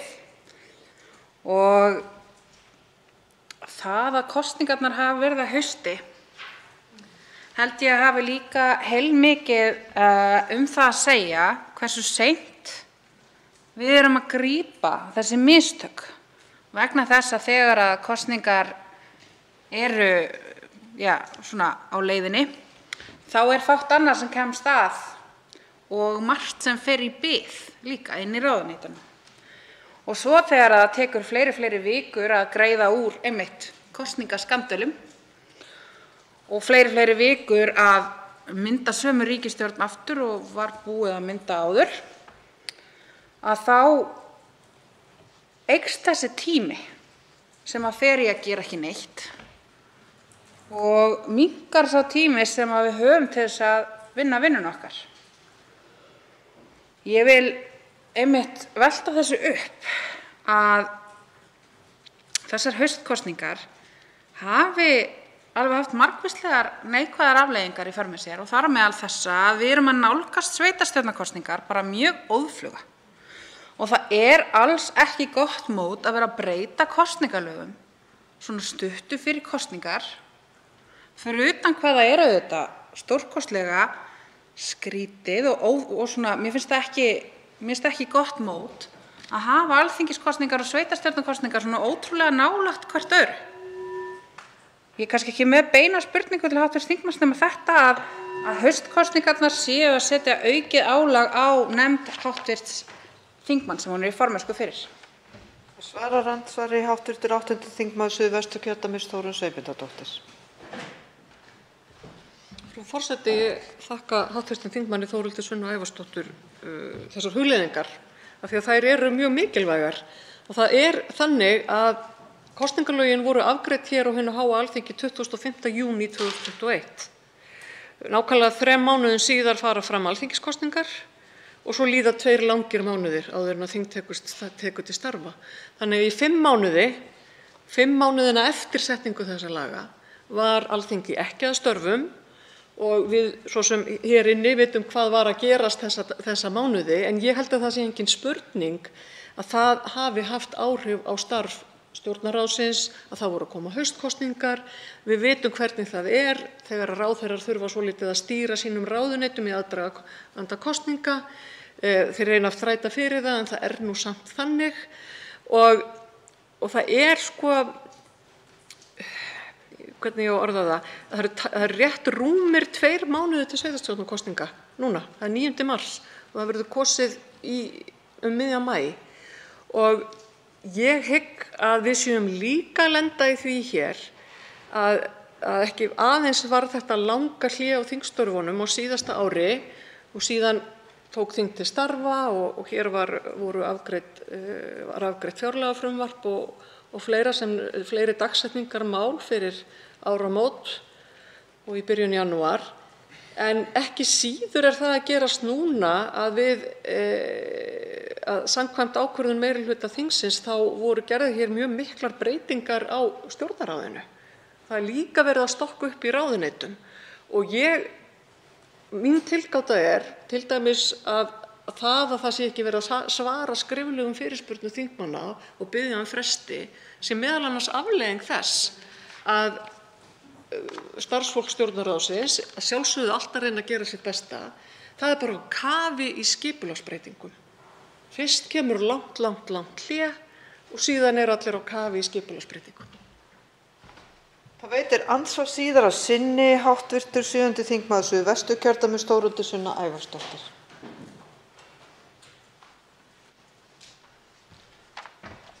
Frú forseti, já, ég tek undir með hv. þingmanni Þórunni Sveinbjarnardóttur. Þetta góð tilgáta. Ofan á þetta bætist auðvitað bara það að það séu þetta mörg mistök í frumvarpinu auðvitað líka svona ákveðið sýnidæmi í því hversu neikvæðar afleiðingar þetta skipulagsleysi á þinginu endalaust og alltaf hefur í för með sér. Að bíða með stór og mikilvæg mál þangað til að loka sprettinum í þinginu þýðir það þeir fá ekki nógu vandaða málsmeðferð, það ekki nægilega mikill tími til þess að vinna þau vel, að það allt of mikill þrýstingur á nefndir að klára mál of hratt og þannig verða mistökin til. Og þetta svona eitt af þessum málum sem klárað þarna alveg undir lokin sem þýðir að það gríðarleg tímapressa á að klára þau. Þetta auðvitað mannanna verk eins og allt annað. Það væri hægt að skipuleggja þingið miklu betur heldur en það í dag. Og ég vil nú meina að hluti af því sé viljandi gert að setja þingið alltaf í þessa tímapressu til þess að í raun gera stjórnarandstöðunni erfiðara fyrir að hafa virkt aðhald með málum, að fylgjast vel með því sem í gangi í þinginu og að geta sett sig vel inn í málin. En að kannski allt öðru. Vegna þess að við hv. þingmaður deilum þeim heiðri að vera þingmenn fyrir Suðvesturkjördæmi. að þá er auðvitað áhugaverð breyting hér líka sem er svo sem engin redding fyrir horn, heldur er verið að nota ferðina til þess að uppfæra ákveðið óréttlætismál sem er að fjölga þingmönnum kjördæmisins upp í 14. Og þetta er eitthvað sem auðvitað ætti og hefði átt að gerast fyrir síðustu kosningar ef að það væri eitthvað réttlæti í kosningalöggjöfinni á Íslandi. Og við í Pírötum reyndum og fleiri í stjórnarandstöðu reyndum auðvitað að fá ríkisstjórnina til þess að breyta þessu fyrirkomulagi að sum atkvæði vega bara miklu þyngra heldur en önnur. Þannig að þegar við vorum að tala um að fylgjast með framkvæmd þessara kosninga, er þetta ekki eitthvað sem að þarf að sinna betur og hraðar? Svarar andsvari síðara sinni hv. 8. þingmaður Suðvesturkjördæmis, Þórunn Sveinbjarnardóttir.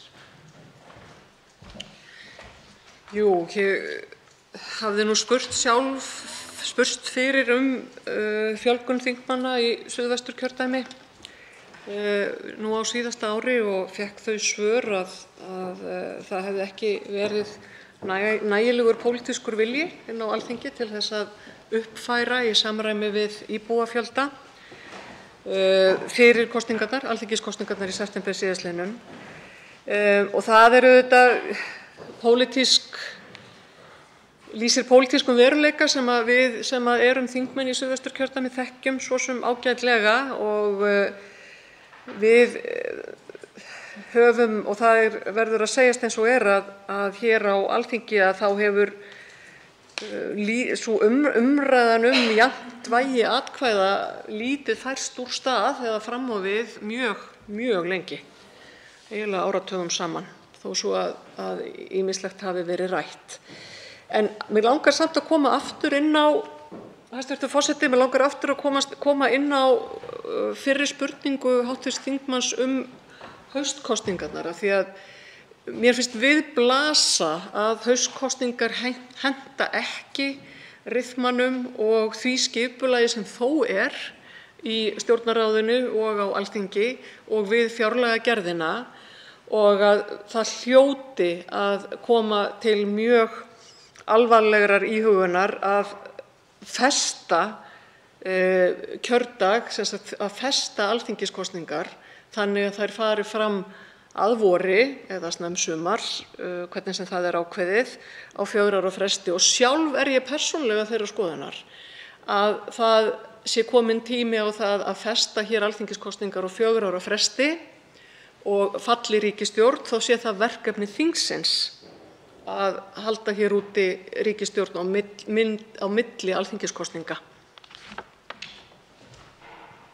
Andsvörum lokið. Næst tekur til máls hv. þingmaður Þórhildur Sunna Ævarsdóttir. Herra forseti, við ræðum hér frumvarp til laga um breytingu á kosningalögum og lögum um starfsemi stjórnmálasamtaka og erum að breyta þessum lögum enn eina ferðina. Ég geri svo sem ekkert athugasemdir við efnisatriði þessa frumvarps. Auðvitað er bara rétt og skylt að bregðast við þeim ágöllum sem fram hafa komið til þess að hægt sé að halda með góðu móti sveitarstjórnarkosningar sem einmitt eins og komið var inn á hér áðan eru bara alveg að fara að eiga sér stað. Það eru bara rétt rúmir 2 mánuðir í það. Og það má þá ekki seinna vera að breyta kosningalögum. Það er í raun langt umfram það viðmið sem að til dæmis ÖSE eða kosningaeftirlitsbatterí úti í heimi hafa verið að leggja til sem eru hálft ár eða jafnvel heilt ár fyrir kosningar. Að breytingar á lögum um kosningar eigi sér ekki stað eftir þann tíma til þess að tryggja fyrirsjáanleika og öryggi kosninganna. Og þetta nú líka það sem að kannski bendi til svona ákveðins eða allt og mikil seinagangs á síðasta kjörtímabili að koma þessu frumvarpi í gagnið og það var auðvitað bara mjög bagalegt að það hafi ekki verið hægt að klára kosningalögin og heildarendurskoðun á kosningalögum fyrir alþingiskosningarnar sem að voru ekki einu sinni eiga sér stað voru heldur að hausti. Þannig að ráðherrarnir keyptu sér meira að segja aukalega eða ríkisstjórnin hálft ár tæpt en gat samt ekki komið og klárað kosningafrumvarpið á skikkanlegum tíma fyrir alþingiskosningar. Þetta hefði skipt sköpum í síðustu kosningum. Þetta hefði alveg haft áhrif á deiluna í Norðvesturkjördæmi til dæmis. Ef að þessi lög hefði verið í gildi en ekki gömlu kosningalögin eins og raunin varð vegna þess einmitt þá þurfti að færa gildistímann aftur fyrir alþingiskosningarnar vegna þess að lögin voru samþykkt allt of seint til þess að gilda þær kosningar. En núna þá erum við á lokametrunum fyrir sveitarstjórnarkosningarnar í einhverjum reddingum eins og minnst hefur verið á. Og það er auðvitað bara mjög bagalegt að svo sé. Og ég vísa í samtali sem ég átti við hv. þingmann og hv. formann stjórnskipunar- og eftirlitsnefndar Þórunni Sveinbjarnardóttur áðan hvaða áhrif haustkosningar hafa haft líka á það hversu sein við erum með að koma þessum breytingum í gagnið og líka þetta að hafa þetta svona seint á síðasta löggjafarþingi sem þýddi það að aðstæður fyrir mistök voru bara mjög góðar ef svo mætti að orðið komast.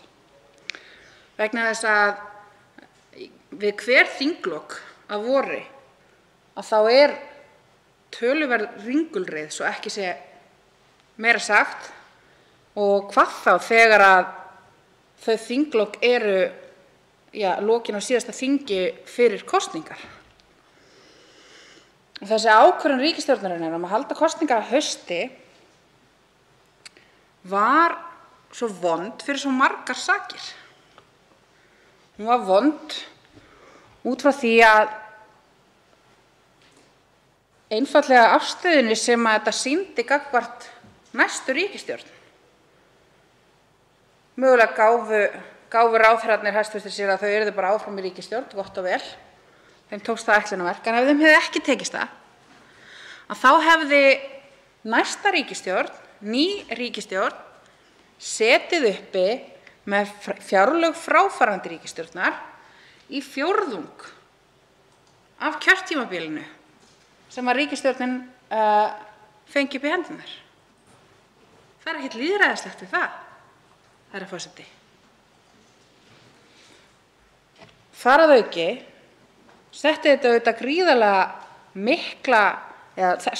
gríðarlega mikinn þrýsting á þingið við vinnslu fjárlaga sem að bjóði einmitt líka til mjög frjóan jarðveg fyrir mistök og mjög ófrjóan jarðveg fyrir lýðræðislega umræðu, fyrir málamiðlanir, fyrir það sem að þingið á að gera sem vera vettvangur umræðu og gagnrýni á fjárlög ríkisstjórnarinnar.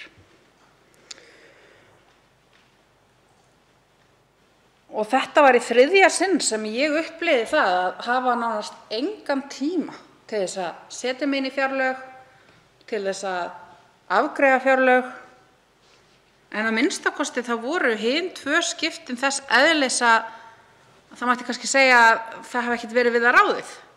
Þarna sprakk ríkisstjórn vegna mjög ljóts hneykslismáls varðaði uppreist æru, þöggun og meðvirkni gagnvart þáverandi forsætisráðherra og föður hans. Og það var kannski ekki við það ráðið að boða bara strax til kosninga, þótt að ég taki undir með hv. þingmanni Þórunni Sveinbjarnardóttur að mögulega væri bara réttast að skikka þingið í að finna út úr því þegar ríkisstjórn springur í stað þess að vera alltaf að kalla til kosninga í vonum að ná betri niðurstöðu næst. En svo virðist oft vera hvatinn að því að reyna ekki frekar að mynda nýja stjórn eins og má alveg samkvæmt núgildandi lögum, heldur að boða frekar til kosninga með vonum að fara einhverja öldu velgengni, eins og mér fannst svolítið vera tilgangurinn á bak við boðun á síðustu kosningum. Nei, það var ekkert sem að lá fyrir eða var óhjákvæmilegt gagnvart þessum haustkosningum. Það var einfaldlega mjög skýrt Markmiðið og tilgangurinn með haustkosningum var að sitja á valdastólum eins lengi og mögulega var unnt. Það var ekkert annað markmið á bak við það. Það sneri ekki að neinu praktísku. Það var ekki neinu til góða nema ríkisstjórninni sjálfri og það var ekki til þess fallið að auðvelda þinginu sín störf né næstu ríkisstjórn sem við tæki. Tilgangurinn var einfaldlega að halda aðeins lengur stjórnartaumana en samt ekki svo lengi að þau neyddust til þess að leggja fram fjárlög. Þetta var í raun eins mögulega lengi og þau gátu setið á valdastólunum án þess að neyðast til þess að sýna á spilin með því að leggja fram fjárlög. Sem út af fyrir sig eru auðvitað merkilegt. Þannig að gallarnir við haustkosningar eru margvíslegir. Það sést vel á þessu frumvarpi hér að þetta hefur líka í för með sér afleiðingar fyrir framkvæmd kosninga, sveitarstjórnarkosninga, fyrir vinnu þingsins sem nú þarf að hraða þessu máli í gegn og getur þar af leiðandi ekki gefið því jafn góða meðferð, jafn góða þinglega meðferð og það ætti í raun að gera. Og svo auðvitað þessi skrýtna staða að það eru alþingiskosningar að hausti og svo eru sveitarstjórnarkosningar að vori.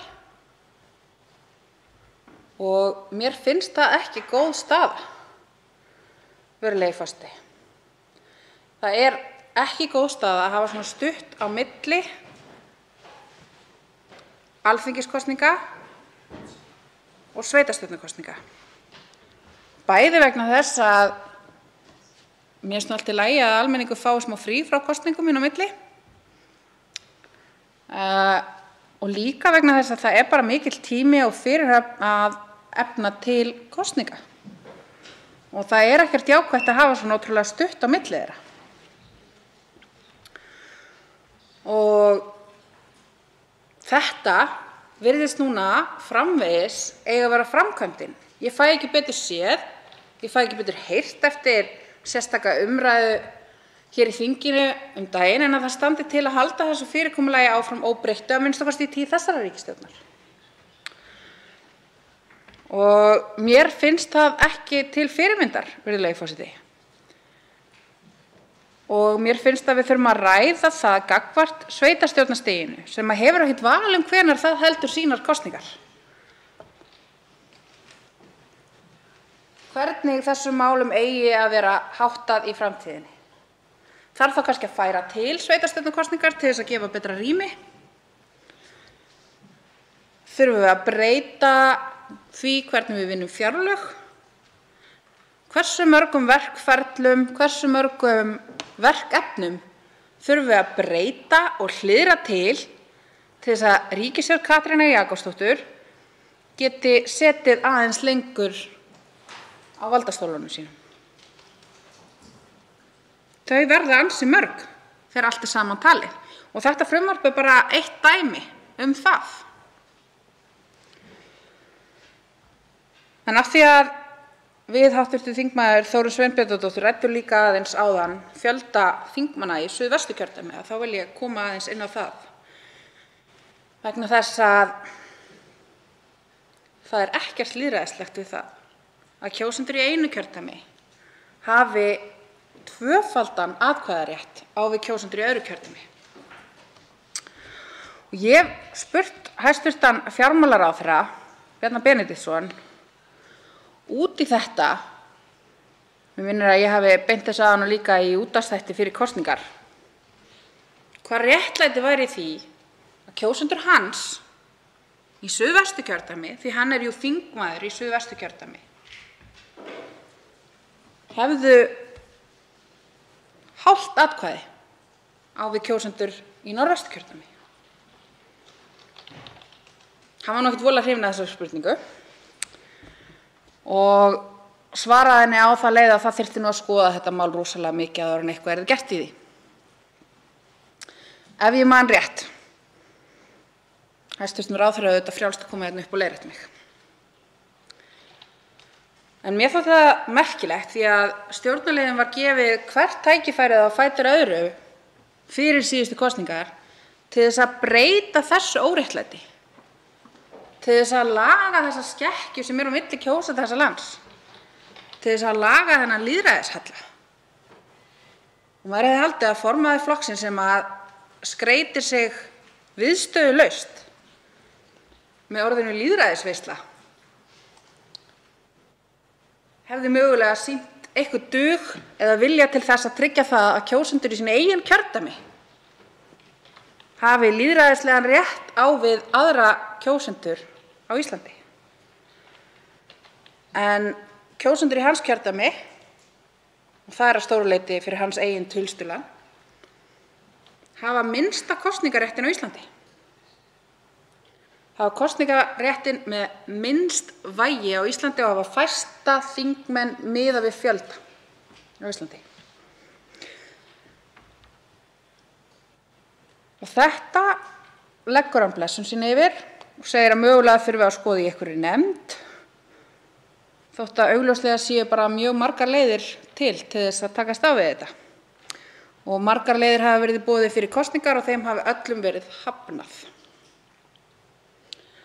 Þannig að já, það er aðeins verið að laga skekkjuna í þessu frumvarpi en hún er samt sem áður ennþá alveg gríðarlega mikil. Það er eitthvað sem að við hljótum öll að taka til okkar sem að setjum sem þingmenn, að ein manneskja og eitt atkvæði er grundvallarprinsipp sem að lýðræðisríki ættu að halda í heiðri. En við, vegna hagsmuna flokka sem að græða á þessu kerfi, látum bara viðgangast óáreitt. Þetta er auðvitað í boði þeirra flokka sem að græða á þessu kerfi á kostnað lýðræðislegs réttar kjósenda. Og það er Sjálfstæðisflokkurinn og það er Framsóknarflokkurinn og nú er það líka Vinstrihreyfingin – grænt framboð sem stendur í þessu stappi. Við munum auðvitað greiða þessu frumvarpi leið í gegnum þingið, virðulegi forseti, enda er mikilvægt kosningalögin séu skýr, þau séu rétt, að það sé ekkert tilefni til þess að efast gildi þeirra og að kjörskrár liggi fyrir á réttum tíma og svo framvegis. En látum okkur þetta þó að kenningu verða gagnvart skipulagi þingsins, gagnvart geðþóttaákvörðunum ríkisstjórnar hvenær kosningar eiga að vera af því að það hentar þeim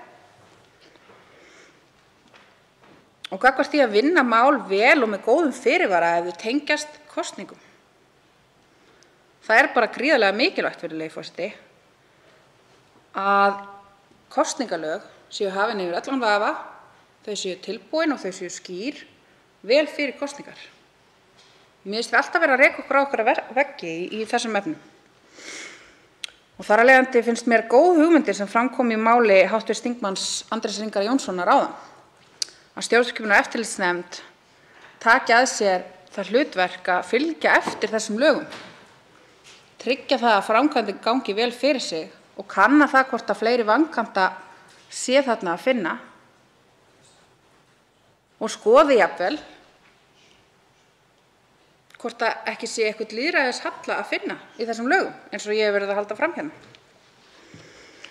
Vegna þess að kosningalögin liggja jú auðvitað á málefnasviði stjórnskipunar- og eftirlitsnefndar hv. Og ég held að það færi bara vel á því að sú nefnd myndi líka skoða inn til framtíðar. Hvernig viljum við sjá kosningalögin okkar? Hvað eru sanngjarnar kosningar?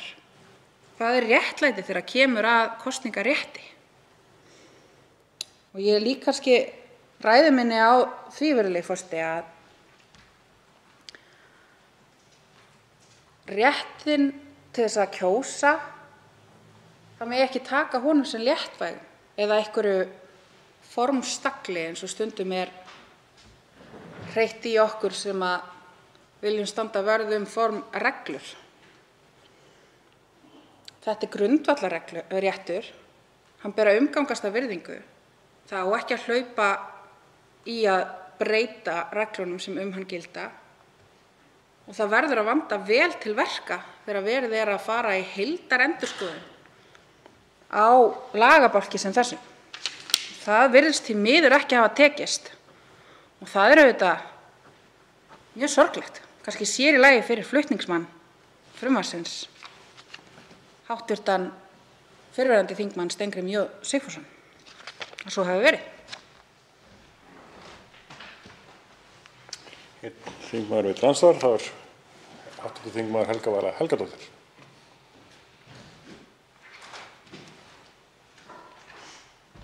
Herra forseti, ég þakka hv. þingmanni fyrir yfirgripsmikla yfirferð yfir þetta og ég fæ 20 mínútur í andsvar. Ég þakka hæstv. forseta fyrir það. Hann er örlátur forseti vor. En ég vil spyrja aðeins hv. þingmann vegna þess að þar sem ég sat í sæti mínu og fór yfir svona hvernig þetta mál hefur verið og af því að við erum hér ofta að velta fyrir okkur ákveðin svona, hvernig vinnu mála er hraðað í gegnum þingið og koma hér á síðustu stundu og svo framvegis. Og ég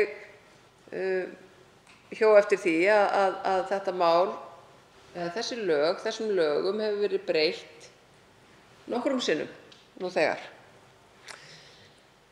Og fór svona aðeins að skoða hvernig ferillinn hefur verið á þingi, þá tók ég líka eftir því að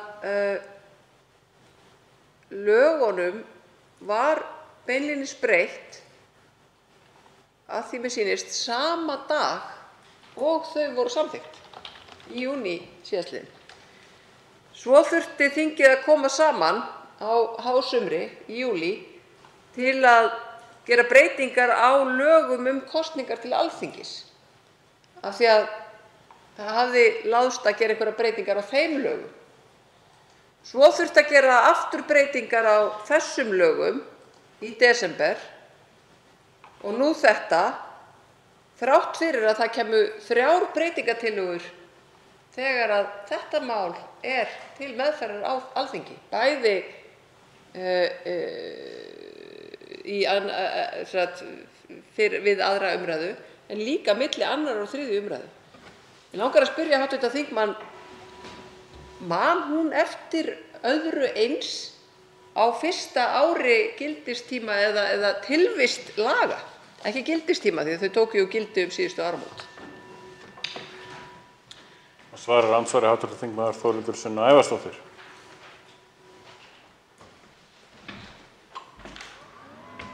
Herra forseti,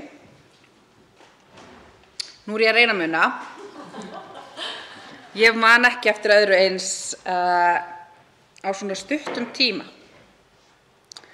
En mér finnst raunar alltaf algengt að við séum að breyta dagsetningum, upphæðum, hinu og þessu, endurtekið inn í nefndum vegna einhverra mistaka sem einmitt urðu vegna þess að þingið varð að flýta sér svo mikið að klára þetta frumvarp eða hitt. Þetta gerist oft í kjölfar fjárlaga til dæmis.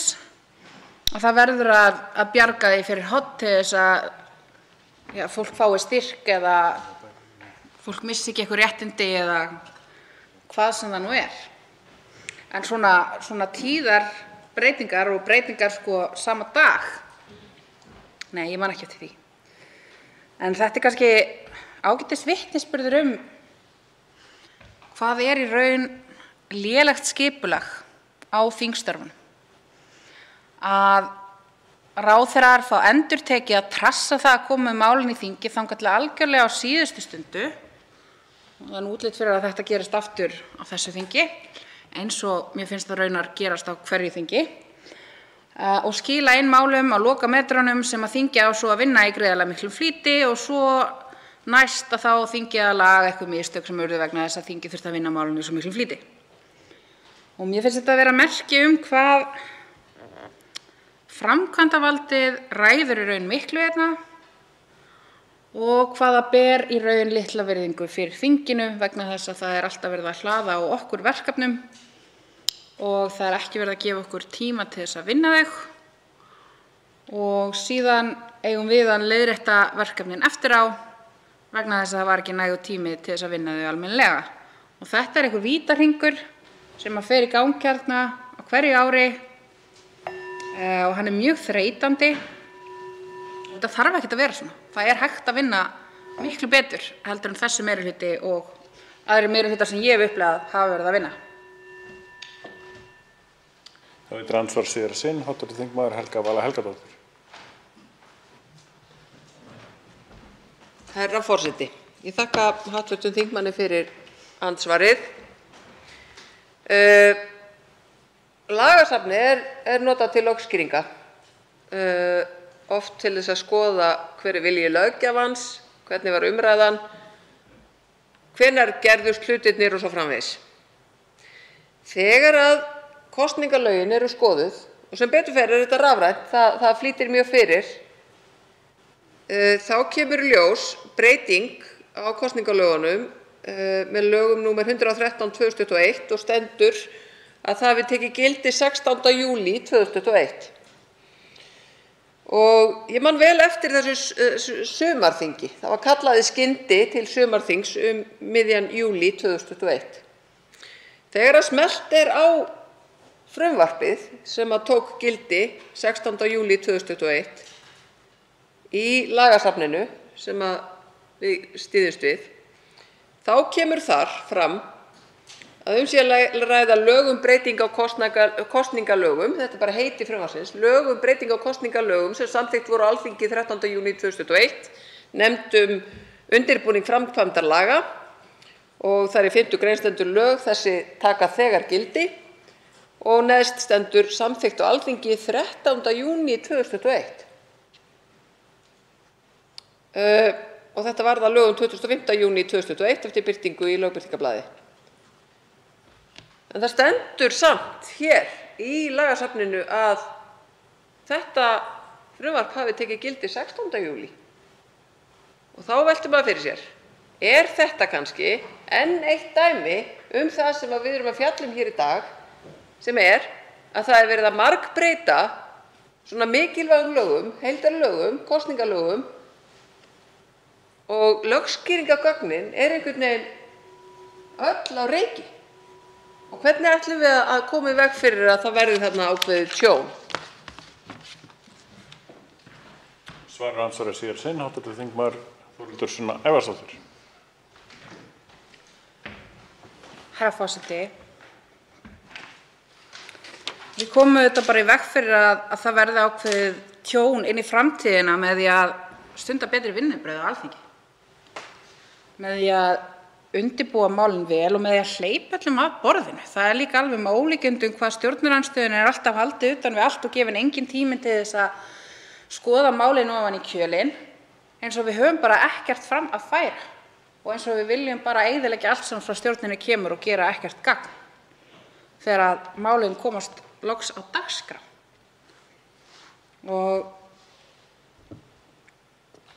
svona skyndifundir til þess að bjarga málum eru líka alveg sæmilega algengt hérna á Alþingi. Að við þurfum einhvern veginn koma saman yfir sumarhléið vegna þess að þetta gleymdist eða út af því að það er vitlaus dagsetning eða eitthvað slíkt.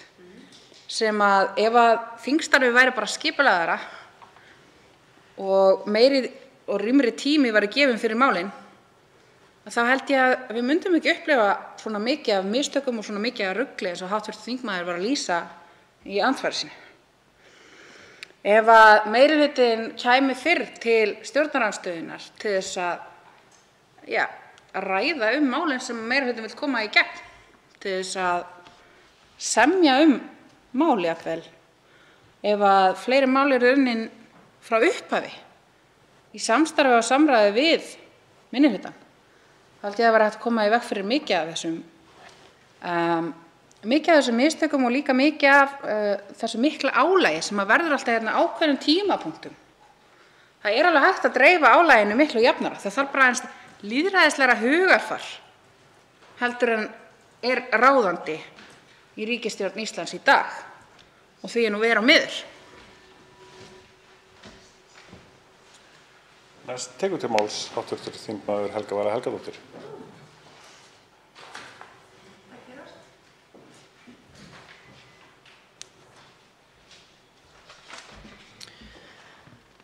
Herra forseti, við fjöllum hér frumvarp til laga um breytingu á kosningalögum og lögum um starfsemi stjórnmálasamtaka varðandi viðmiðunardag kjörskrár og fleira. Það er ekki hægt að segja að maður sé efnislega ósammála því sem er hér verið að gera. Það er ýmislegt sem þarf að gera þarna. En eins og fram hefur komið hér í dag að þá er eiginlega með algjörum ólíkindum að við séum hér enn á ný að breyta kosningalögum með einhverjum krossaumi í svona mikilvægu máli. Þegar kosningalögin þau þurfa að vera svolítið akkúrat. Þau mega ekki vera á þann hátt að þau þoli mjög matskennda túlkun. Af því að þetta eru grundvallarréttindi almennings, grundvöllur lýðræðis, að fólk hafi sinn rétt til að ganga til kosninga, hafi sinn rétt til að bjóða sig fram og að jafnræði og gagnsæi og skýrleiki gildi þegar er að ræða mál af þessu tagi. Þetta er undirstaða lýðræðisins.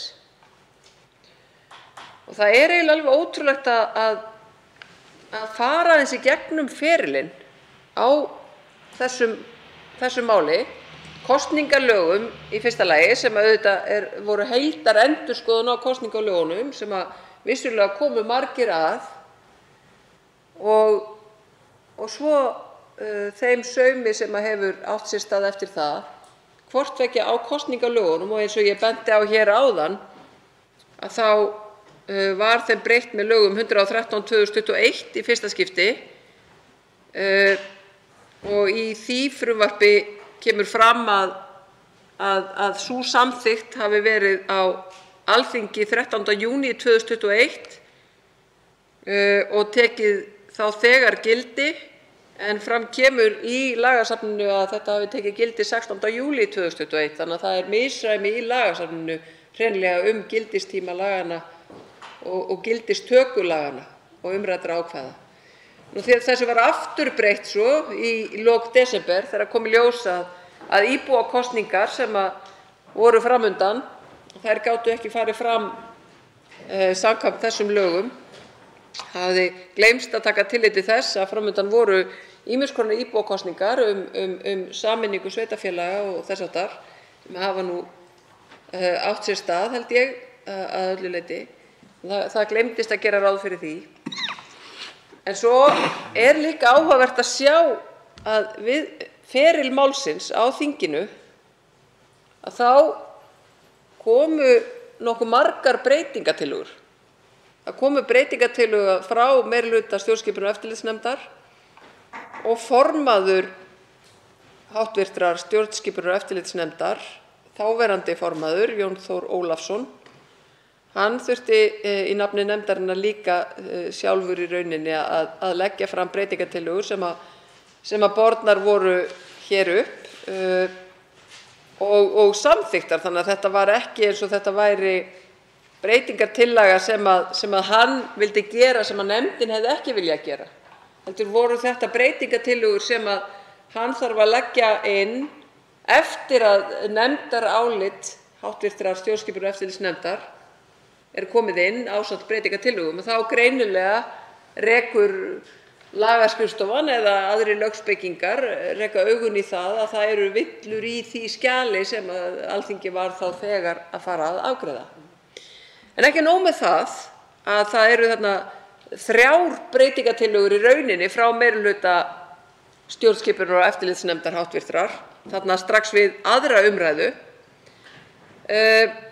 heldur þurfti þáverandi formaður hv. stjórnskipunar- og eftirlitsnefndar að mæta í 3. umræðu með enn eina breytingartillöguna.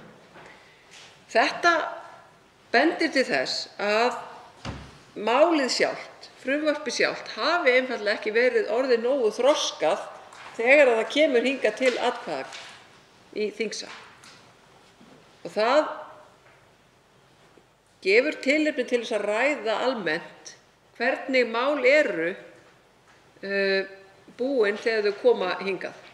Auðvitað er það þannig að þau eru oft ekki fullkomin og algjörlega fullkláruð eða mistök geta auðvitað leynst, sérstaklega þegar að ræða heildarlöggjöf og miklar breytingar. En það held ég algjört grundvallaratriði að það sé hlustað á okkur í stjórnarandstöðunni fyrst og fremst þegar við erum að benda á það að það gangi ekki að skutla heildarendurskoðun á lögum inn á síðustu stundu fyrir þinglok. Það bara gengur alls ekki. Það liggur alveg ljóst fyrir. Svo var þó ekki með þetta. En ég segi bara almáttugur ef að svo hefði verið líka. Af því að við stöndum hér í dag að nálgast miðjan marsmánuð þegar að ríkisstjórnarflokkarnir ætluðu að vera komið með tæplega 100 mál inn í þingið til afgreiðslu fyrir vorið og ég held við séum komið með 40 mál frá ríkisstjórninni í hús. Og hvað þýðir þetta? Þetta þýðir auðvitað að það eru 50-60 mál á leiðinni sem að nefndirnar eiga að klára og hluti þessara mála eru heildarendurskoðun á grundvallarmálum. Ég hef frá því að ég tók sæti á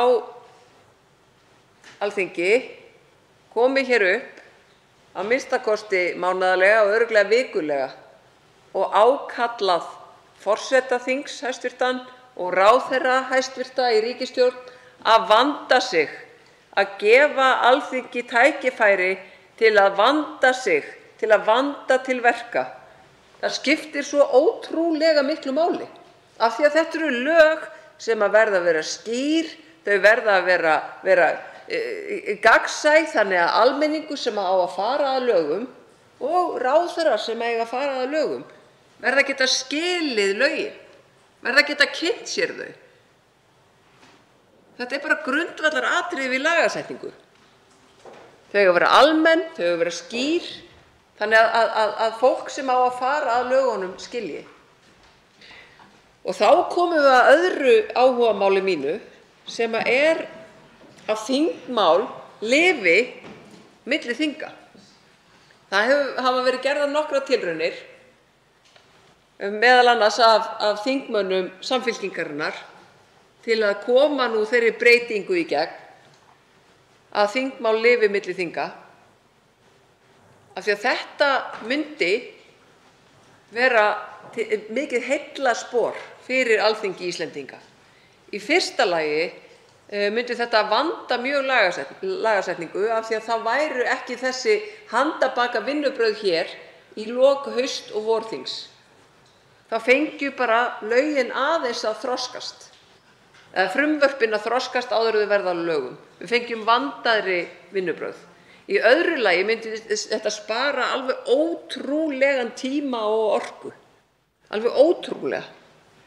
Vegna þess að þá værum við að tala að það þyrfti ekki að byrja alltaf frá grunni á hverju hausti. Það þarf ekki að byrja á því að mæla fyrir sama málinu aftur hér í þingsal.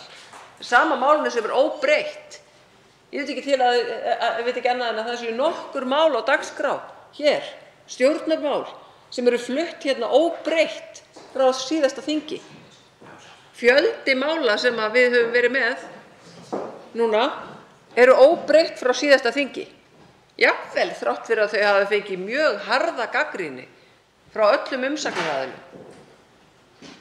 Og við þingmenn sem sitjum í fastanefndum Alþingis, við könnumst mjög vel við upphaf umsagnarorða sem að hljóða svo: Umsögn þessi er samhljóða umsögn sem send var á síðasta og þar síðasta þingi. Og við sjáum að frumvarpið er óbreytt, þrátt fyrir ábendingar okkar. Og teljum við því ekki ástæðu til þess að breyta umsögninni að öðru leyti en því að við munum breyta dagsetningu í haustnum. Hvaða virðing er þetta við tíma fólks?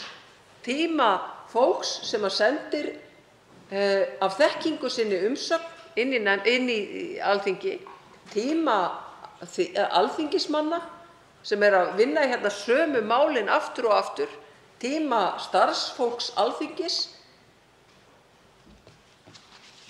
pappírinn, skóarnir, vinna fólks við að endurprenta sama málið þing eftir þing. Þetta er auðvitað alveg óhemju vitlaust. Herra forseti, ég varð að líta við til þess að átta mig á því hvort það væri búið að skipta forseta frá því ég hóf hér ræðu mína. En vönduð vinnubrögð og þingmál sem lifa á milli þinga er eitthvað sem ég held að við ættum að vinna næst að. Það er í þriðja lagi eitt sem mig langar að hafa orð á og var til umræðu í hv. stjórnskipunar- og eftirlitsnefnd þegar ég sat þar á síðasta kjörtímabili. Og það var vegna þingmáls sem að hv. þingmaður Andrés Ingi Jónsson flutti, að minnsta kosti einu sinni, örugglega tvisvar, kannski þrisvar, ég veit ekki hvað hann flutti það oft, óteljandi í minningunni, sem varðaði kosningaaldur. Við vinnslu þess máls inni í hv. stjórnskipunar- og eftirlitsnefnd, þess máls sem að skulum nú alveg muna að náði ekki að klárast út af sótlu. Það voru einhverjir stjórnarliðar sem vildu alls ekki leyfa því að klárast, vildu alls ekki að 16 ára gömul ungmenni fengju að greiða atkvæði, fengju að kjósa. Ég bara man það ekki. Það var bara klofningur í ríkisstjórninni út af þessu. Ég var beðin um að nafngreina þá sem voru á móti. En í vinnslu þess máls þá var mikið rætt kynningar til kjósenda. Að dómsmálaráðuneytið, þá innanríkisráðuneytið, yrði að fara að taka það hlutverk sitt alvarlega að framkvæma fullnægjandi kynningar fyrir kjósendur, væntanlega kjósendur. Það virðist að einhverju leyti hafa síast inn þegar kemur að nýjum kjósendum sem vegna aldurs mega kjósa í fyrsta sinn. En í hv. stjórnskipunar- og eftirlitsnefnd þá vorum við og svo sem hér stendur ekki síður að hugsa nýja kjósendur sem höfðu flutt til landsins og fengu heimild til að kjósa.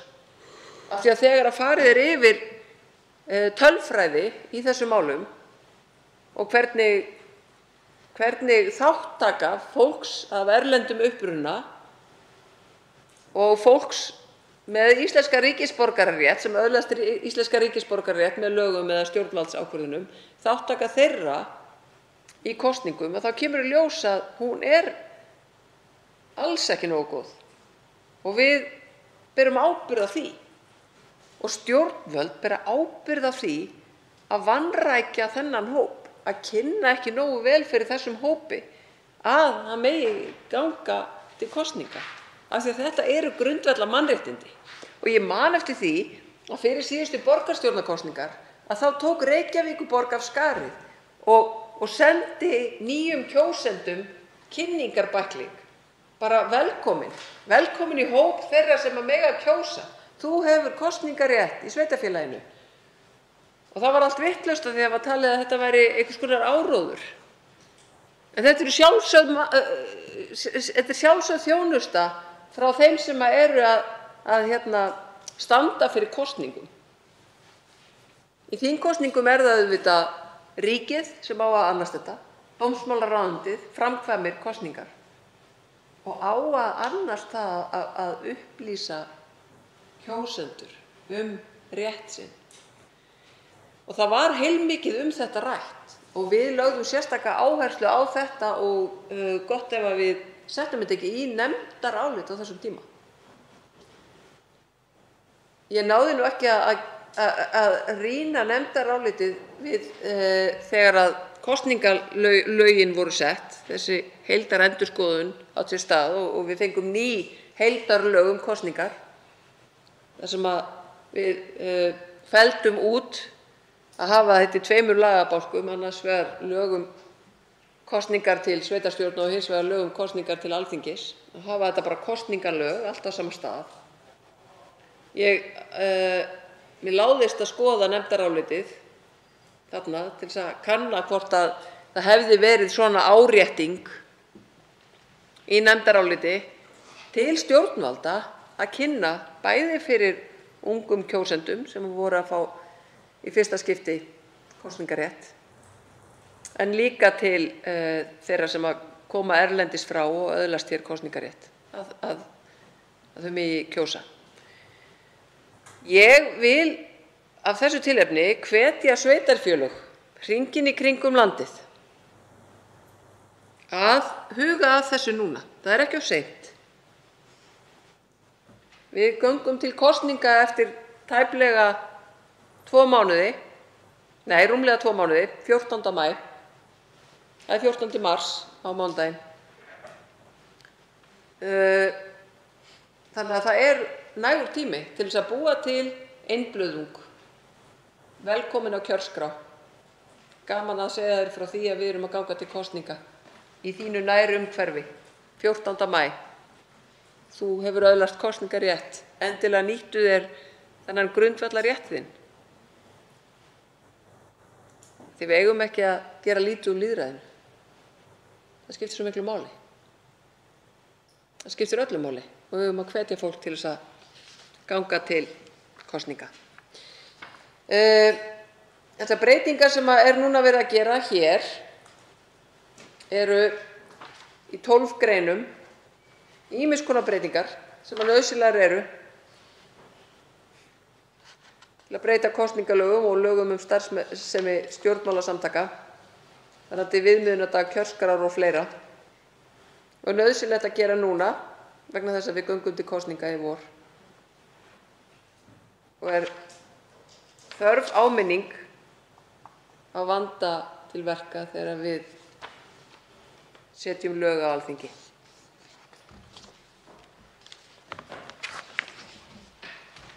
Fyrir hv. þingmenn og óska eftir að veita andsvar. Fyrstur til þess að veita andsvar er hv. þingmaður Andrés Ingi Jónsson.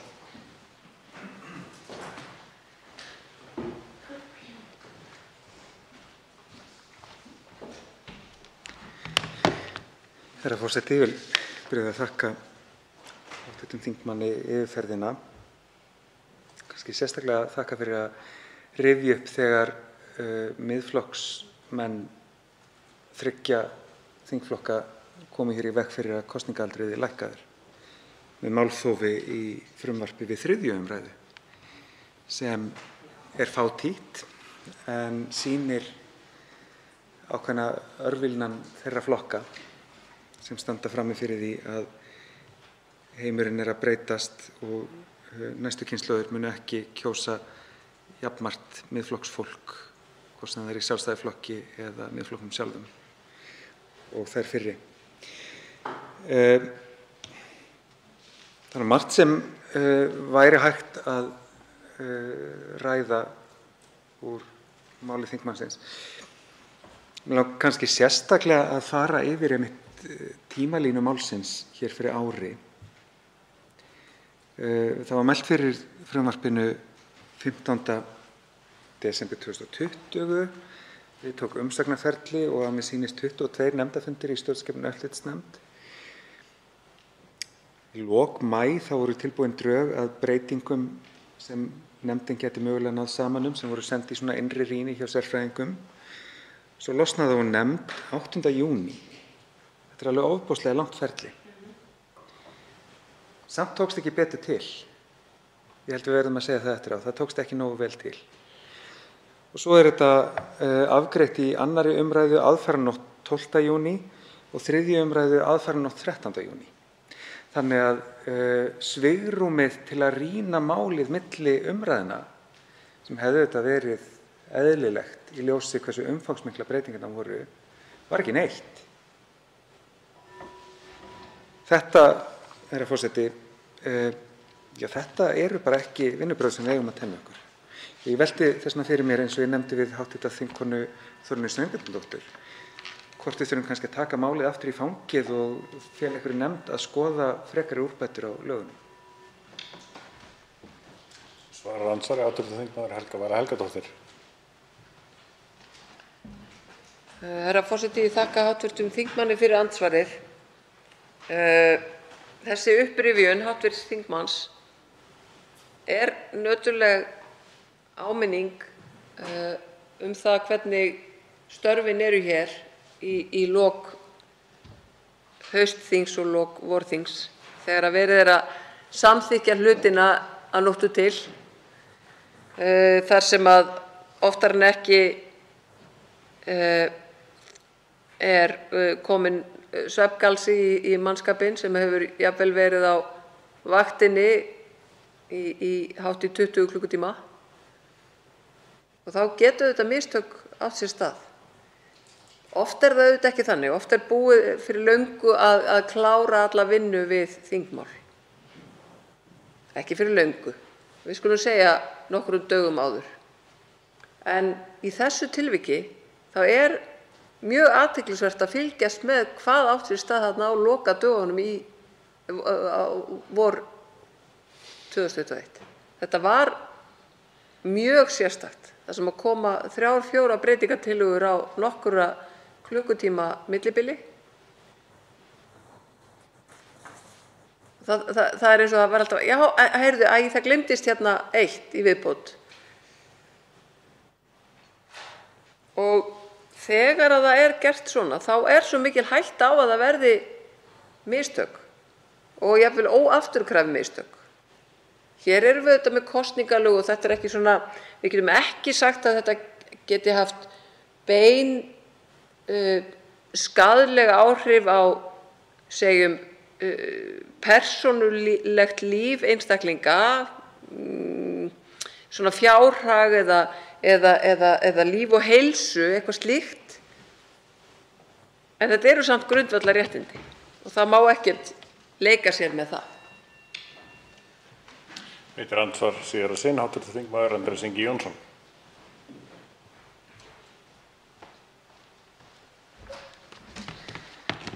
Herra forseti, mig langar að víkja nú að öðru atriði sem kom fram hjá hv. þingmanni, sem er hin góða tilraun Reykjavíkurborgar að hafa samband við þá hópa kjósenda sem síst skiluðu sér á kjörstað með kynningabæklingi að hvetja viðkomandi til að nýta kosningarétt sinn.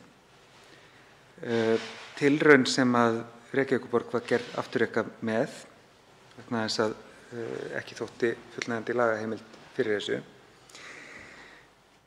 Þetta er eitthvað sem við náðum ekki að laga í fyrra. 31. grein kosningalagana kveður á rafrænan aðgang stjórnmálasamtaka að kjörskrá.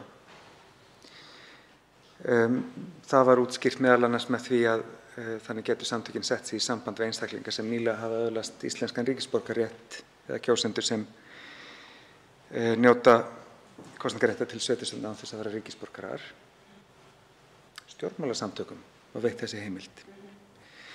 Á það var bent í umsóknarferli frá Reykjavíkurborg til dæmis að eðlilegt væri að framkvæmdaraðili kosninga sem í sveitarfélagið hefði að minnsta kosti jafngóðan aðgang að kjörskrá og stjórnmálasamtökin, en náðist ekki saman það í nefndinni á síðasta kjörtímabili, því miður.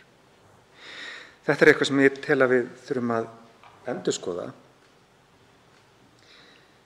og jafnvel að þrengja, ég held að sé töluvert öruggara að leyfa sveitarfélögum, embættismönnum sem framkvæma kosningar, að hafa nokkuð ríkan aðgang að kjörskrá frekar en stjórnmálasamtökunum sem hafa allt aðra aðkomu að kosningum. Sérstaklega í ljósi þess að það er ekki nógu ljóst í þessari 31. grein kosningalaganna bara hvaða reglur eiga að gilda aðgang stjórnmálasamtakana að rafrænni kjörskrá. Það er bara frekar óskýrt. Svarar andsvara síðar sinn, hv. þingmaður Helga Vala Helgadóttir.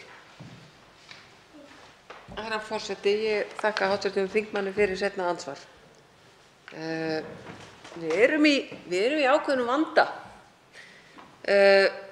vegna þess að annars vegar óttumst við mjög að stjórnmálasamtök séu að viðhafa áróður við kjósendur, margvíslegan, og við höfum sett því alls konar reglur. Auðvitað þurfum við að hafa áhyggjur af falsfréttum og þurfum að hafa áhyggjur af svona ólöglegum kosningaáróðri þegar verið beinlínis að fara fram með helber ósannindi.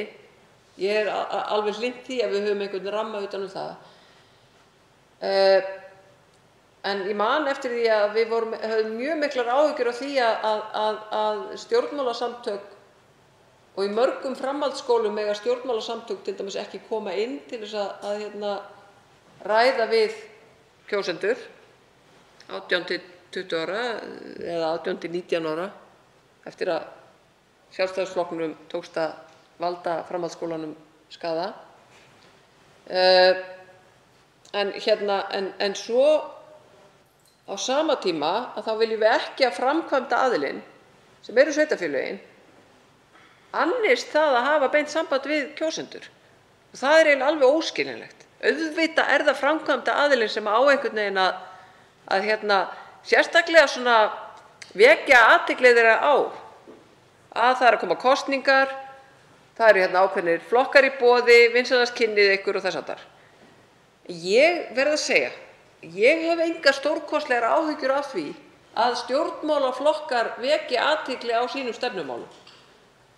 Af því að það er svo ofboðslegt magn af alls konar upplýsingum sem að dembist yfir mann sem maður hefur engan áhuga á, bara á samfélagsmiðlum og í fjölmiðlum og svona. Þannig að ég hef engar áhyggjur þannig af því að stjórnmálaflokkar miðli upplýsingum sig eða sína stefnu. Þá veitir andsvar hv. þingmaður Arndís Anna Kristínardóttir Gunnarsdóttir.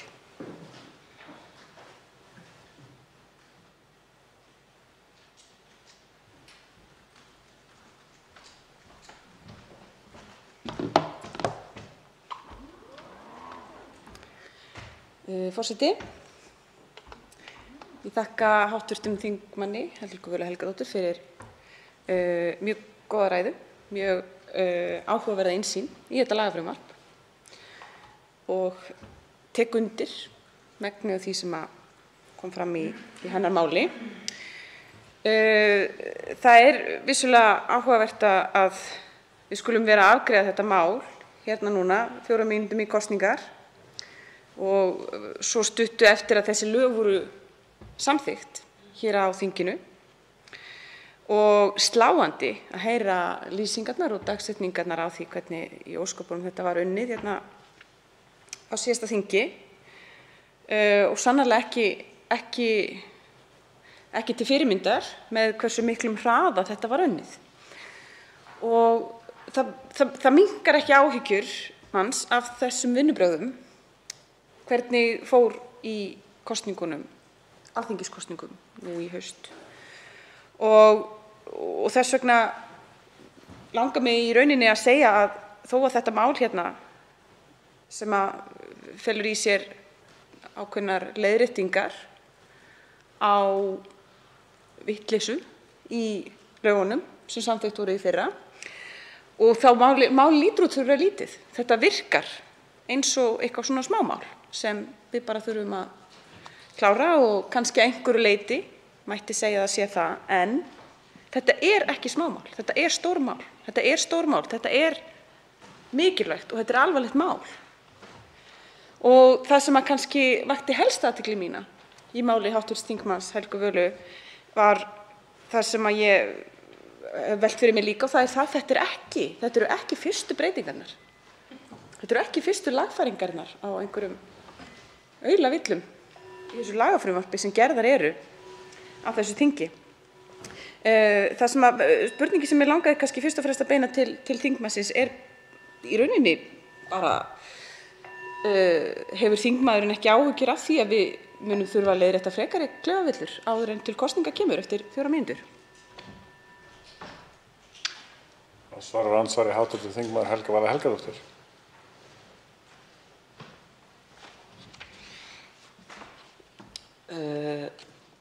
Mér heyrðist hv. þingmaður, herra forseti, ég þakka hv. þingmanni fyrir andsvarið, mér heyrðist hv. þingmaður segja að það væru kosningar eftir 4 mínútur. Ég er ekki viss að svo sé. Ég held að það séu kosningar eftir rúma 2 mánuði. Og jú, ég meina það er full ástæða til þess að hafa áhyggjur af því að við þurfum að gera nokkrar breytingar fram að næstu kosningum miðað við hvernig þetta hefur gengið, og nokkrar breytingar fram að næstu þingkosningum eftir allt að 3 árum. Við skulum vona að það verði þingkosningar fyrr. Þannig að já, jú, algjörlega.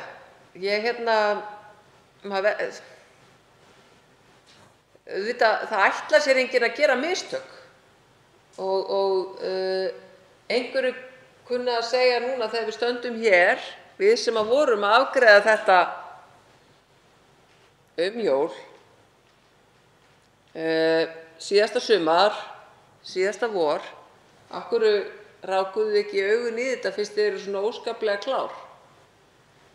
En það er einhvern veginn þannig að þegar að er að ræða langar afgreiðslur, langar atkvæðagreiðslur hér í þinginu sem að jafnvel teygja sig inn í nóttina, þá er maður nú kannski ekki að liggja yfir málum sem kom úr öðrum nefndum til þess að velta fyrir sér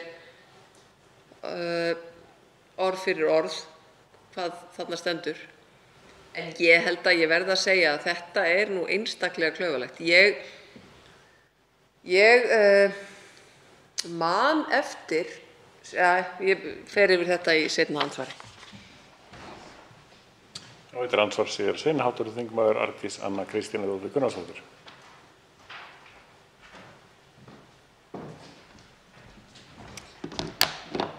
Forseti, ég þakka hv. þingmanni fyrir svarið og óttast að ég verði að taka undir áhyggjur hennar af því að við munum þurfa að gera frekari lagfæringar og breytingar á þessu áður en til kasta þessara laga kemur, sem er sannarlega kannski ekki alveg eftir bara 4 mínútur. Ég á það til að íkja og biðst velvirðingar á þeim rangfærslum.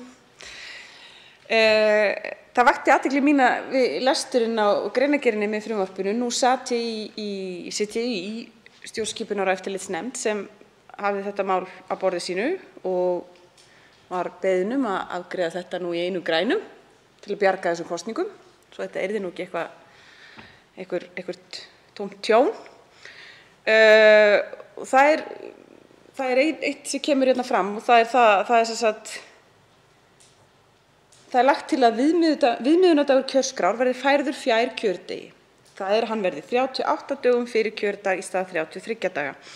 Og það eru aðrar svona,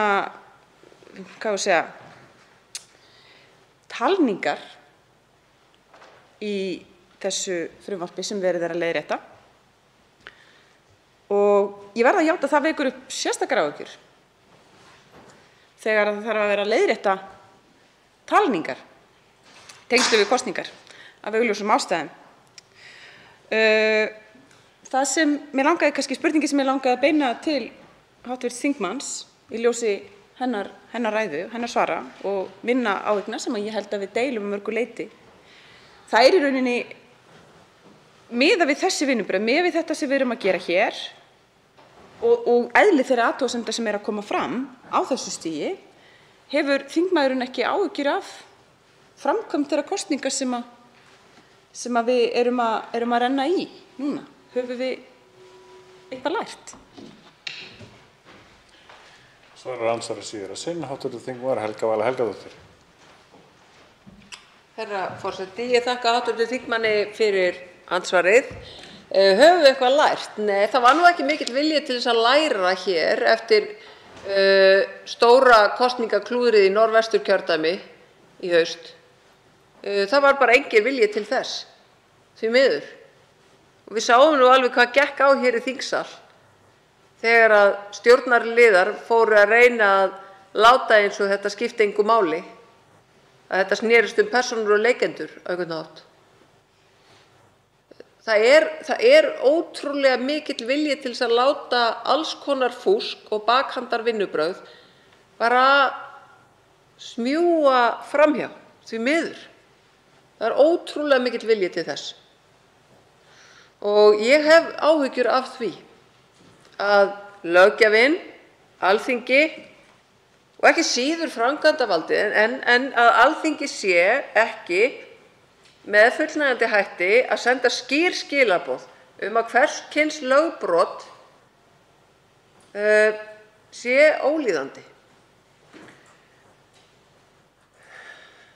Ég verð að segja, af því að ég er farin að tala þetta talningamál hann í Norðvesturkjördæmi, að það verður fróðlegt að sjá hvað kemur úr dómstólnum stóra í Strassborg. Það verður fróðlegt að vita hvar það mál er statt, hvort það sé farið þangað út og hvort að dómurinn hafi samþykkt að taka málið fyrir. Ég held að við hljótum öll að bíða spennt eftir niðurstöðu þess, af því að það er algjört lágmark að kosning og talning fari fram með tilhlýðilegum hætti og ég geri ráð fyrir að Öryggis- og samvinnustofnun Evrópu muni senda eftirlitsdeild til þess að fylgjast með kosningum hér á landi eftir rúma 2 mánuði. Andsvörum lokið. Næstur tekur til máls hv. þingmaður Gísli Rafn Ólafsson.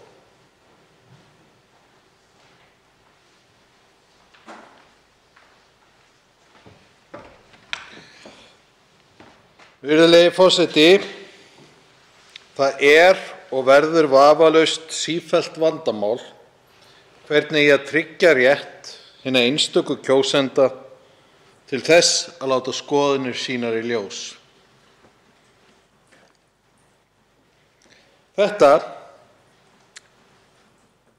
Þessi orð voru látin falla á 70. löggjafarþinginu í nóvember 1950 af hv. alþingismanni og afa mínum, og hann hefur sennilega þarna hitt naglann á höfuðið að við yrðum ennþá að rífast það hvernig eigi að framkvæma kosningar á almennilegan máta yfir 70 árum seinna. Ég var nú einn þeirra sem fékk að upplifa vafann hvað væri lögmæt kosning og ekki lögmæt kosning og allt það klúður sem gerðist í Norðvestur. Og eitt af því sem ég heyrði mjög oft á þeim tíma var, já sko, nýju lögin, þau taka á þessu. Nýju lögin, þar myndi þetta ekki gerast. En það eru þessi nýju lög sem eru enn greinilega ekki alveg rétt og þarf að laga. Og það sorglega er að það er fullt af atriðum sem klikkaði í september síðastliðnum sem ekki er verið að laga. Til dæmis hef ég oft verið spurður að því eftir að greitt voru atkvæði kjörbréf af hverju ég hefði kosið gegn því að uppkosning færi fram. Það var einföld ástæða fyrir því. Ég tel að sú grein sem þar er inni, hún sé gömul og úrelt og hafi einfaldlega ekki átt við þegar eftir að við hættum að vera með einstaklingskjördæmi. Hvað þá? Eftir að við byrjuðum að vera með jöfnunarþingmenn. Og það er kannski svona vandinn við það hvernig við vinnum með frumvörp yfir höfuð, er að við erum endalaust að plástra lög. Og þá gerast tveir hlutir. Það verða eftir einhverjar greinar sem kannski eiga ekki lengur við, en það er enginn að horfa á þær af því að við erum alltaf að horfa á breytingarnar sem eru lagðar til. Og svo í öðru lagi að við óvart strokum út einhverjar greinar af því við erum eiginlega orðin alveg rugluð á því hvaða greinar eru enn inni í frumvarpinu. Og þegar ég tala plástrafrumvörp, þá er það nákvæmlega svona sem við fáum frumvörpin. Þessi grein breytist úr því að vera 8 og í staðinn skal vera 7 og svo 27. greinin að breytast svona og í rauninni mjög erfitt að sjá hvernig frumvarpið sjálft á eftir að líta út þegar við erum búin að segja já við þessum breytingum. Og það er dálítið fyndið vegna þess að þegar við erum að greiða atkvæði frumvörp, þá greiðum við atkvæði frumvörp svo breytt. Svo geta bara liðið heillangur tími þá til að þessi breytta útgáfa er komin út á neti til dæmis. Og þar af leiðandi bara mjög erfitt að sjá hvernig heildarlaga textinn lítur. Og þetta gerir það líka miklu erfiðara að fá nokkurs konar yfirlit yfir það hvað við erum í rauninni að samþykkja. Í dag er það þannig að ég þarf að horfa á þetta frumvarp sem hér er lagt fram á einum skjá og á öðrum skjá vera með gömlu lögin og svo að reyna að púsla þessu saman í huganum hvernig þetta lítur út. Ég hefði haldið að við gætum nú kannski fjárfest í smá tæknilausnum, þannig að við gætum séð hvernig hlutirnir litu út, svo breyttir. Að þá kannski gætum við lesið yfir frumvörpin og átta okkur á því hvernig þau líta út eftir á. Vegna þess að eitt af því sem maður vill geta gert er að horfa í gegnum textan þegar hann er allur kominn saman og horfa og hugsa hvað gerist ef að þetta gerist. Ef að þessi grein kikkar inn, hvar þarf ég að fara næst? Hvað gerist þá við hinar greinarnar? All þessi hugarleikfimi sem þú þarft að fara í gegnum til þess að átta þig á því hvernig lögin munu virka, það er algjörlega ómögulegt fyrir kannski vikum seinna eða mánuðum seinna þegar nýju lögin eru komin inn og við erum löngu búin að gleyma því að við vorum að gera ný kosningalög til dæmis. Þannig að þetta er spurning það að vera með vinnubrögð hér á þingi sem að draga úr hættunni að við þurfum að vera að uppfæra einhverja svona hluti. Og jú, hluti af því sem verið að leggja til sem breytingar hér er að stilla dagsetningarnar af að það sé nú kannski komin kjörskráður en við byrjum að taka næsta skrefið. Mér fannst til dæmis alveg ótrúlega fyndið, eða kómískt kannski frekar, að ég gat farið og kosið utan kjörstaðar í alþingiskosningunum áður en að fresturinn til að tilkynna framboð var einu sinni kominn fram. Ég gat farið og kosið einhvern flokk sem ekki var kannski einu sinni til, sem kannski náði ekki því lágmarki undirskriftar sem þeir vildu. Það er ekkert. Það er engin lógík í því að geta að stilla ekki þessar dagsetningar á og það hefði enginn hugsað út í allt þetta. Við erum líka með í nýju lögunum hluti í kringum utankjörfundaratkvæðagreiðslur. Það er svo tímasetning þar sem segir utankjörfundir skulu loka klukkan 5 hér á landi og erlendis daginn áður. En síðan ansi loðið það hversu fljótt þú þarft að koma þessum atkvæðum til skila. Og ég held að það hafi enginn lesið allan þann texta í gegn og hugsað hvernig mismunandi dagsetningar þar spila við hvor annar.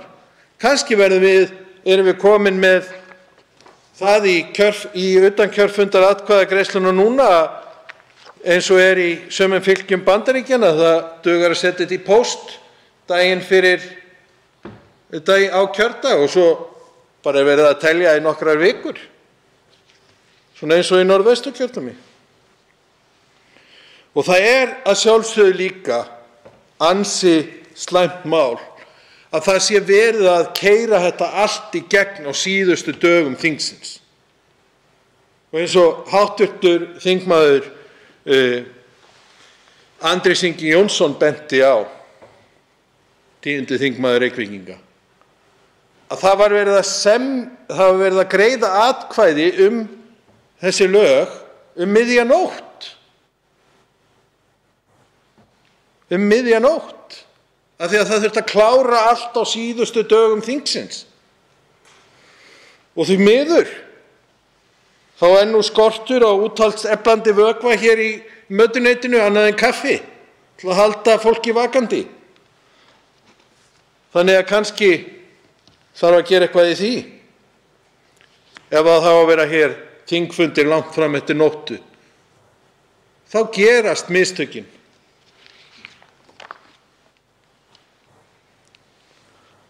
En ég sammála þessu frumvarpi efnislega? Já, það lagar sumt en ekki allt.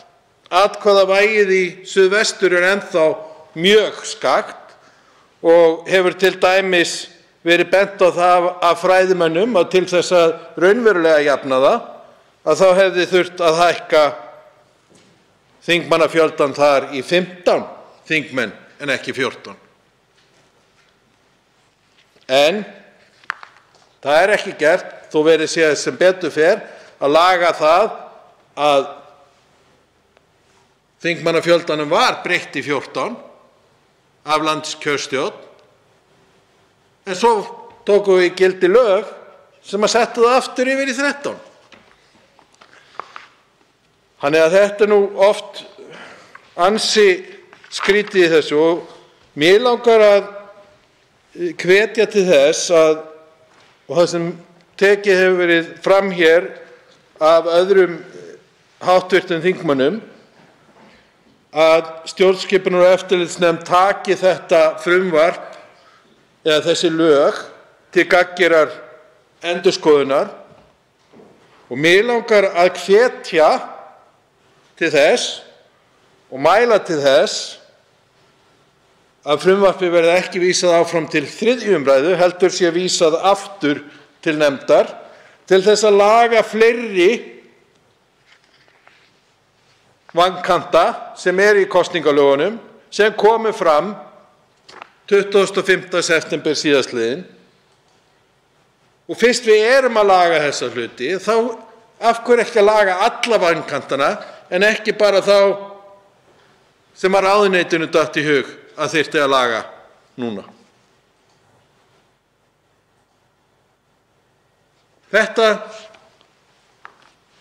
þurfum við að gera til þess að á endanum getum við tryggt rétt hinna einstöku kjósenda til þess að láta skoðanir sínar í ljós.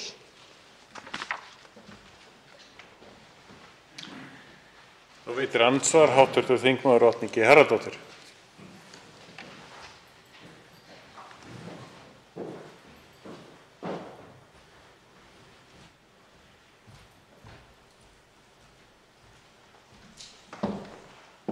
Herra forseti, ég vil þakka hv. þingmanni fyrir ræðuna.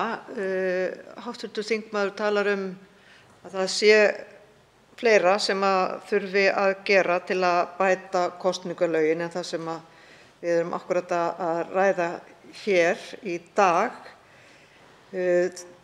Það eru margir sem hafa einmitt bent á það að það sé eitt og annað sem ógni opnum frjálsum lýðræðissamfélögum í nútímanum, og þar er talað oftast upplýsingaóreiðu og falsfréttir og netárásir, og við þurfum að gæta að lýðræðinu eins og bara öðrum mikilvægum innviðum í samfélaginu. Við verðum að hafa vegi og við verðum að hafa flutningskerfi og velferðarkerfi og skólakerfi og allt þetta, og svo lýðræði, og við verðum að gæta jafnvel að lýðræðinu eins og öllum öðrum nauðsynlegum innviðum. Ég vil spyrja hv. þingmann hvort hann sé ekki sammála þessari nálgun, og hvort hann telji ekki að einmitt kosningalöggjöfin sé ein af þessum ferlum í lýðræðinu sem við þurfum að gæta að séu traustir, og þess vegna einmitt ættum við að leggja mikla áherslu á að vanda til verka þegar að kemur að umgjörðinni sem kosningalögin eru að lýðræðinu í rauninni. Og þannig að þarna er auðvitað margt sem hefur farið úrskeiðis við vinnslu þessa kosningalaga og nýlegra breytinga, en hvað segir hv. þingmaður um þetta? Svarar andsvari hv. þingmaður Gísli Rafn Ólafsson.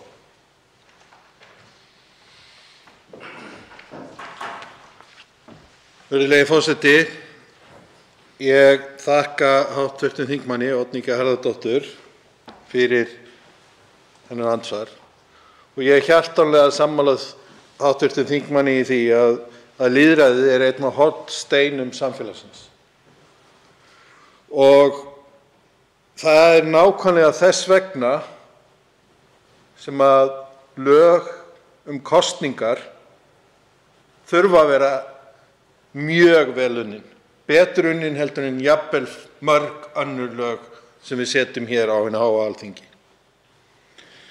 Og við munum gera mistök í lagasetningu. Við munum læra vonandi af þeim. Og það hefur oft verið sagt að það er mannlegt að gera mistök. Það er allt í lagi, svo lengi sem við lærum af þeim. Og það er það sem ég er að hvetja til, er að við tökum þessi mistök. Það voru mistök, það gekk ekki allt upp núna í síðustu kosningunum. Tökum lærdóminn af því, lögum það sem laga þarf, vegna þess að við þurfum að hafa þennan hornstein af lýðræðinu algjörlega traustan. Því að ef við gerum það ekki, þá vitum við hvert við endum. Við endum í því glapræði sem því miður margar þjóðir hafa þurft að horfa upp á, þar sem lýðræðið er bara í orði en ekki í borði. Þetta er andsvar í síðara sinn, hv. þingmaður Oddný G. Harðardóttir. Herra forseti, mig minnir að það hafi verið Stalín. Það má þó vera að það sé ekki rétt munað hjá mér, en mig minnir að það hafi verið haft eftir Stalín, að hann hefði orðað þetta einhvern veginn á þennan veg að það skiptir kannski ekki alveg öllu máli hvernig kjósendur kjósa. Það sem skipti meira máli væri hvernig talið væri upp kossunum. Og mér var allavega að hugsa til þessa þegar var verið að telja upp úr kossunum í Norðvesturkjördæmi við síðustu kosningar, og þá óþægilegu niðurstöðu að kosningin var talningin var látin standa þó að uppi væri vafi að þetta væri allt saman rétt. Og þar fannst mér svona ásýnd lýðræðisins hér á landi bíða hnekki. Og það er svolítið svona það sem þeir sem vilja draga úr lýðræðinu og vilja haga hlutina meira svona eftir sínu höfði, vilja svona segja þetta er ekki svo mikilvægt. Þetta það er nú hægt að hafa áhrif á því hvernig talið upp úr kössunum og svo framvegis og við skulum nú gera lítið úr lýðræðinu, það er líka svo langdregið og seinlegt og erfitt og leiðilegt. Þannig að ég vil spyrja hv. þingmann hvort að hann hafi fengið þessa óþæginda tilfinningu þegar að kosningaklúðrið var þarna í Norðvesturkjördæmi, að við stæðum ekki á styrkum stoðum þegar við hugum að lýðræðinu hér á landi. Svarar andsvara sér sinn, hv. þingmaður Gísli Rafn Ólafsson.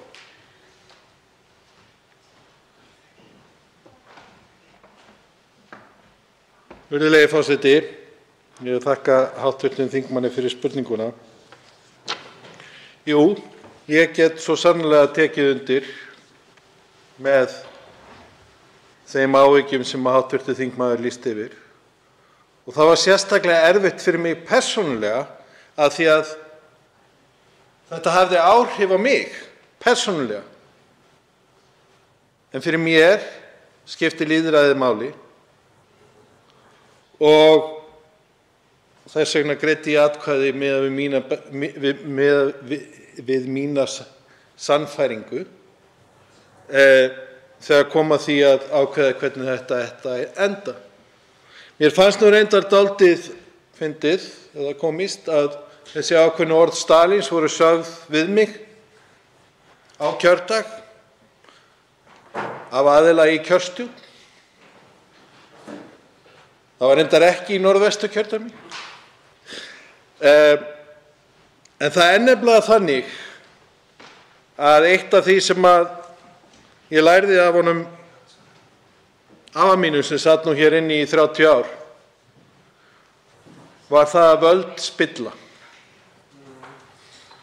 Og það er nákvæmlega þetta með völdin að þegar þú ert búin að vera með þau mjög lengi þá viltu oft bara að þú náir þínu framgengt óháð því hvað er rétt eða hvað er rangt.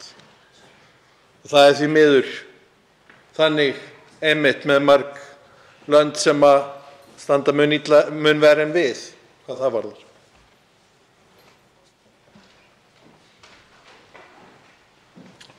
Lokið.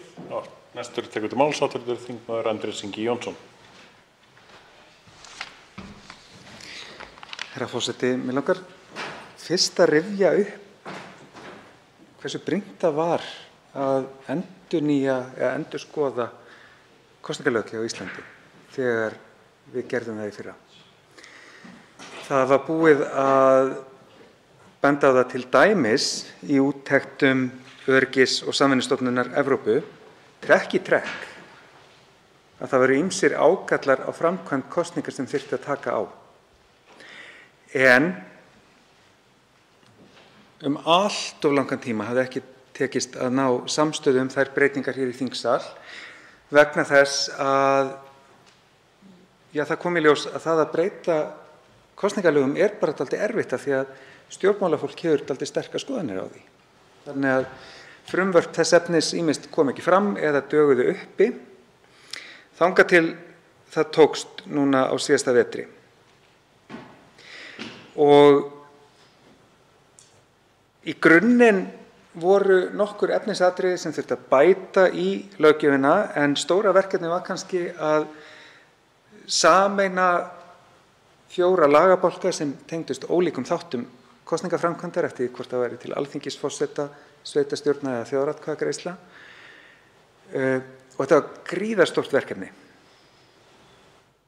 Það var ekki fyrr en 15. desember 2020 sem Steingrímur J. Sigfússon, þáverandi forseti, náði að mæla fyrir frumvarpinu í fyrstu umræðu.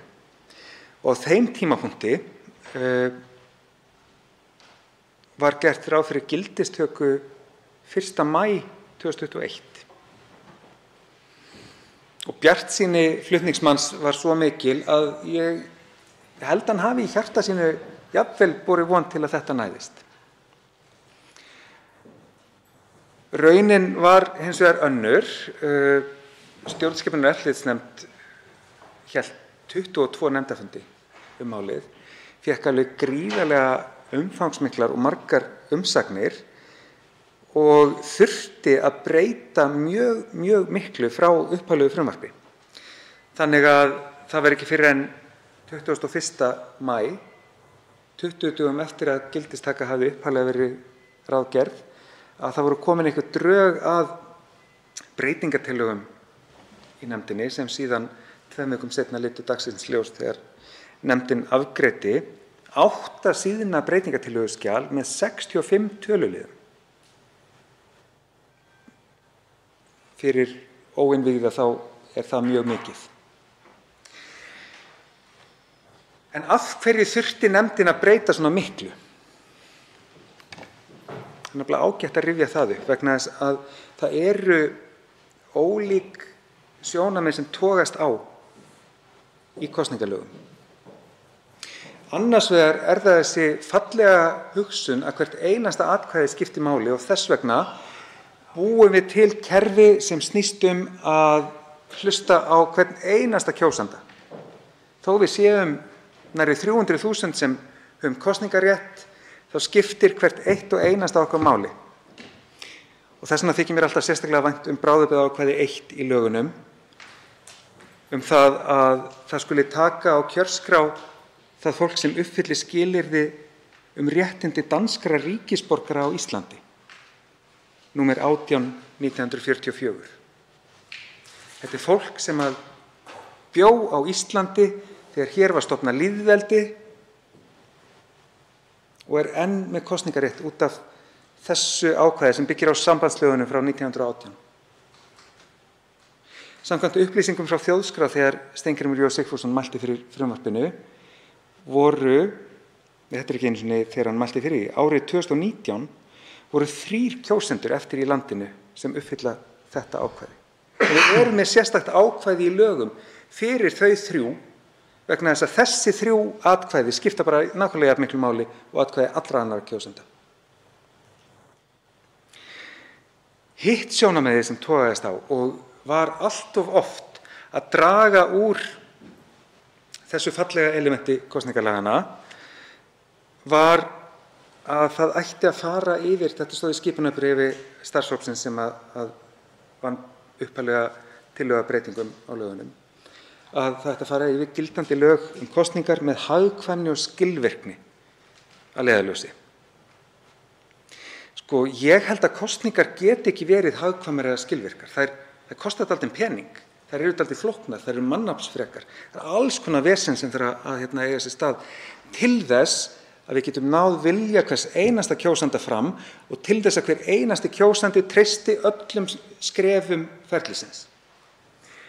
Ég langar bara að nefna örfá dæmi ágreiningsefni í upphaflegu frumvarpi sem stjórnskipunar- og eftirlitsnefnd tók á og breytti. Í fyrsta lagi var lagt til að leggja niður yfir kjörstjórnir kjördæma og fela landskjörstjórn alla svona helstu framkvæmd við alþingiskosningar. Þetta þótti fólki færa framkvæmdina of langt frá héraði. Þetta myndi bara koma niður á framkvæmdinni og svona kerfinu sem fólk treysti. Þessu var snúið við, yfirkjörstjórnirnar komu inn aftur. Kalla á gífurlega flóknar breytingar af því að þetta snerti annarhvert ákvæði í frumvarpinu. Í upphaflegu frumvarpi var líka lagt til að slit kjörfundar yrði færð fram klukkutíma, að fólk gæti ekki lengur kosið til klukkan 10 að kvöldi heldur þyrfti að klára sig af fyrir klukkan 9.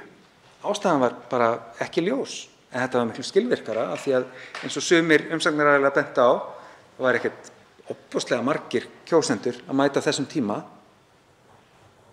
en meirihluti nefndarinnar sagði nógu margir til að við bara höldum þessu óbreyttu. Við bara höfum kjörfund opinn til klukkan 10, þó það þýði smá óhagræði kannski í sumum sveitarfélögum og þó það þýði að fréttaþjóðirnir í beinni útsendingu á RÚV fái fyrstu tölur ekki jafn fljótt og þeir kannski vildu. Af því að það skiptir engu máli.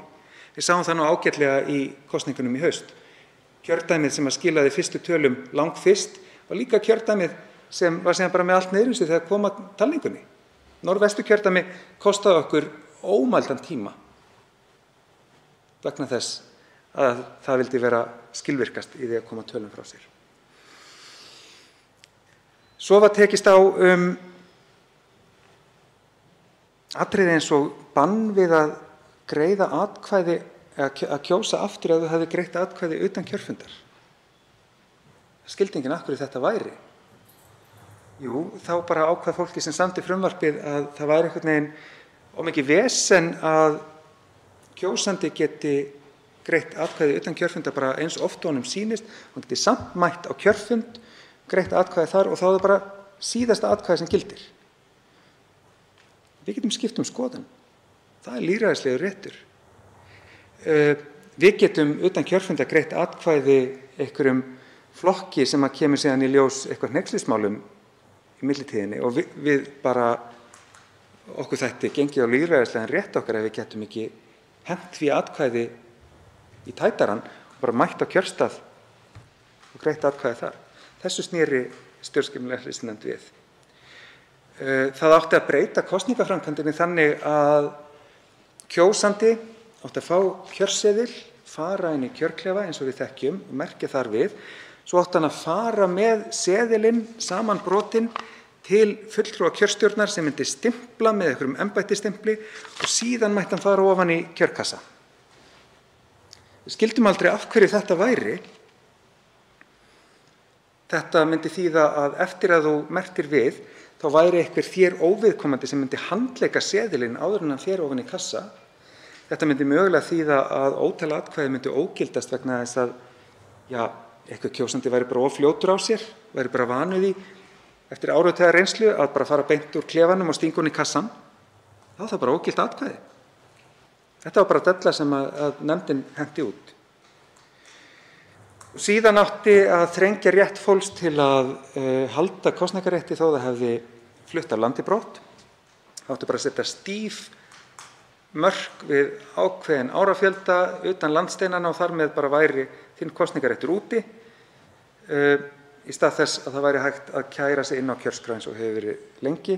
Það var sett inn aftur vegna þess að það er vesen fyrir kerfið að þetta fólk sé að kæra sig inn á kjörskrá og bæta sig við en það er bara vesen sem er hluti af og bara mikilvægur hluti af því kerfi sem við byggjum traust á kosningar á. Þetta er bara brotabrot af þeim umfangsmiklu breytingum sem stjórnskipunar- og eftirlitsnefnd gerði til þess að gera málið betra. Og það tókst vel. Þó við höfum rekið okkur á það núna að það hafi ekki tekist nógu vel vegna þess að tíminn þegar hér var komið sögu var bara of skammur. 8. júní er málið afgreitt úr nefnd með þessum umfangsmiklu breytingatillögum. 12. júní, eða aðfaranótt 12. júní, eins og það heiti víst, átti sér stað önnur umræða málið. Ef við gætum farið í tímavél, þá hefðum við kannski gefið nokkra daga eftir 12. júní til þess að leyfa þessum drögum aðeins að líta dagsins ljós, aðeins að vera rýnd af sérfræðingum, hagsmunaaðilum, þannig að það væri mögulega hægt að gera úrbætur fyrir 3. umræðu, en það mátti ekki vegna þess að við þurftum að komast í sumarfríið okkar. Þannig að aðfaranótt 13. júní var málið afgreitt endanlega við 3. umræðu. Þetta eru ekki góð vinnubrögð, herra forseti, vegna þess að fyrir utan hvað þetta eru umfangsmiklar breytingar, þá eru það líka eins og hefur komið fram í þessari umræðu mjög óaðgengilegar. Það er ekki hægt að lesa 65 töluliða breytingaskjal og bera það saman við upphaflega frumvarpið og fá eitthvað sens í það sem er að gerast. Það bara þarf alveg óbúslega sérfræðikunnáttu til að lesa sig í gegnum þetta og sjá hvað má betur fara. Nú erum við í annað sinn, eða 3. í raun, að framkvæma slíkar breytingar og Sem betur fer, vil ég segja, er fólk viljugt til þess, svo lögin verði alltaf betri og betri og betri. En mér langar að skilja eftir þessa hugmynd sem við höfum rætt hér nokkur í andsvörum, hvort þingið þurfi að setja í gang eitthvað formlegt ferli innan stjórnskipunar- og eftirlitsnefndar eða eitthvað sérstaklega nefndar kosningalögin að fara yfir þessa heildarendurskoðun bara í góðu tómi, sjá hvort það þurfi að gera kannski einhverjar umfangsmeiri breytingar til þess að stoppa í öll götin sem mögulega geti verið þarna. Vegna þess að svo góða vinna sem átti sér stað í stjórnskipunar- og eftirlitsnefnd, hún augljóslega var unnin í of mikilli tímaþröng vegna þess að fólk vildi ná þessu máli á endapunkt, loksins, það var langþráður endapunktur að ná því á, en það kapp leiddi mögulega til þess að við vorum að klára það á of skömmum tíma. Þetta var nú það sem ég vildi segja um málið að þessu sinni, herra forseti. Næst tekur til máls hv. þingmaður Lenya Rún Taha Karim.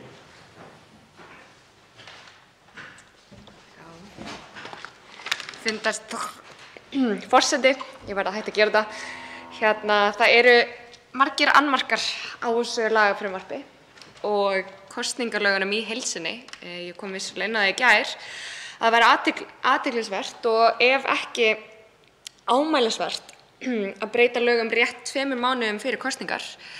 En ég þarf svo sem ekki að vera að fara dýpra ofan í það. Ég vil líka velta því upp hvers vegna það bara verið að breyta dagsetningum en ekki helstu annmörkum löggjafarinnar.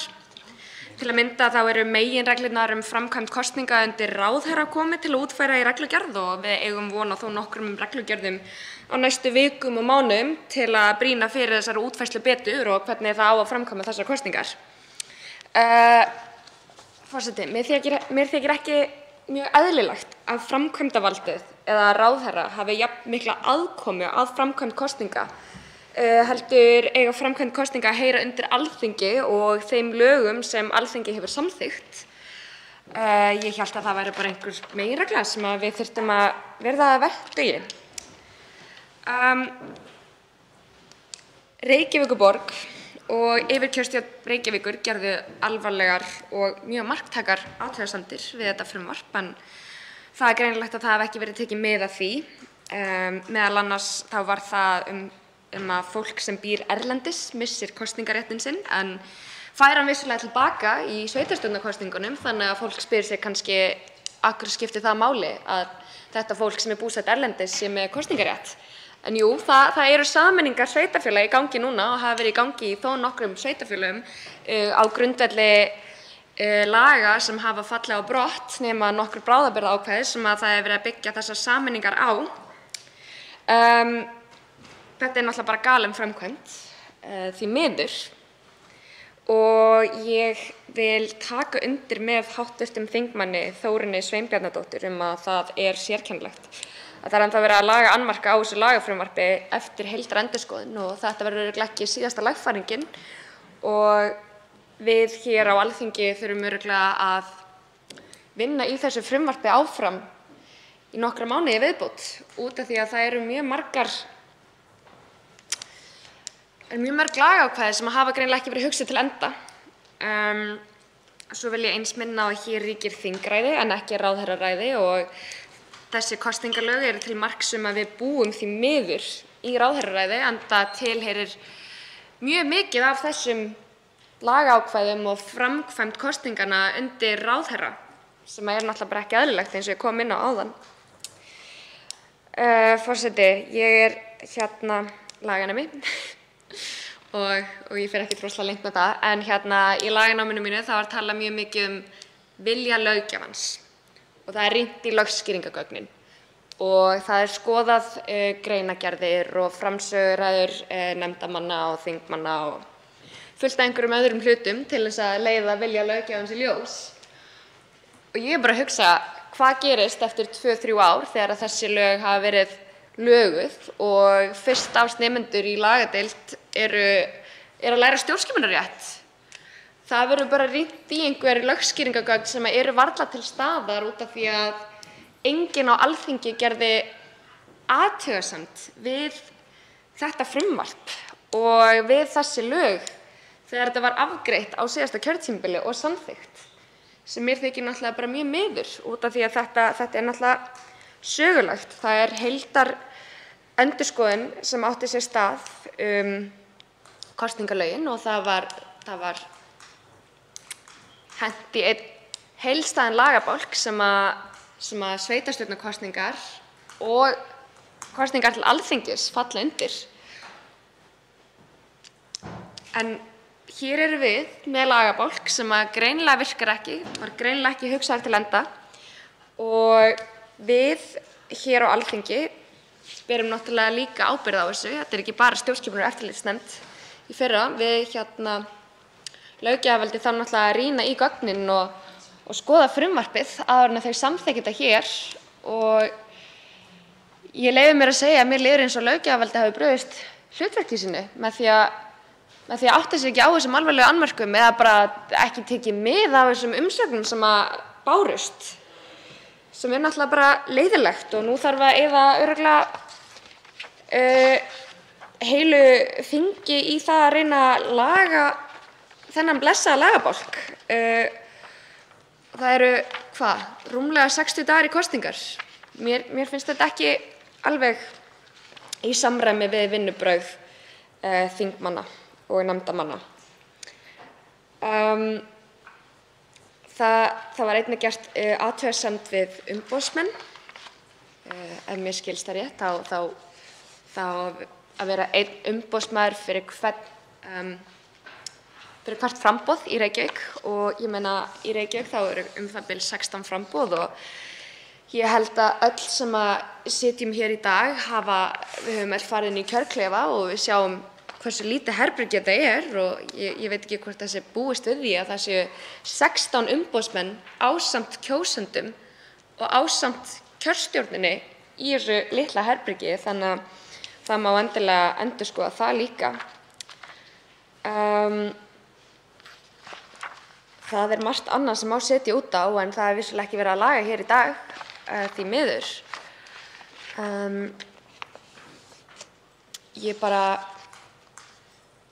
Ég velti því fyrir mér hvort þessi lög hafa verið skoðuð nógu vel þegar þetta var samþykkt í fyrra, sem er náttúrulega bara leiðilegt. Og vinnubrögð Alþingis eiga ekki vera á þennan hátt. Forseti, ég skoðaði þetta frumvarp þegar þetta var lagt fyrst fram og ég tók eftir nokkrum hlutum sem komu fram í frumvarpinu en ég vonaðist til þess að þetta hefði verið lagað í nefnd.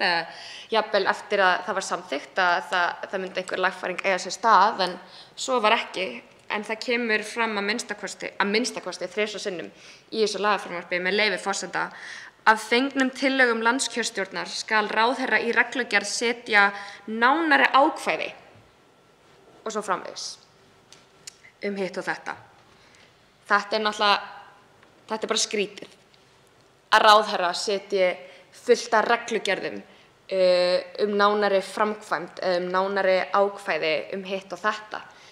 Nú á yfirkjörstjórn eða nú eiga umboðsmenn eða bara fólk sem sér framkvæmd kosninga von á að minnsta kosti 22 reglugerðum frá ráðherra og það eru, eins og ég sagði, rúmlega 60 dagar í kosningar.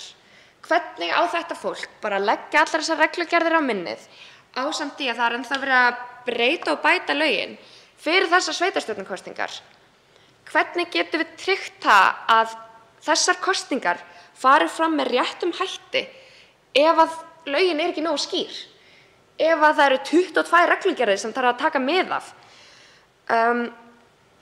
Það er náttúrulega, við sáum það núna í september að það er rosalega mikilvægt að það liggi ekki vafi niðurstöður kosninga eða framkvæmd kosninga.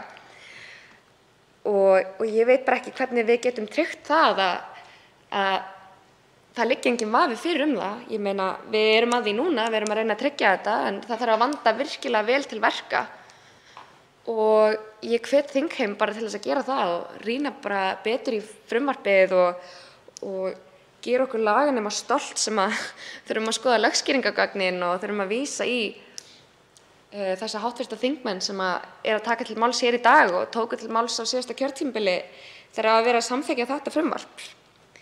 Ég bíð allavega persónulega mjög spennt yfir frekari breytingum og þróunum út af því eins og ég kom inn á rétt í þessu, þetta ekki breytingar á dagsetningum vissulega ekki eina breytingin sem þarf að eiga sér stað og lög kosningar og kosningalög og allt sem viðkemur kosningum náttúrulega bara rosalega mikilvægur hluti af lýðræði hér á Íslandi og við þurfum að virða lýðræðið þannig að samfélag okkar virki. Ég meina, við búum í réttaríki eins og við segjum oft.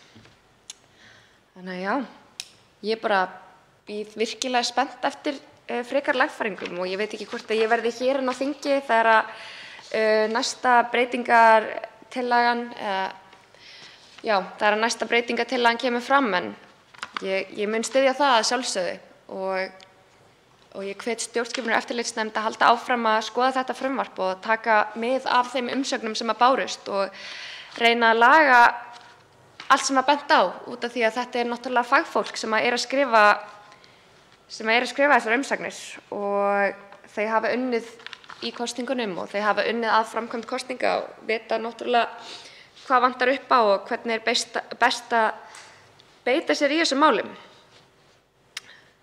Já, fleira var það ekki, forseti. Þetta spennandi tímar framundan. Þá veitir andsvar hv. þingmaður Jóhann Páll Jóhannsson.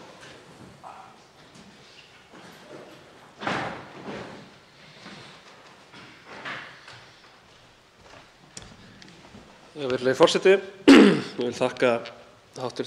þingmanni Lenju Rún Taha Karim fyrir þessa ágætu ræðu.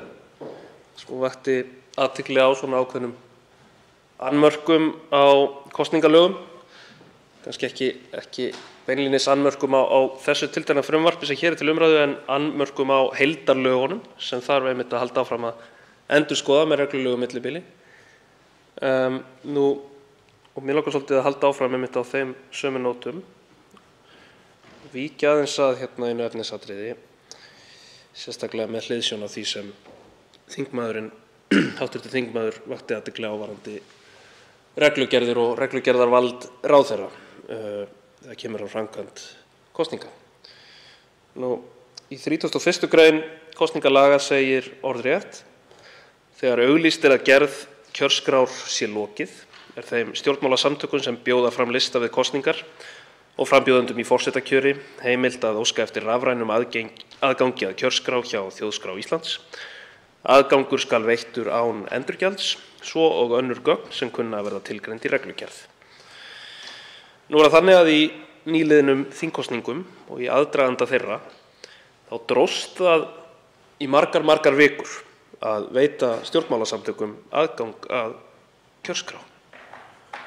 Það voru ekki gefnar miklar skýringar á þessu og stjórnmálasamtök þurftu jafnvel að fara að kaupa gögn frá já.is vegna þess að þessum reglum var ekki fylgt almennilega. Ég veit ekki nákvæmlega hvað það var sem þetta strandaði á, en þetta kannski vekur mann til umhugsunar það hvort það þurfi ekki að skoða þetta ákvæði eitthvað betur og kannski skerpa á þessari reglu að stjórnmálasamtök eigi rétt á aðgangi að kjörskrá. Það væri gaman að heyra hvað hv. þingmanni finnst þetta.